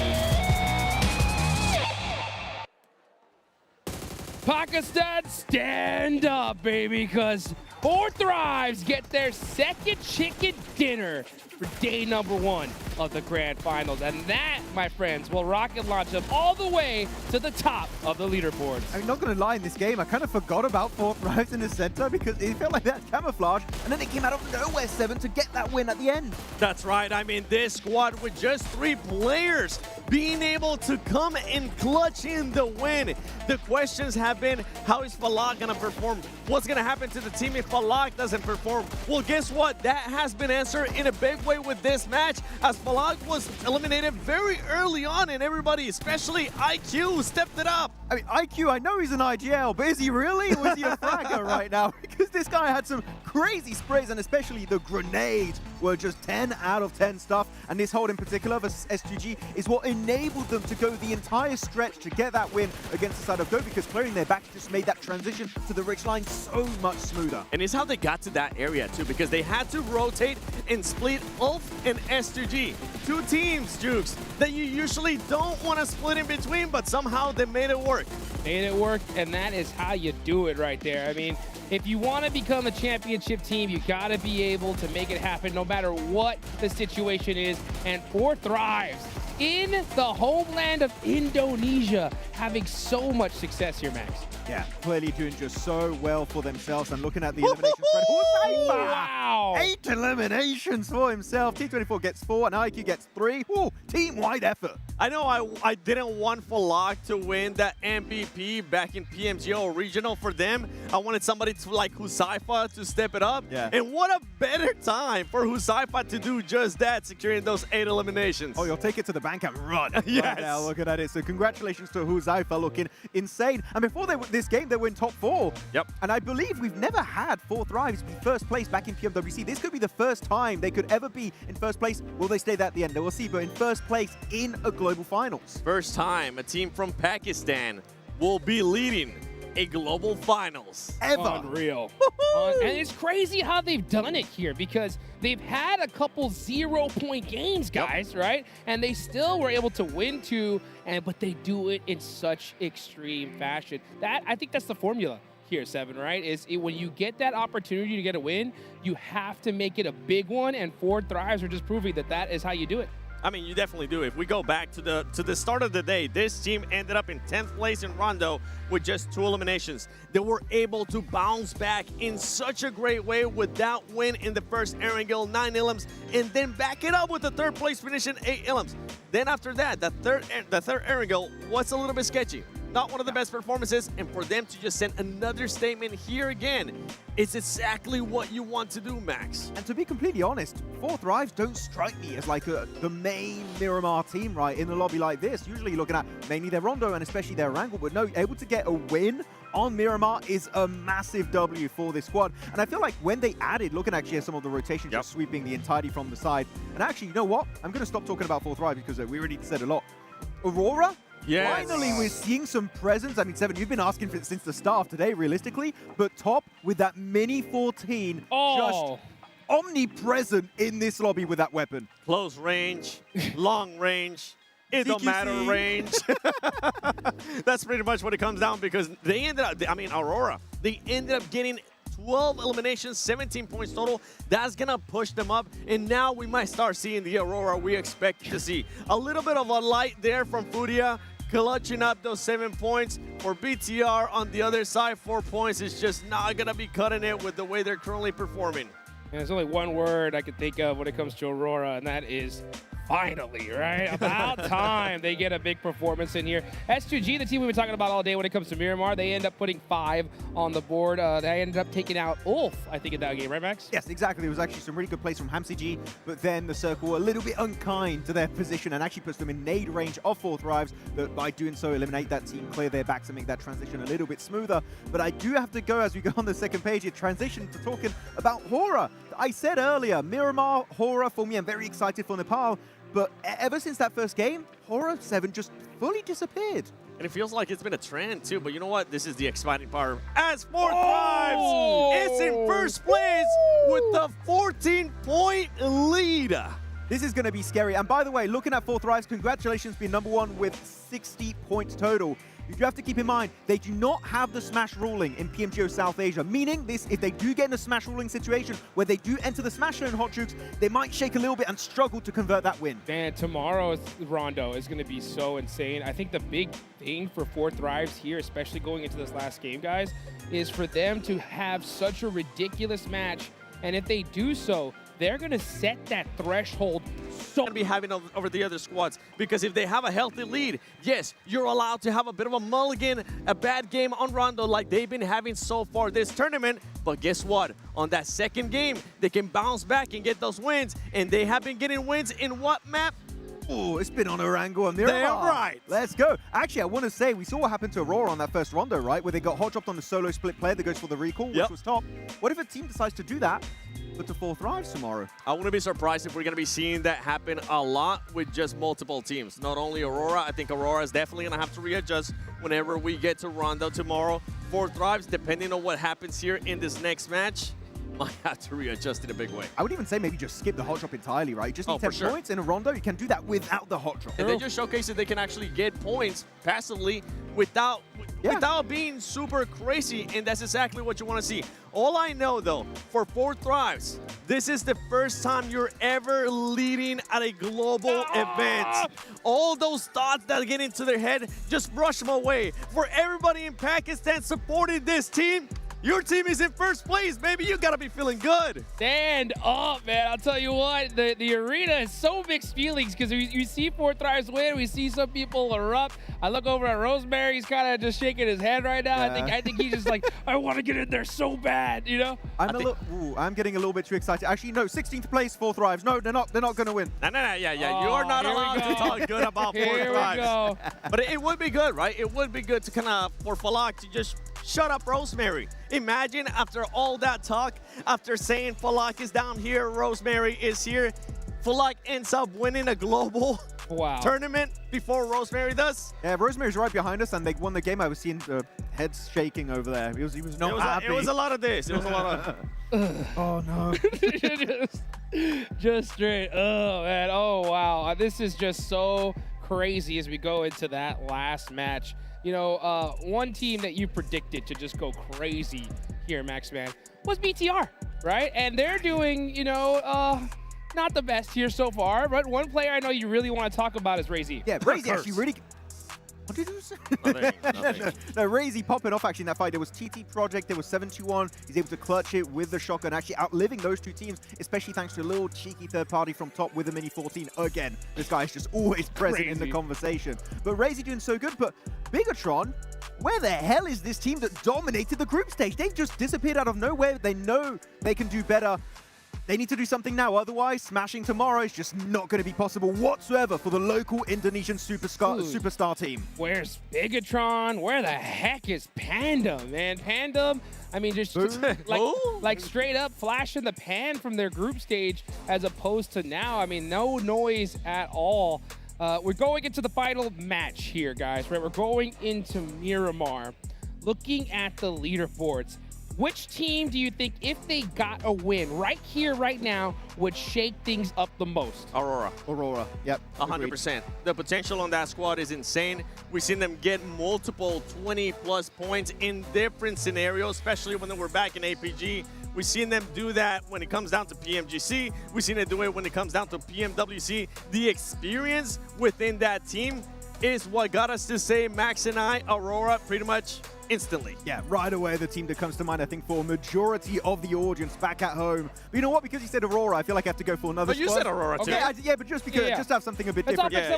Furia. I would say Furia, because if they do deny that gap that you were hoping for Thrives could potentially build in this following game on Miramar, if they can just be up in contention, the Smash ruling is going to be insanely intense tomorrow. We did have a scenario earlier when we had the top 3 teams out early on, which kind of allowed for that gap to close up. That's what some of those teams towards the bottom are going to be hoping on. Something that we really haven't talked about, that we talked about, especially during the group stages, is when do we start counting people out? Especially because you're wanting to be in that first place. You have teams like Pandem with just 3 points. Pandem, you're absolutely gone out of the picture for me. You have 0 chance in my head that you can actually climb the ladder and end up winning. So I'm not going to be counting them out, and I'm going to be putting them in the list of possible spoiler teams because we know they have the skills, and we know that they can stop some of those top teams from getting good points. Oh, they might have that evil grin coming on their faces like, we can just ruin everyone's day if we really want it. But looking at some teams on the bottom of the rankings, you have a 40-point difference for the likes of Bigatron and S2T in 12th and 13th place compared to #1 team that is currently 4 Thrives. That is a gap that's so hard to surmount tomorrow. We need to see at least a strong podium with a ton of eliminations if they want to be back in that convo. Yeah, I think if you're Pandem in particular, if you're looking to spoil a team, I think that you would really, really want to shut down 4 Thrives here, because if 4 Thrives put a 20-point game up, that'll set the threshold at 80 points, making it so difficult for other teams to smash and giving them such a crazy opportunity. As we go into the final Miramar match for the grand finals here in day #1. Vamos! Let's get it going here, as this playing path and this match is so critical for so many teams. Pretty Western this time around. Teams like Goat not going to be super chappy about it. Going to have to go for a bit of a stretch over to Puerto Bariso on the southern road. The crowd going a bit crazy right now. nice and loud, because really, we need to see some more presence, Seven, from the local Indo teams. If you're some of those top teams, right, if you're in the top 3, I'm just going to put you in the spot right here, right now, Max. How are you going to be playing this out? Especially if you're 7-1, you have a 17-point gap. Furia, you have a 14-point gap. Are you going to be playing aggressive? Or are you going to be playing passive? From 7-1, I personally want to see aggressiveness. And from Furia, I want to see Giga aggressiveness. Giga aggression, like on the first game, really. Yes. Hopefully that's what we're going to be seeing from Furia. They showed they can bring the heat, but now it's Miramar. It's even hotter over there on the Dusty Dunes. Maybe they can make it happen. Just a strong top 5, and I would be sold that Furia could be a champion contender tomorrow. I hope we see it. It's so difficult with all this pressure on. A lot of teams sometimes just decide to kick back and just put some points on the board, but aggression is what makes you rocket launch up those leaderboards. Let's go ahead and take it on over to our casters for the last time in day number 1 of the Grand Finals.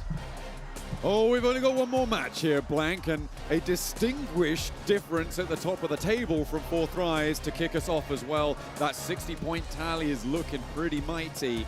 As they were saying over on the desk as well, the Indo teams here not quite finding their feet. They were talking about which team might shake things up the most. I think if BTR get a win here, the whole stadium might shake. I think you wouldn't be wrong. For this game in particular, though, let's take a look at the circle. Heads over towards that western side. 4thRISE having Picardo here on Miramar has been such a boon for them, especially on the circles that we're getting. Really easy rotational pass for them straight away out of Picardo. Really good loot in Picardo too. Pandem having one player drop over towards Geeke. Okay, well, immediate drop on a DBS. That's got to feel pretty good, but the Winnie, oh my goodness me. They're going to hunting. Really unsure about that one, as you said. Very, let's say, interesting decision from Pandem. I mean, that's a 3-point decision right now. I mean, I guess for Pandem, they just realized, you know, they realize just as much as Seven does that this is over.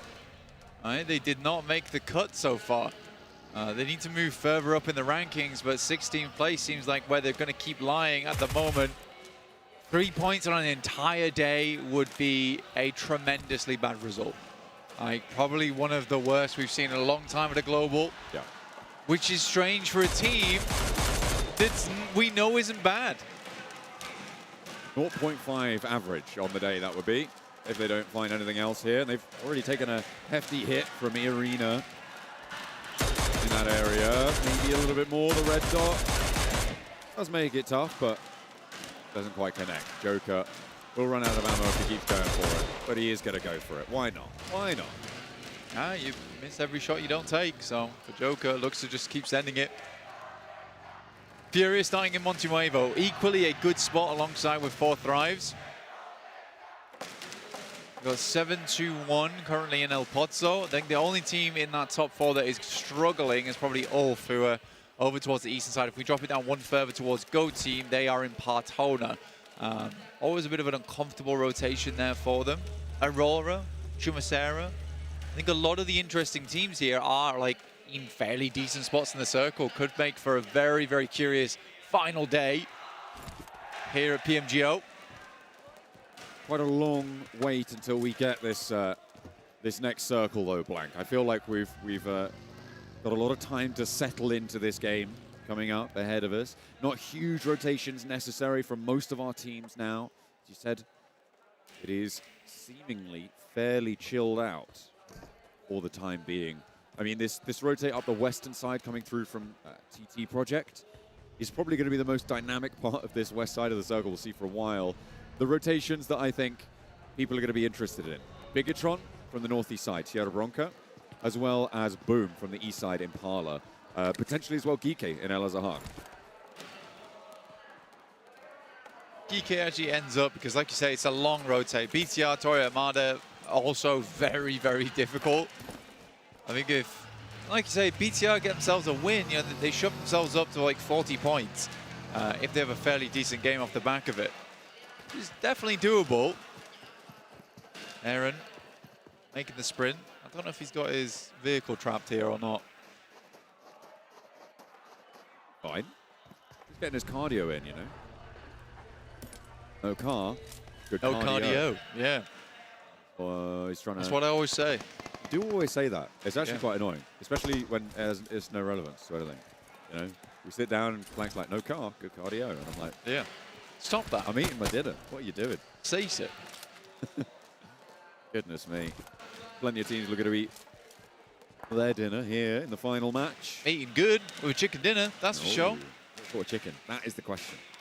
That's the question. Like a teriyaki chicken type of deal. Maybe. I mean, orange chicken. Orange chicken, Big also difference. good. Yeah, absolutely. Roast chicken. Give me a thriving roast chicken. Old school roast chicken. Yeah. Lovely full English. No, not that's the wrong sort of meal, isn't it? Yeah, roast it is. dinner. That's Roast dinner. Sunday roast. Yeah. Lovely.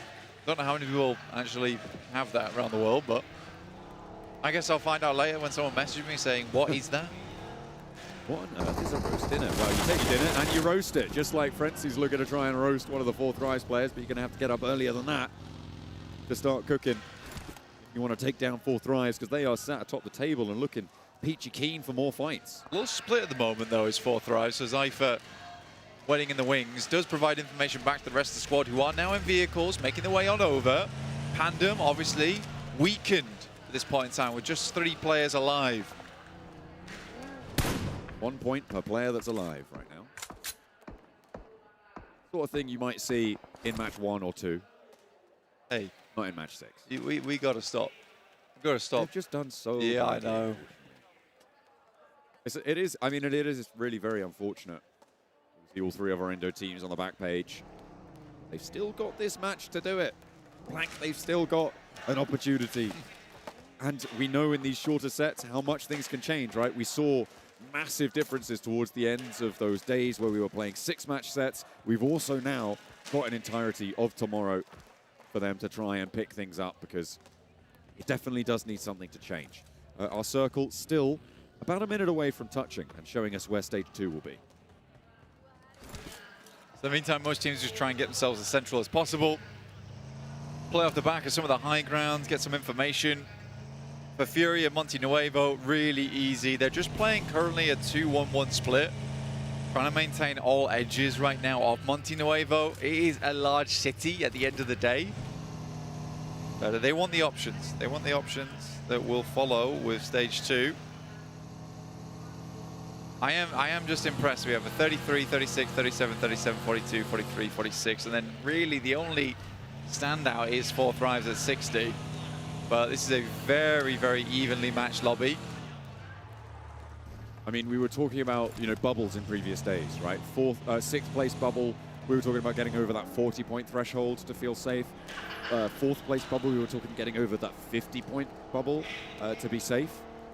It's so much lower here by approximately 5 points sort of a piece in terms of getting to those various positions. And 5 points doesn't sound like a lot, but when you consider that you're talking about 6 or 7 teams needing to have 5 points fewer, you're already ballooning to about 30 to 40 points, about 40, 45 points maybe on these 4 to 5. That is going to be taken away from the lobby at the top side, which is why it's such a significant metric to look at there, and it is just so tight towards the top. Because the whole lobby's sponging. We don't have one particular team that's zooming out ahead at the moment. Our lobby is finding those points here and there. Furia get a nice start with this one. The circle does go over towards the western side, hits on Monte Nuevo. So if there's any time to do it for Furia, it would be this game. Right at the end of the day, to match up with Fourth Rise or even overtake them. Remember, it's only 14 points for them. They are not far away from that 60-point mark. And at the top of the tables as well, you're expecting these bigger games. With this shift out towards Monte Nuevo, everybody on their bikes now. BTR back at the queue on the north side with Irina a little bit ahead of them towards El Pozo. Will have to make their way down. Razy gonna get stuck in here. Hops to the back seat. Turning A. Just about able to stay alive there, but there was warning shots and more fired over the front bow. Axel wants to repeat that performance, wants to do more damage. Both these two teams diverging from one another though, and may just allow each other to move in on this north edge. Slip on by here. Tricky decision to make here for BTR. They need the points, but They also understand they need to get further into the circle. For BTR, this rotation is fairly good, considering they're coming from Dora Armada at the start of the game. Able to wrap in quite nicely. They should be able to find themselves a decent position on this western side. And again, this is very much a decision made on the rotate, where we get a western shift on the circle. They decide, okay, let's go western side. Probably a lot more teams coming across from Picado inwards. We might be able to find ourselves a position here. Has forced the arena on the west road, though. So BTR might have a chance at holding them out in the future. 7-2-1, take a position in Monte Nuevo. Another team towards the top here. Third place currently. A team that has sort of come out of nowhere.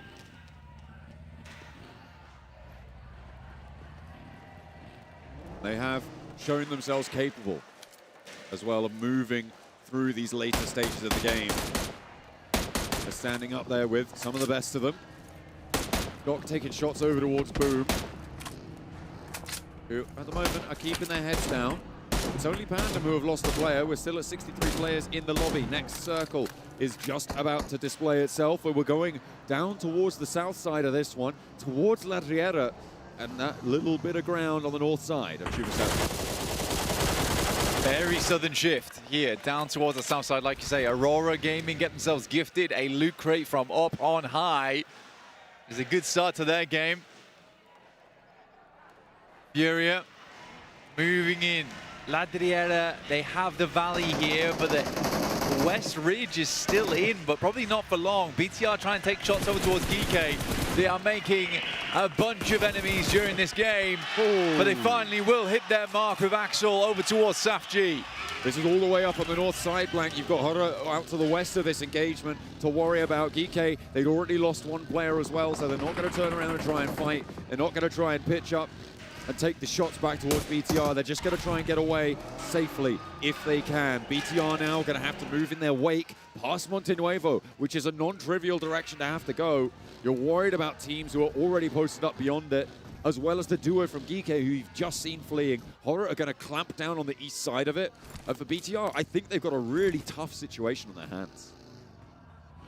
BTR, I don't really know how they play this one now, because the arena already skipped the queue, basically, to get down towards that south side on that Riera. I mean, they'll also struggle, honestly, in the future.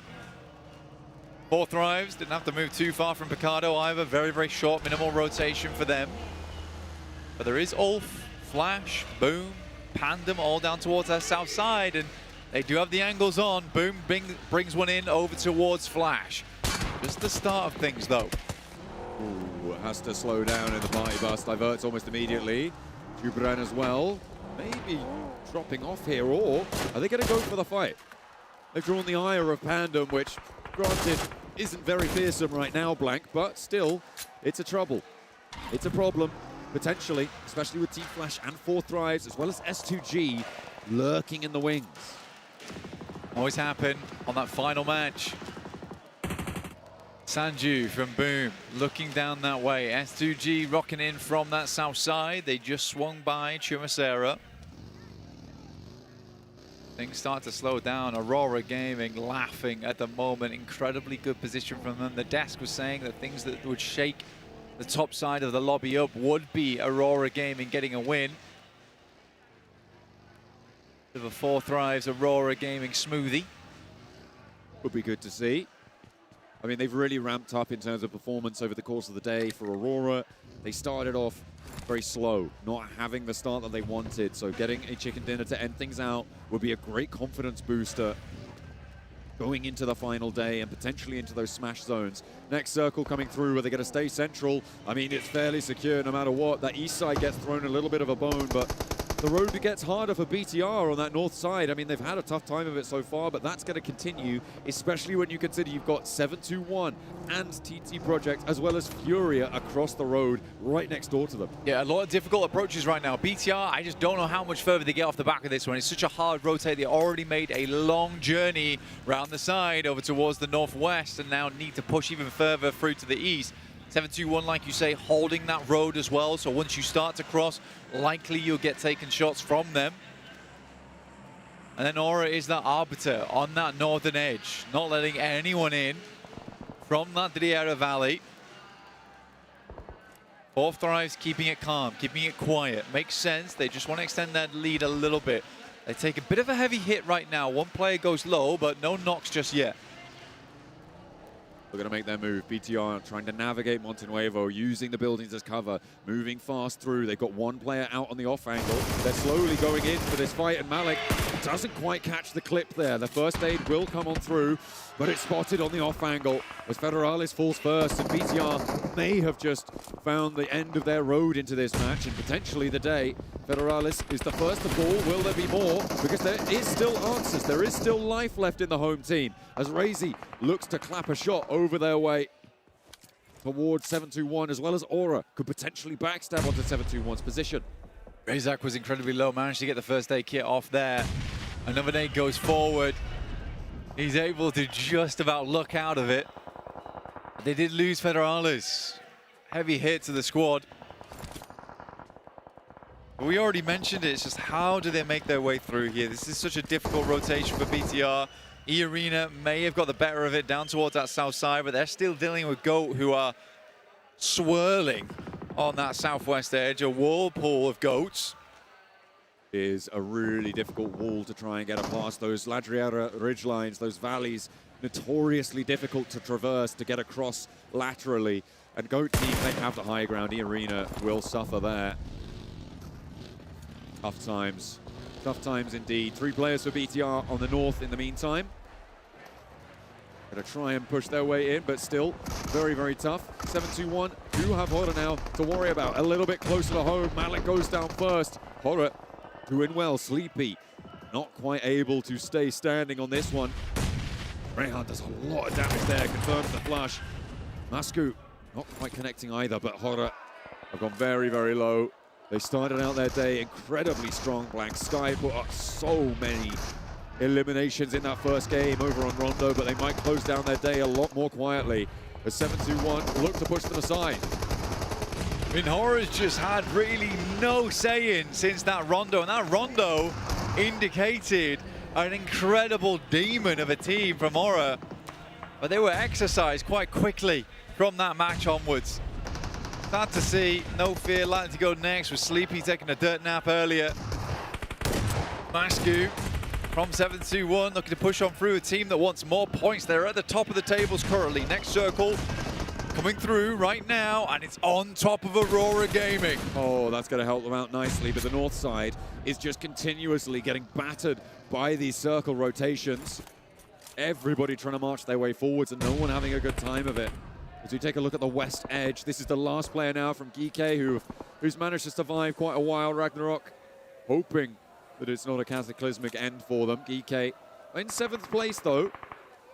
Very possible for them to stick it and stay amongst the top contenders, potentially moving into tomorrow. 4 Thrives, however, on that northeast side on 60 points. They're still as 4, and they're moving in relatively uncontested compared to a lot of other teams trying to make their push. Yeah, 4 Thrives just had no problems from Ricardo to get towards this location. They are passing by 721 into Boom's territory. Flash is behind them, but again, just no one giving them any problems. Good shots from Zerich over towards Ayato. E-Arena's been skirting around this location for a long time, just trying to find an entryway. Project are the ones to roll up, and GOAT team get a lancer over towards Zerich. They try and roll forwards. TT Project sending over the ridge lines, needing to find more picks off on towards GOAT team. But Ephius goes down first, and Neos needs to bear the pressure, but can't quite stand up. Force pushes him back, and Focus can get rezzed up here. Zerich will get flushed, Neos will get taken down, and they are left on 1 player standing. GOAT team rally around the position. 4 Thrives, man, they keep going strong right now. It looks like they're not stopping anytime soon as they take out 721. Ulf lost a player on the southeast side, just struggling to find an entryway. Chief also taking a knock on the player. For Furia, this is a really big deal right now as they start to move on in. They need to remove E-Arena. Nades Shotgun shells, Igor able to get the flush. Turning K position known now. Does a lot of damage to Igor, but doesn't get the knock. And forward, Silence marches. Ayala at his back, but Turning K cannot hold out. Joker on the back line's the last to stand for Arena on this western edge. It is a fight for who gets the chance to throw themselves against the rock that is Aurora's position in the middle. And the nades from Joker are not going to connect. GOAT team watching on from a distance, waiting for someone to make a misplay. Maybe they can chime in later on, but Furia not giving them an inch. Silence does back up a little bit into the danger zone, but stays alive for now. Ulf going down at a critical moment of their tournament journey here. Ketch is out, and that's Ulf down in this game, finishing their run on the first day at 42 points. 7-2-1 finished at 46. Fourth Rise, on the other hand, looks like this team's just getting started. They have got a brilliant lineup position. The positions out to the east may cause them problems, but right now everyone's content to wait for these teams on the west side to figure things out on their own. S2G is still in this one as well, Blank. They've got one elimination so far on the southeast side, but they need to put themselves back to full fighting force, which it looks like they have been able to do here. 4 players now on side from the southeast. Flash has been so incredibly slow on this northeast edge. Not moving in, and Fourth Rise opens up over towards Boom. Finds a knock and keeps them at bay. Circle goes center. Once again, Aurora just sat out towards that western side. They're currently on a throne, and they're looking to reign over the lobby from this position. Boom. Wanting to find the res, but S2G not giving them the time to do so. MZ in and amongst it. The nade looks beautiful, but it just misses the knock. How on earth does he defend himself from that? Goodness me. A sliver of HP, but that's huge news for S2G. If he goes down there, that is basically confirmed as a flush. There's no way, really, without just going for a full assault into Boom's position, that they get him back. Get themselves out of dodge for the time being, as Boom scared a little bit over towards this northern side. Starting to worry about it slightly. Send a scout from Sanju that way, but again, Flash is just slowly moving their way over. It is a sluggish pace that Flash is setting this game. Not the sort of pace you need to be pulling out. On the east side, their last chance for today to earn those points that they so desperately need now in 15th place. Really bringing up the rear when you discount Pandem, and I think at this point most people do. The crash into the middle could potentially be on the cards, but nobody wants to go first. From the ring that sits around Pandem, it's keeping them safe. Furia spotted again, and Aurora picking up more points, or at least attempting to. This is why the pace has been slow. The Flash has no vehicles, no mobility. They're having to do this on foot at the moment. T24 sending some long-range ordnance over towards game start. Just underneath them, Flash is spotted, and T24 catches him slacking. They're right on the edge. It's too easy. Who get an answer, though, and that might allow them to move a little bit further forwards with Zeus and Top Z. Both looking to put the pressure in. Win will be able to get the heal off, so Flash are back to fighting form, and T24 has yet to get res there, Blank. So a diminished position for Fourth Rise. They haven't committed for this res. Boom could move over the headland as well, because they do need to get a little bit closer, and they'd love to third party on this engagement. Flash still slow without those vehicles. I think for Fourth Rise right now, this is giving time for them to get this res through. The Fourth Rise, if they go down early in this game, it is fantastic news for the likes of Furia, 7-2-1 GOAT, as well as Aurora on their chase, just because tomorrow gets a lot easier. Furia is down, actually. Second place, only able to put up 48 points today. 12 points, well, 14 points once again with those 2 extra points added this game for Fourth Rise. Ooh, it's going to be rough tomorrow.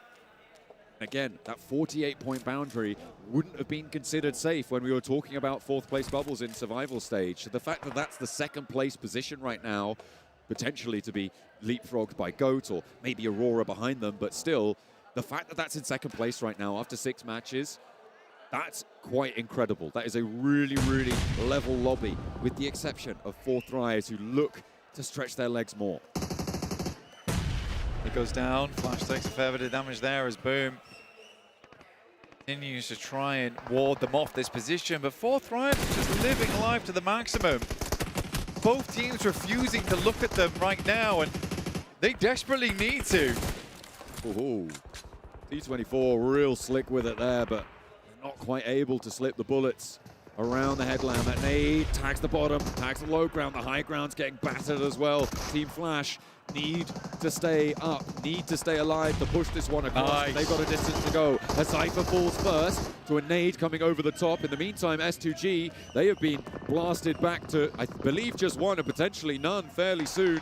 On the western side, just Hamzy left remaining. Aurora flexing out to deal with it. Zjol has the challenge, but doesn't manage to win it. That's pretty nasty stuff. Top, though, stepped up to the plate. Can he succeed where Zjol could not? No! Hamzy with a twofer on the sidelines will be able to step up in Aurora's position. All of a sudden, gets taken down to 2 players alive. That's terrible news for Aurora Gaming. This was starting to be a massive match for them. For 4Thrives, Boom, as well as Team Flash have basically taken each other out. Well, I think it's Boom more than anything, trying to force their way down towards Team Flash, who know they need to deal with 4Thrives. But Boom consistently causing issues.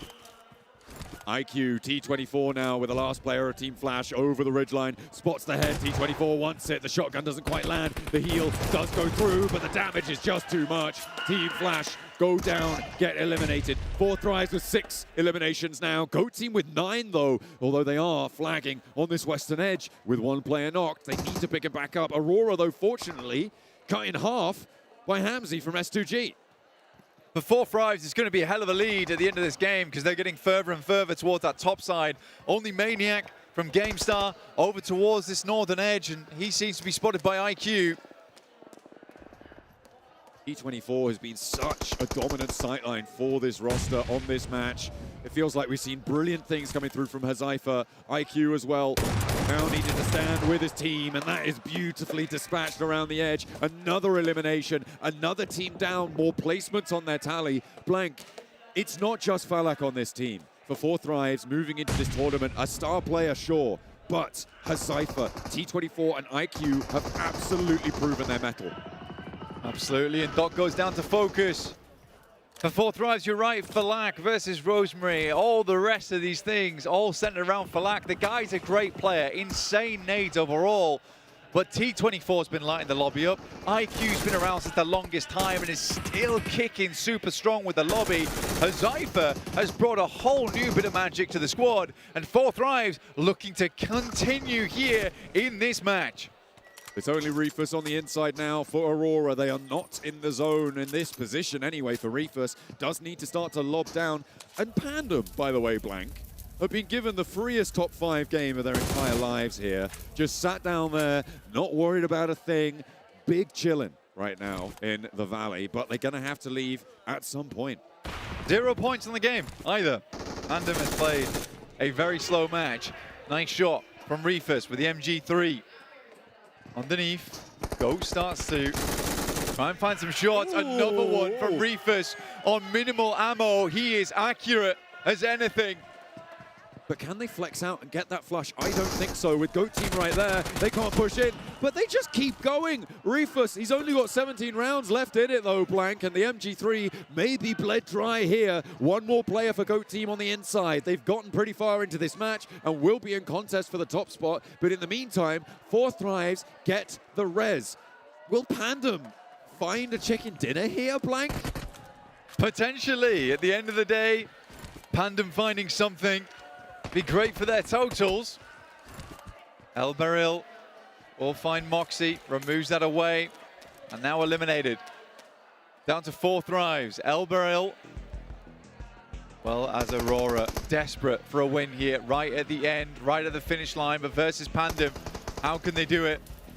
You see that Aurora Gaming so low on ammo, but rocking MG3 and M249, that's one way to go about it. But T24 unleashes upon the likes of Aurora, and they're down in 4th. Our 4Thrives looking for the back-to-back, the triple chicken dinner on the day.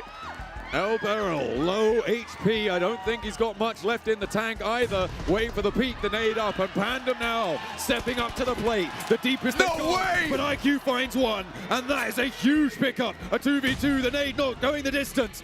4 Thrives could potentially take half of the games today with a chicken dinner here. A 2 versus 2 is possible, but IQ's down, and T24 with a 1 versus 1. Weapon swap with the shotgun around his teammate. He finds it! He gets it done, and 4 Thrives do so much, go so far. Is there nothing these guys can't do? At the top of the tables, this is a smash team if I ever did see. A 3 for today. Incredible stuff from them. 3 chicken dinners, 3 out of the 6. It looks unsurmountable for any of a squad going into tomorrow. Their score count will be so high. They pushed up. I think they're somewhere around 80 points after this one blank. A marvelous close down for T24, and that is exactly what we were highlighting during that match. It is not just Falak, it is not just Hazaifa, it is every single player on this team that has clutch potential, that has firepower, that has the gonads to take this home.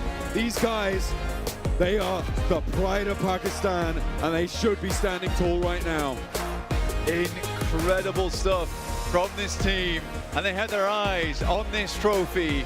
4 Thrives have the drive, and can they take the dive into the cash money prize tomorrow?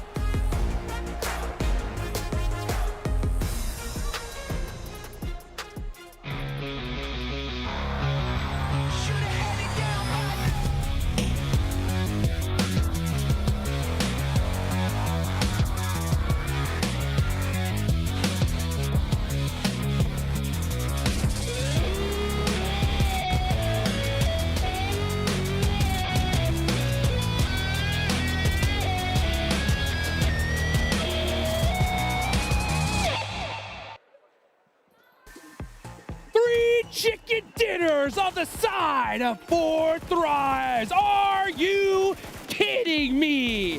4 Thrives domination here in Jakarta, Indonesia for the grand finals. Living up to their name, they're thriving in this lobby. What is going on? The Pakistani Super Squad is just destroying everyone they encounter. But one thing in this game in particular, it was not a 4-man finish, right? They went down to 2 very early on. It was just IQ and T24, but 7. We were looking the way they were playing. That synergy, that communication from that duo, it felt like a full team. This has been the best duo we have seen so far in PMGO Season 1. T24 and IQ. The way you guys were pushing some of their squads, it was like you didn't give a damn. The confidence was at an all-time high. And honestly, the way that they set up those fights, you had one going to the right, you had one going to the left, but they were always pushing at the same time. One thing that we've been talking about some of their squads where they end up throwing is when they just go one by one. T24 and IQ, we're not doing that. Oh, look at this fight versus Flash. This is exactly what we're talking about. They're peaking at the same time. If one player fails, the other one is there to be as a backup, and it works out beautifully. They're looking on another squad. Reefus with the MG3. I'm loving it. This guy was a threat for everyone around him. It was 4 Thrives. It was a side of GOAT. Didn't quite work out because of the circle. But so many big names they Hardrix that needed to perform, and you know what? They did exactly that on good old Miramar. Woo! T24 with that 9 damage, 999. Look at all those numbers though. 4 Thrives. This is what I was saying this before this last match. If they crush this game, the smash point tomorrow is going to be so crazy, and they did it. They did it. They did it again. Huzaifa was our MVP earlier. Right now, it's the other ones. And I really want to give you props here, Seven, because you were talking about this team that Falak is great, but we need to see the other players rise up right next to Falak. This is happening right now, but on the biggest stage imaginable. And the thing is this, we have been seeing this team grow before our eyes. If we really take a step back, Max, remember when it was just Falak, And then at one point, Naki did end up performing. And I'm talking about way back in PMWC when we saw him clutch out, almost clutch up against Alpha 7. And then he but got then at times we saw T24 stepped up, and then IQ started not just becoming the IGL, he started to become the fragger. And now you have even more backup with Husaifa, but you can tell right there, the match MVP. One more damage, and it would have been so satisfying. I kind of like that one better. I think that's even better. Yeah, Anyway, it's kind of a cool number. You flip it. He's teasing a discount. Oh, that's a good deal right there. That's a really good deal. Really happy with the overall side of 4 Thrive. And looking at the overall story of this team, right? You're looking in this tournament in particular for PMGO Season 1. Back in Group A, Group of Death, looking a bit shaky, not too confident. Big improvements coming on through in the survival stage. And now all of that knowledge has been used to its full potential. They went full Goku mode. All of the power is coming their way. And you know what? 3 wins on a day? From a Pakistani team, this has never happened in PUBG Mobile esports history. I can't wait to see what that overall ranking looks like. It's gonna be crazy, man. How big of the lead are they gonna have?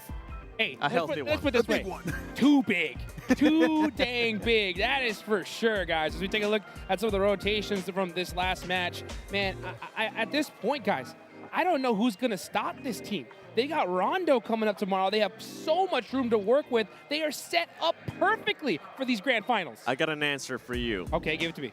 And it's 2 teams that I had in my top 3 coming into this PMGO. And if there is a team that's going to be possibly able to stop them, it's going to be none other than Aurora. And you have seen Aurora already being able to step up their gameplay. Yes, they were surprised with what happened in Rondo, but I mean, 4 Thrives adding 22 points, Aurora adding only those 10s. Yes, I can't wait to see what that overall ranking looks like, but if there was one team that could stop them, in my eyes, Max, it's Aurora. I would agree. You know, usually we say they like to troll on day 1. Yes. There's no 3 days, so they just trolled on the first half of the day, right? They were in 12th position, and ever since that next Erangel, right, the last Erangel of today, they've been significantly improving, stepping up to the plate, so it's really good to see Mongolia back on board. And Reefus, we hyped up this guy, his storyline, saving the day, smashing it out back in PMGO ECA with that 1v4 grenade onto Vicious. And again here with the MG3, he was doing some big damage in this lobby. So Aurora's looking great, but Reefus in particular, and then top with a Mini 14, that duo is looking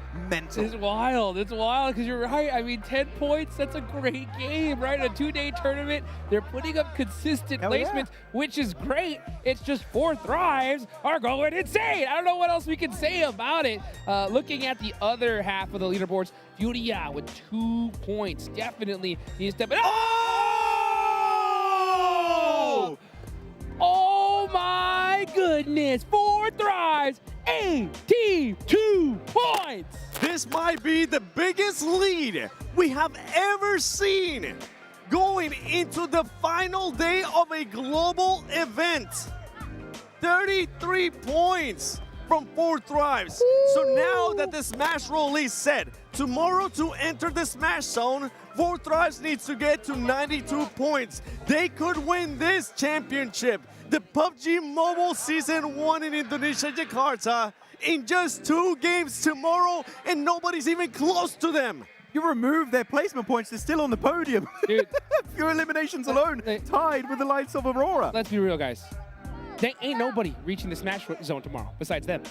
Like, what are the chances? Rondo can get a bit in crazy. match 5? I mean, I don't know about the that. Rondo will decide the fate of the rest of the day, for sure.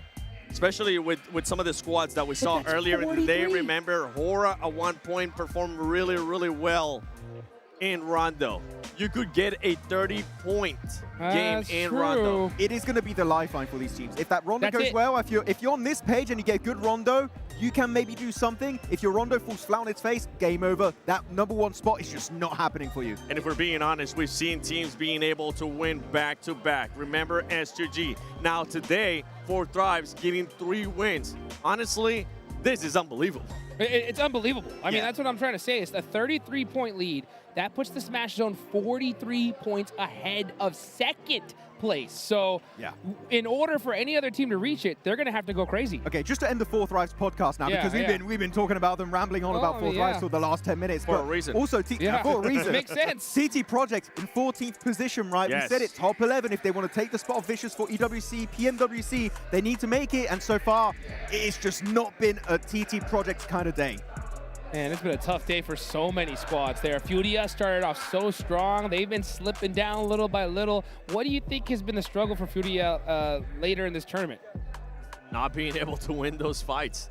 That's Both rides is the honestly issue. what it comes down to.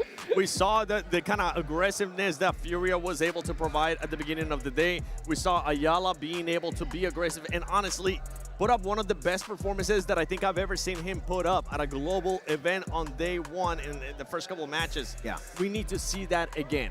You see Four Thrives, you see what these players are doing. It's not just one player, it's multiple players. If Furia wants to be able to do something to even catch up, everybody in that team needs to step it up.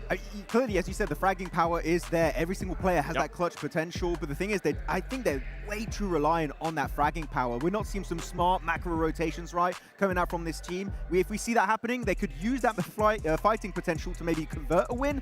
But it's been a bit rough. Well, one team and one player in particular we definitely want to hear from is our local squad, BTR. The crowd is so hyped for them. Let's go ahead and take it over to the stage to hear from good old BTR.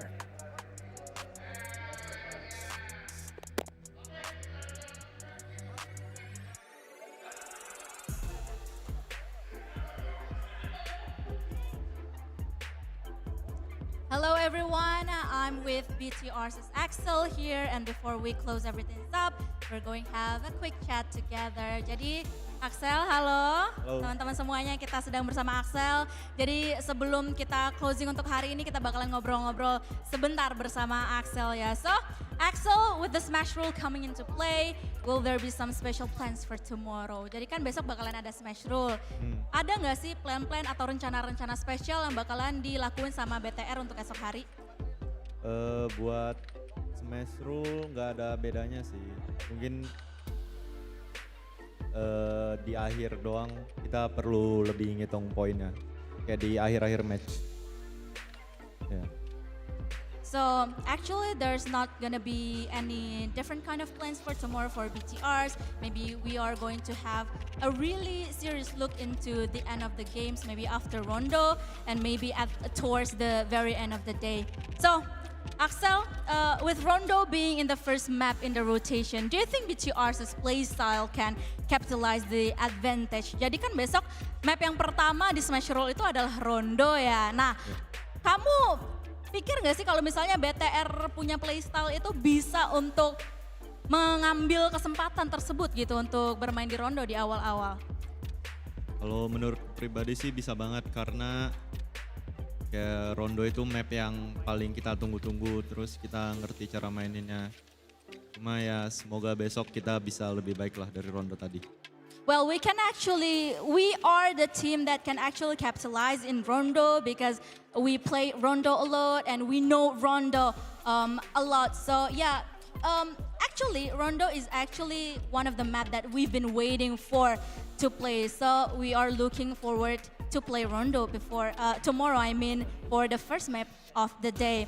So, lastly, any final words for the fans and audience supporting here as loud as possible for all day? Jadi ada nggak pesan-pesan yang mau kamu sampaikan kepada fans-fans yang dari awal sampai akhir itu support BTR? Buat fans-fans Big Troopers, baik yang dari rumah maupun yang nonton ke venue, yang pertama kami minta maaf karena hari ini hasil kami kurang dan sangat tidak memuaskan. Dan kami janji besok kami akan jadi BTR yang kalian kenal lah. So for all of the fans that is supporting here at the venue live or watching out there at the home, we are so sorry that we can't really deliver what you are expecting from us for today, and hopefully tomorrow we will do better than this. And yeah, we hope to play better for tomorrow, and hopefully you guys can support us for as long as you can for tomorrow especially. Jadi terima kasih banyak ya Axel. Good luck untuk besok. Terima kasih. Good luck for tomorrow. And now I'm going to toss it back to the desk to close everything up. Thank you.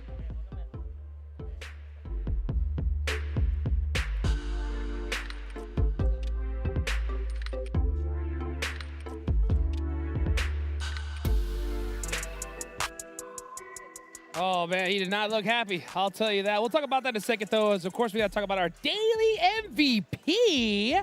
And that is going to be on the side of GOAT. Yeah, really big surprise, but they are in second place, right, without a single chicken dinner, meaning the fragging power, the eliminations were definitely there, and he is able to just dominate in this lobby. And an average survival time, very good imitation. Yep. Well done, Hodgix. 25 minute survival time is insanely high in this kind of environment for global stage. And Focus, especially looking back at PMGO ECA, one of the best long-range players, and you know what? He's able to do that properly here on the international stage. And if GOAT wants to have any chance tomorrow at reaching the Pakistani Kings, he needs to make sure that that aggressiveness stays there, because that is the second place squad.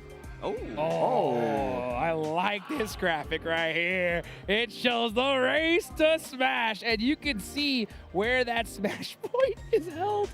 92 total points, guys. So, 92. So I mean, if you're GOAT, you're 43 points away from a smash. So basically, all these teams need to double their points. So you know what? If not more. Let me just run. Okay. Hot Jukes, I think you might be right. Okay, all right, thank you, right? Because I was looking at those numbers, and I'm like, how is it possible for someone to smash? And you know what? You are correct. It will take something magical. It'll take a team in Rondo going absolute crazy and then winning the next chicken dinner, and also hoping that Four Thrives doesn't get 10 points in those first two games and then winning some other random match. This is why I slightly disagree. I feel like if you're in the top 5 and you do get a strong Rondo, I'm talking podium with a high amount of eliminations, I think you are still in that race. But look, in our grand finals race to MVP, Focus is up there. You've got T24, you've got IQ, and you've got Falak. And I'm telling you, I'm pretty sure Huzaifa is not far behind. Yeah, and going back to what I was saying with Furia, I mean, perfect example of why I keep bringing up Ayala. He was the standout player for that squad. If Furia wants to have a chance of even catching up Four Thrives tomorrow, they need to continue to have that performance of Ayala, but other players need to step it up. I want to see Silence. I want him to be a little bit more consistent. Man. Actually, the last time we've had an IGL be MVP in IQ, right, it was Doc. PMWC, PMGO of last year in Uzbekistan. IQ had been taking up that flame from Doc himself. Possible. It is totally possible here. I mean, it's just been a crazy day overall. I know we've been hyping up Four Thrives, and reasonably so, because an average of 13 points a game at this stage in Indonesia, with all the craziness between Falak and Rosemary, it's just, it's ridiculous to see. Absolute cinema. I don't know. For anybody that still thinks that Falak is down here and Rosemary is here, that is completely gone. And trust me, I used to be one of those people that be like, okay, Falak needs to do a lot more. Today, the performance out of Four Thrives as a team, the performance out of Falak, it's now the opposite. Oh. Rosemary's here. Falak is here. I agree. What else can you say? The numbers speak for themselves, literally, right? Exactly. Who's playing right now? Who's in first place? Where's Rosemary? Who's doing the watch Where's party? Alter Ego? The thing We're going to get clipped so hard. I know. But the crazy part, and the reason why it's reasonable to say that, is because it's not just the fact that they're in first place, right? But they're in first place. Like, I'm talking about by a lot. So it just goes to show that, yeah, I mean, Falak and the rest of his squad, I mean, Pakistan on top. The dominance. Yep. The dominance that they have showcased today.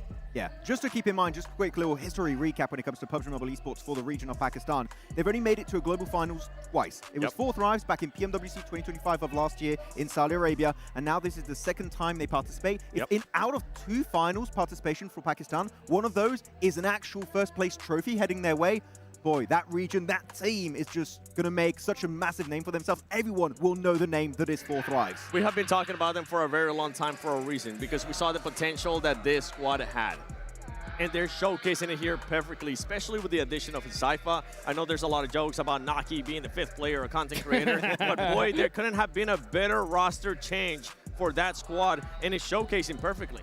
Man, I mean, speaking of perfect, guys, what a way to end the show. Of course, we got to give a big thank you to the Infinix GT50 Pro with real liquid cooling. If you guys want a game at 120 FPS and play like these bad boys on stage, that is the device to get. So, guys, a day one to remember, without a doubt. Any final thoughts before we go into tomorrow, last day? Yeah, if you're Four Thrives, Keep on that pedal to the metal, baby. Do not let down. Keep the confidence that you had, and most of all, keep that amazing synergy that was showcased perfectly here in this last match. I'm not going to talk about anyone off the top because I don't want to get in trouble. But I'm going to say I'm also excited for the collab announcement tomorrow, right? We'll see what's going to be happening on the 7th. So tomorrow is going to be absolute peak PUBG Mobile Esports. Absolutely. Guys, what a show it has been. Thank you so much for watching. Tomorrow, last day of the Grand Finals. We'll crown a champion. Heck, it might be done over soon. Only 2 matches and 4 Thrives can win it. But that is it, guys. Thank you so much for watching. We will see ya tomorrow.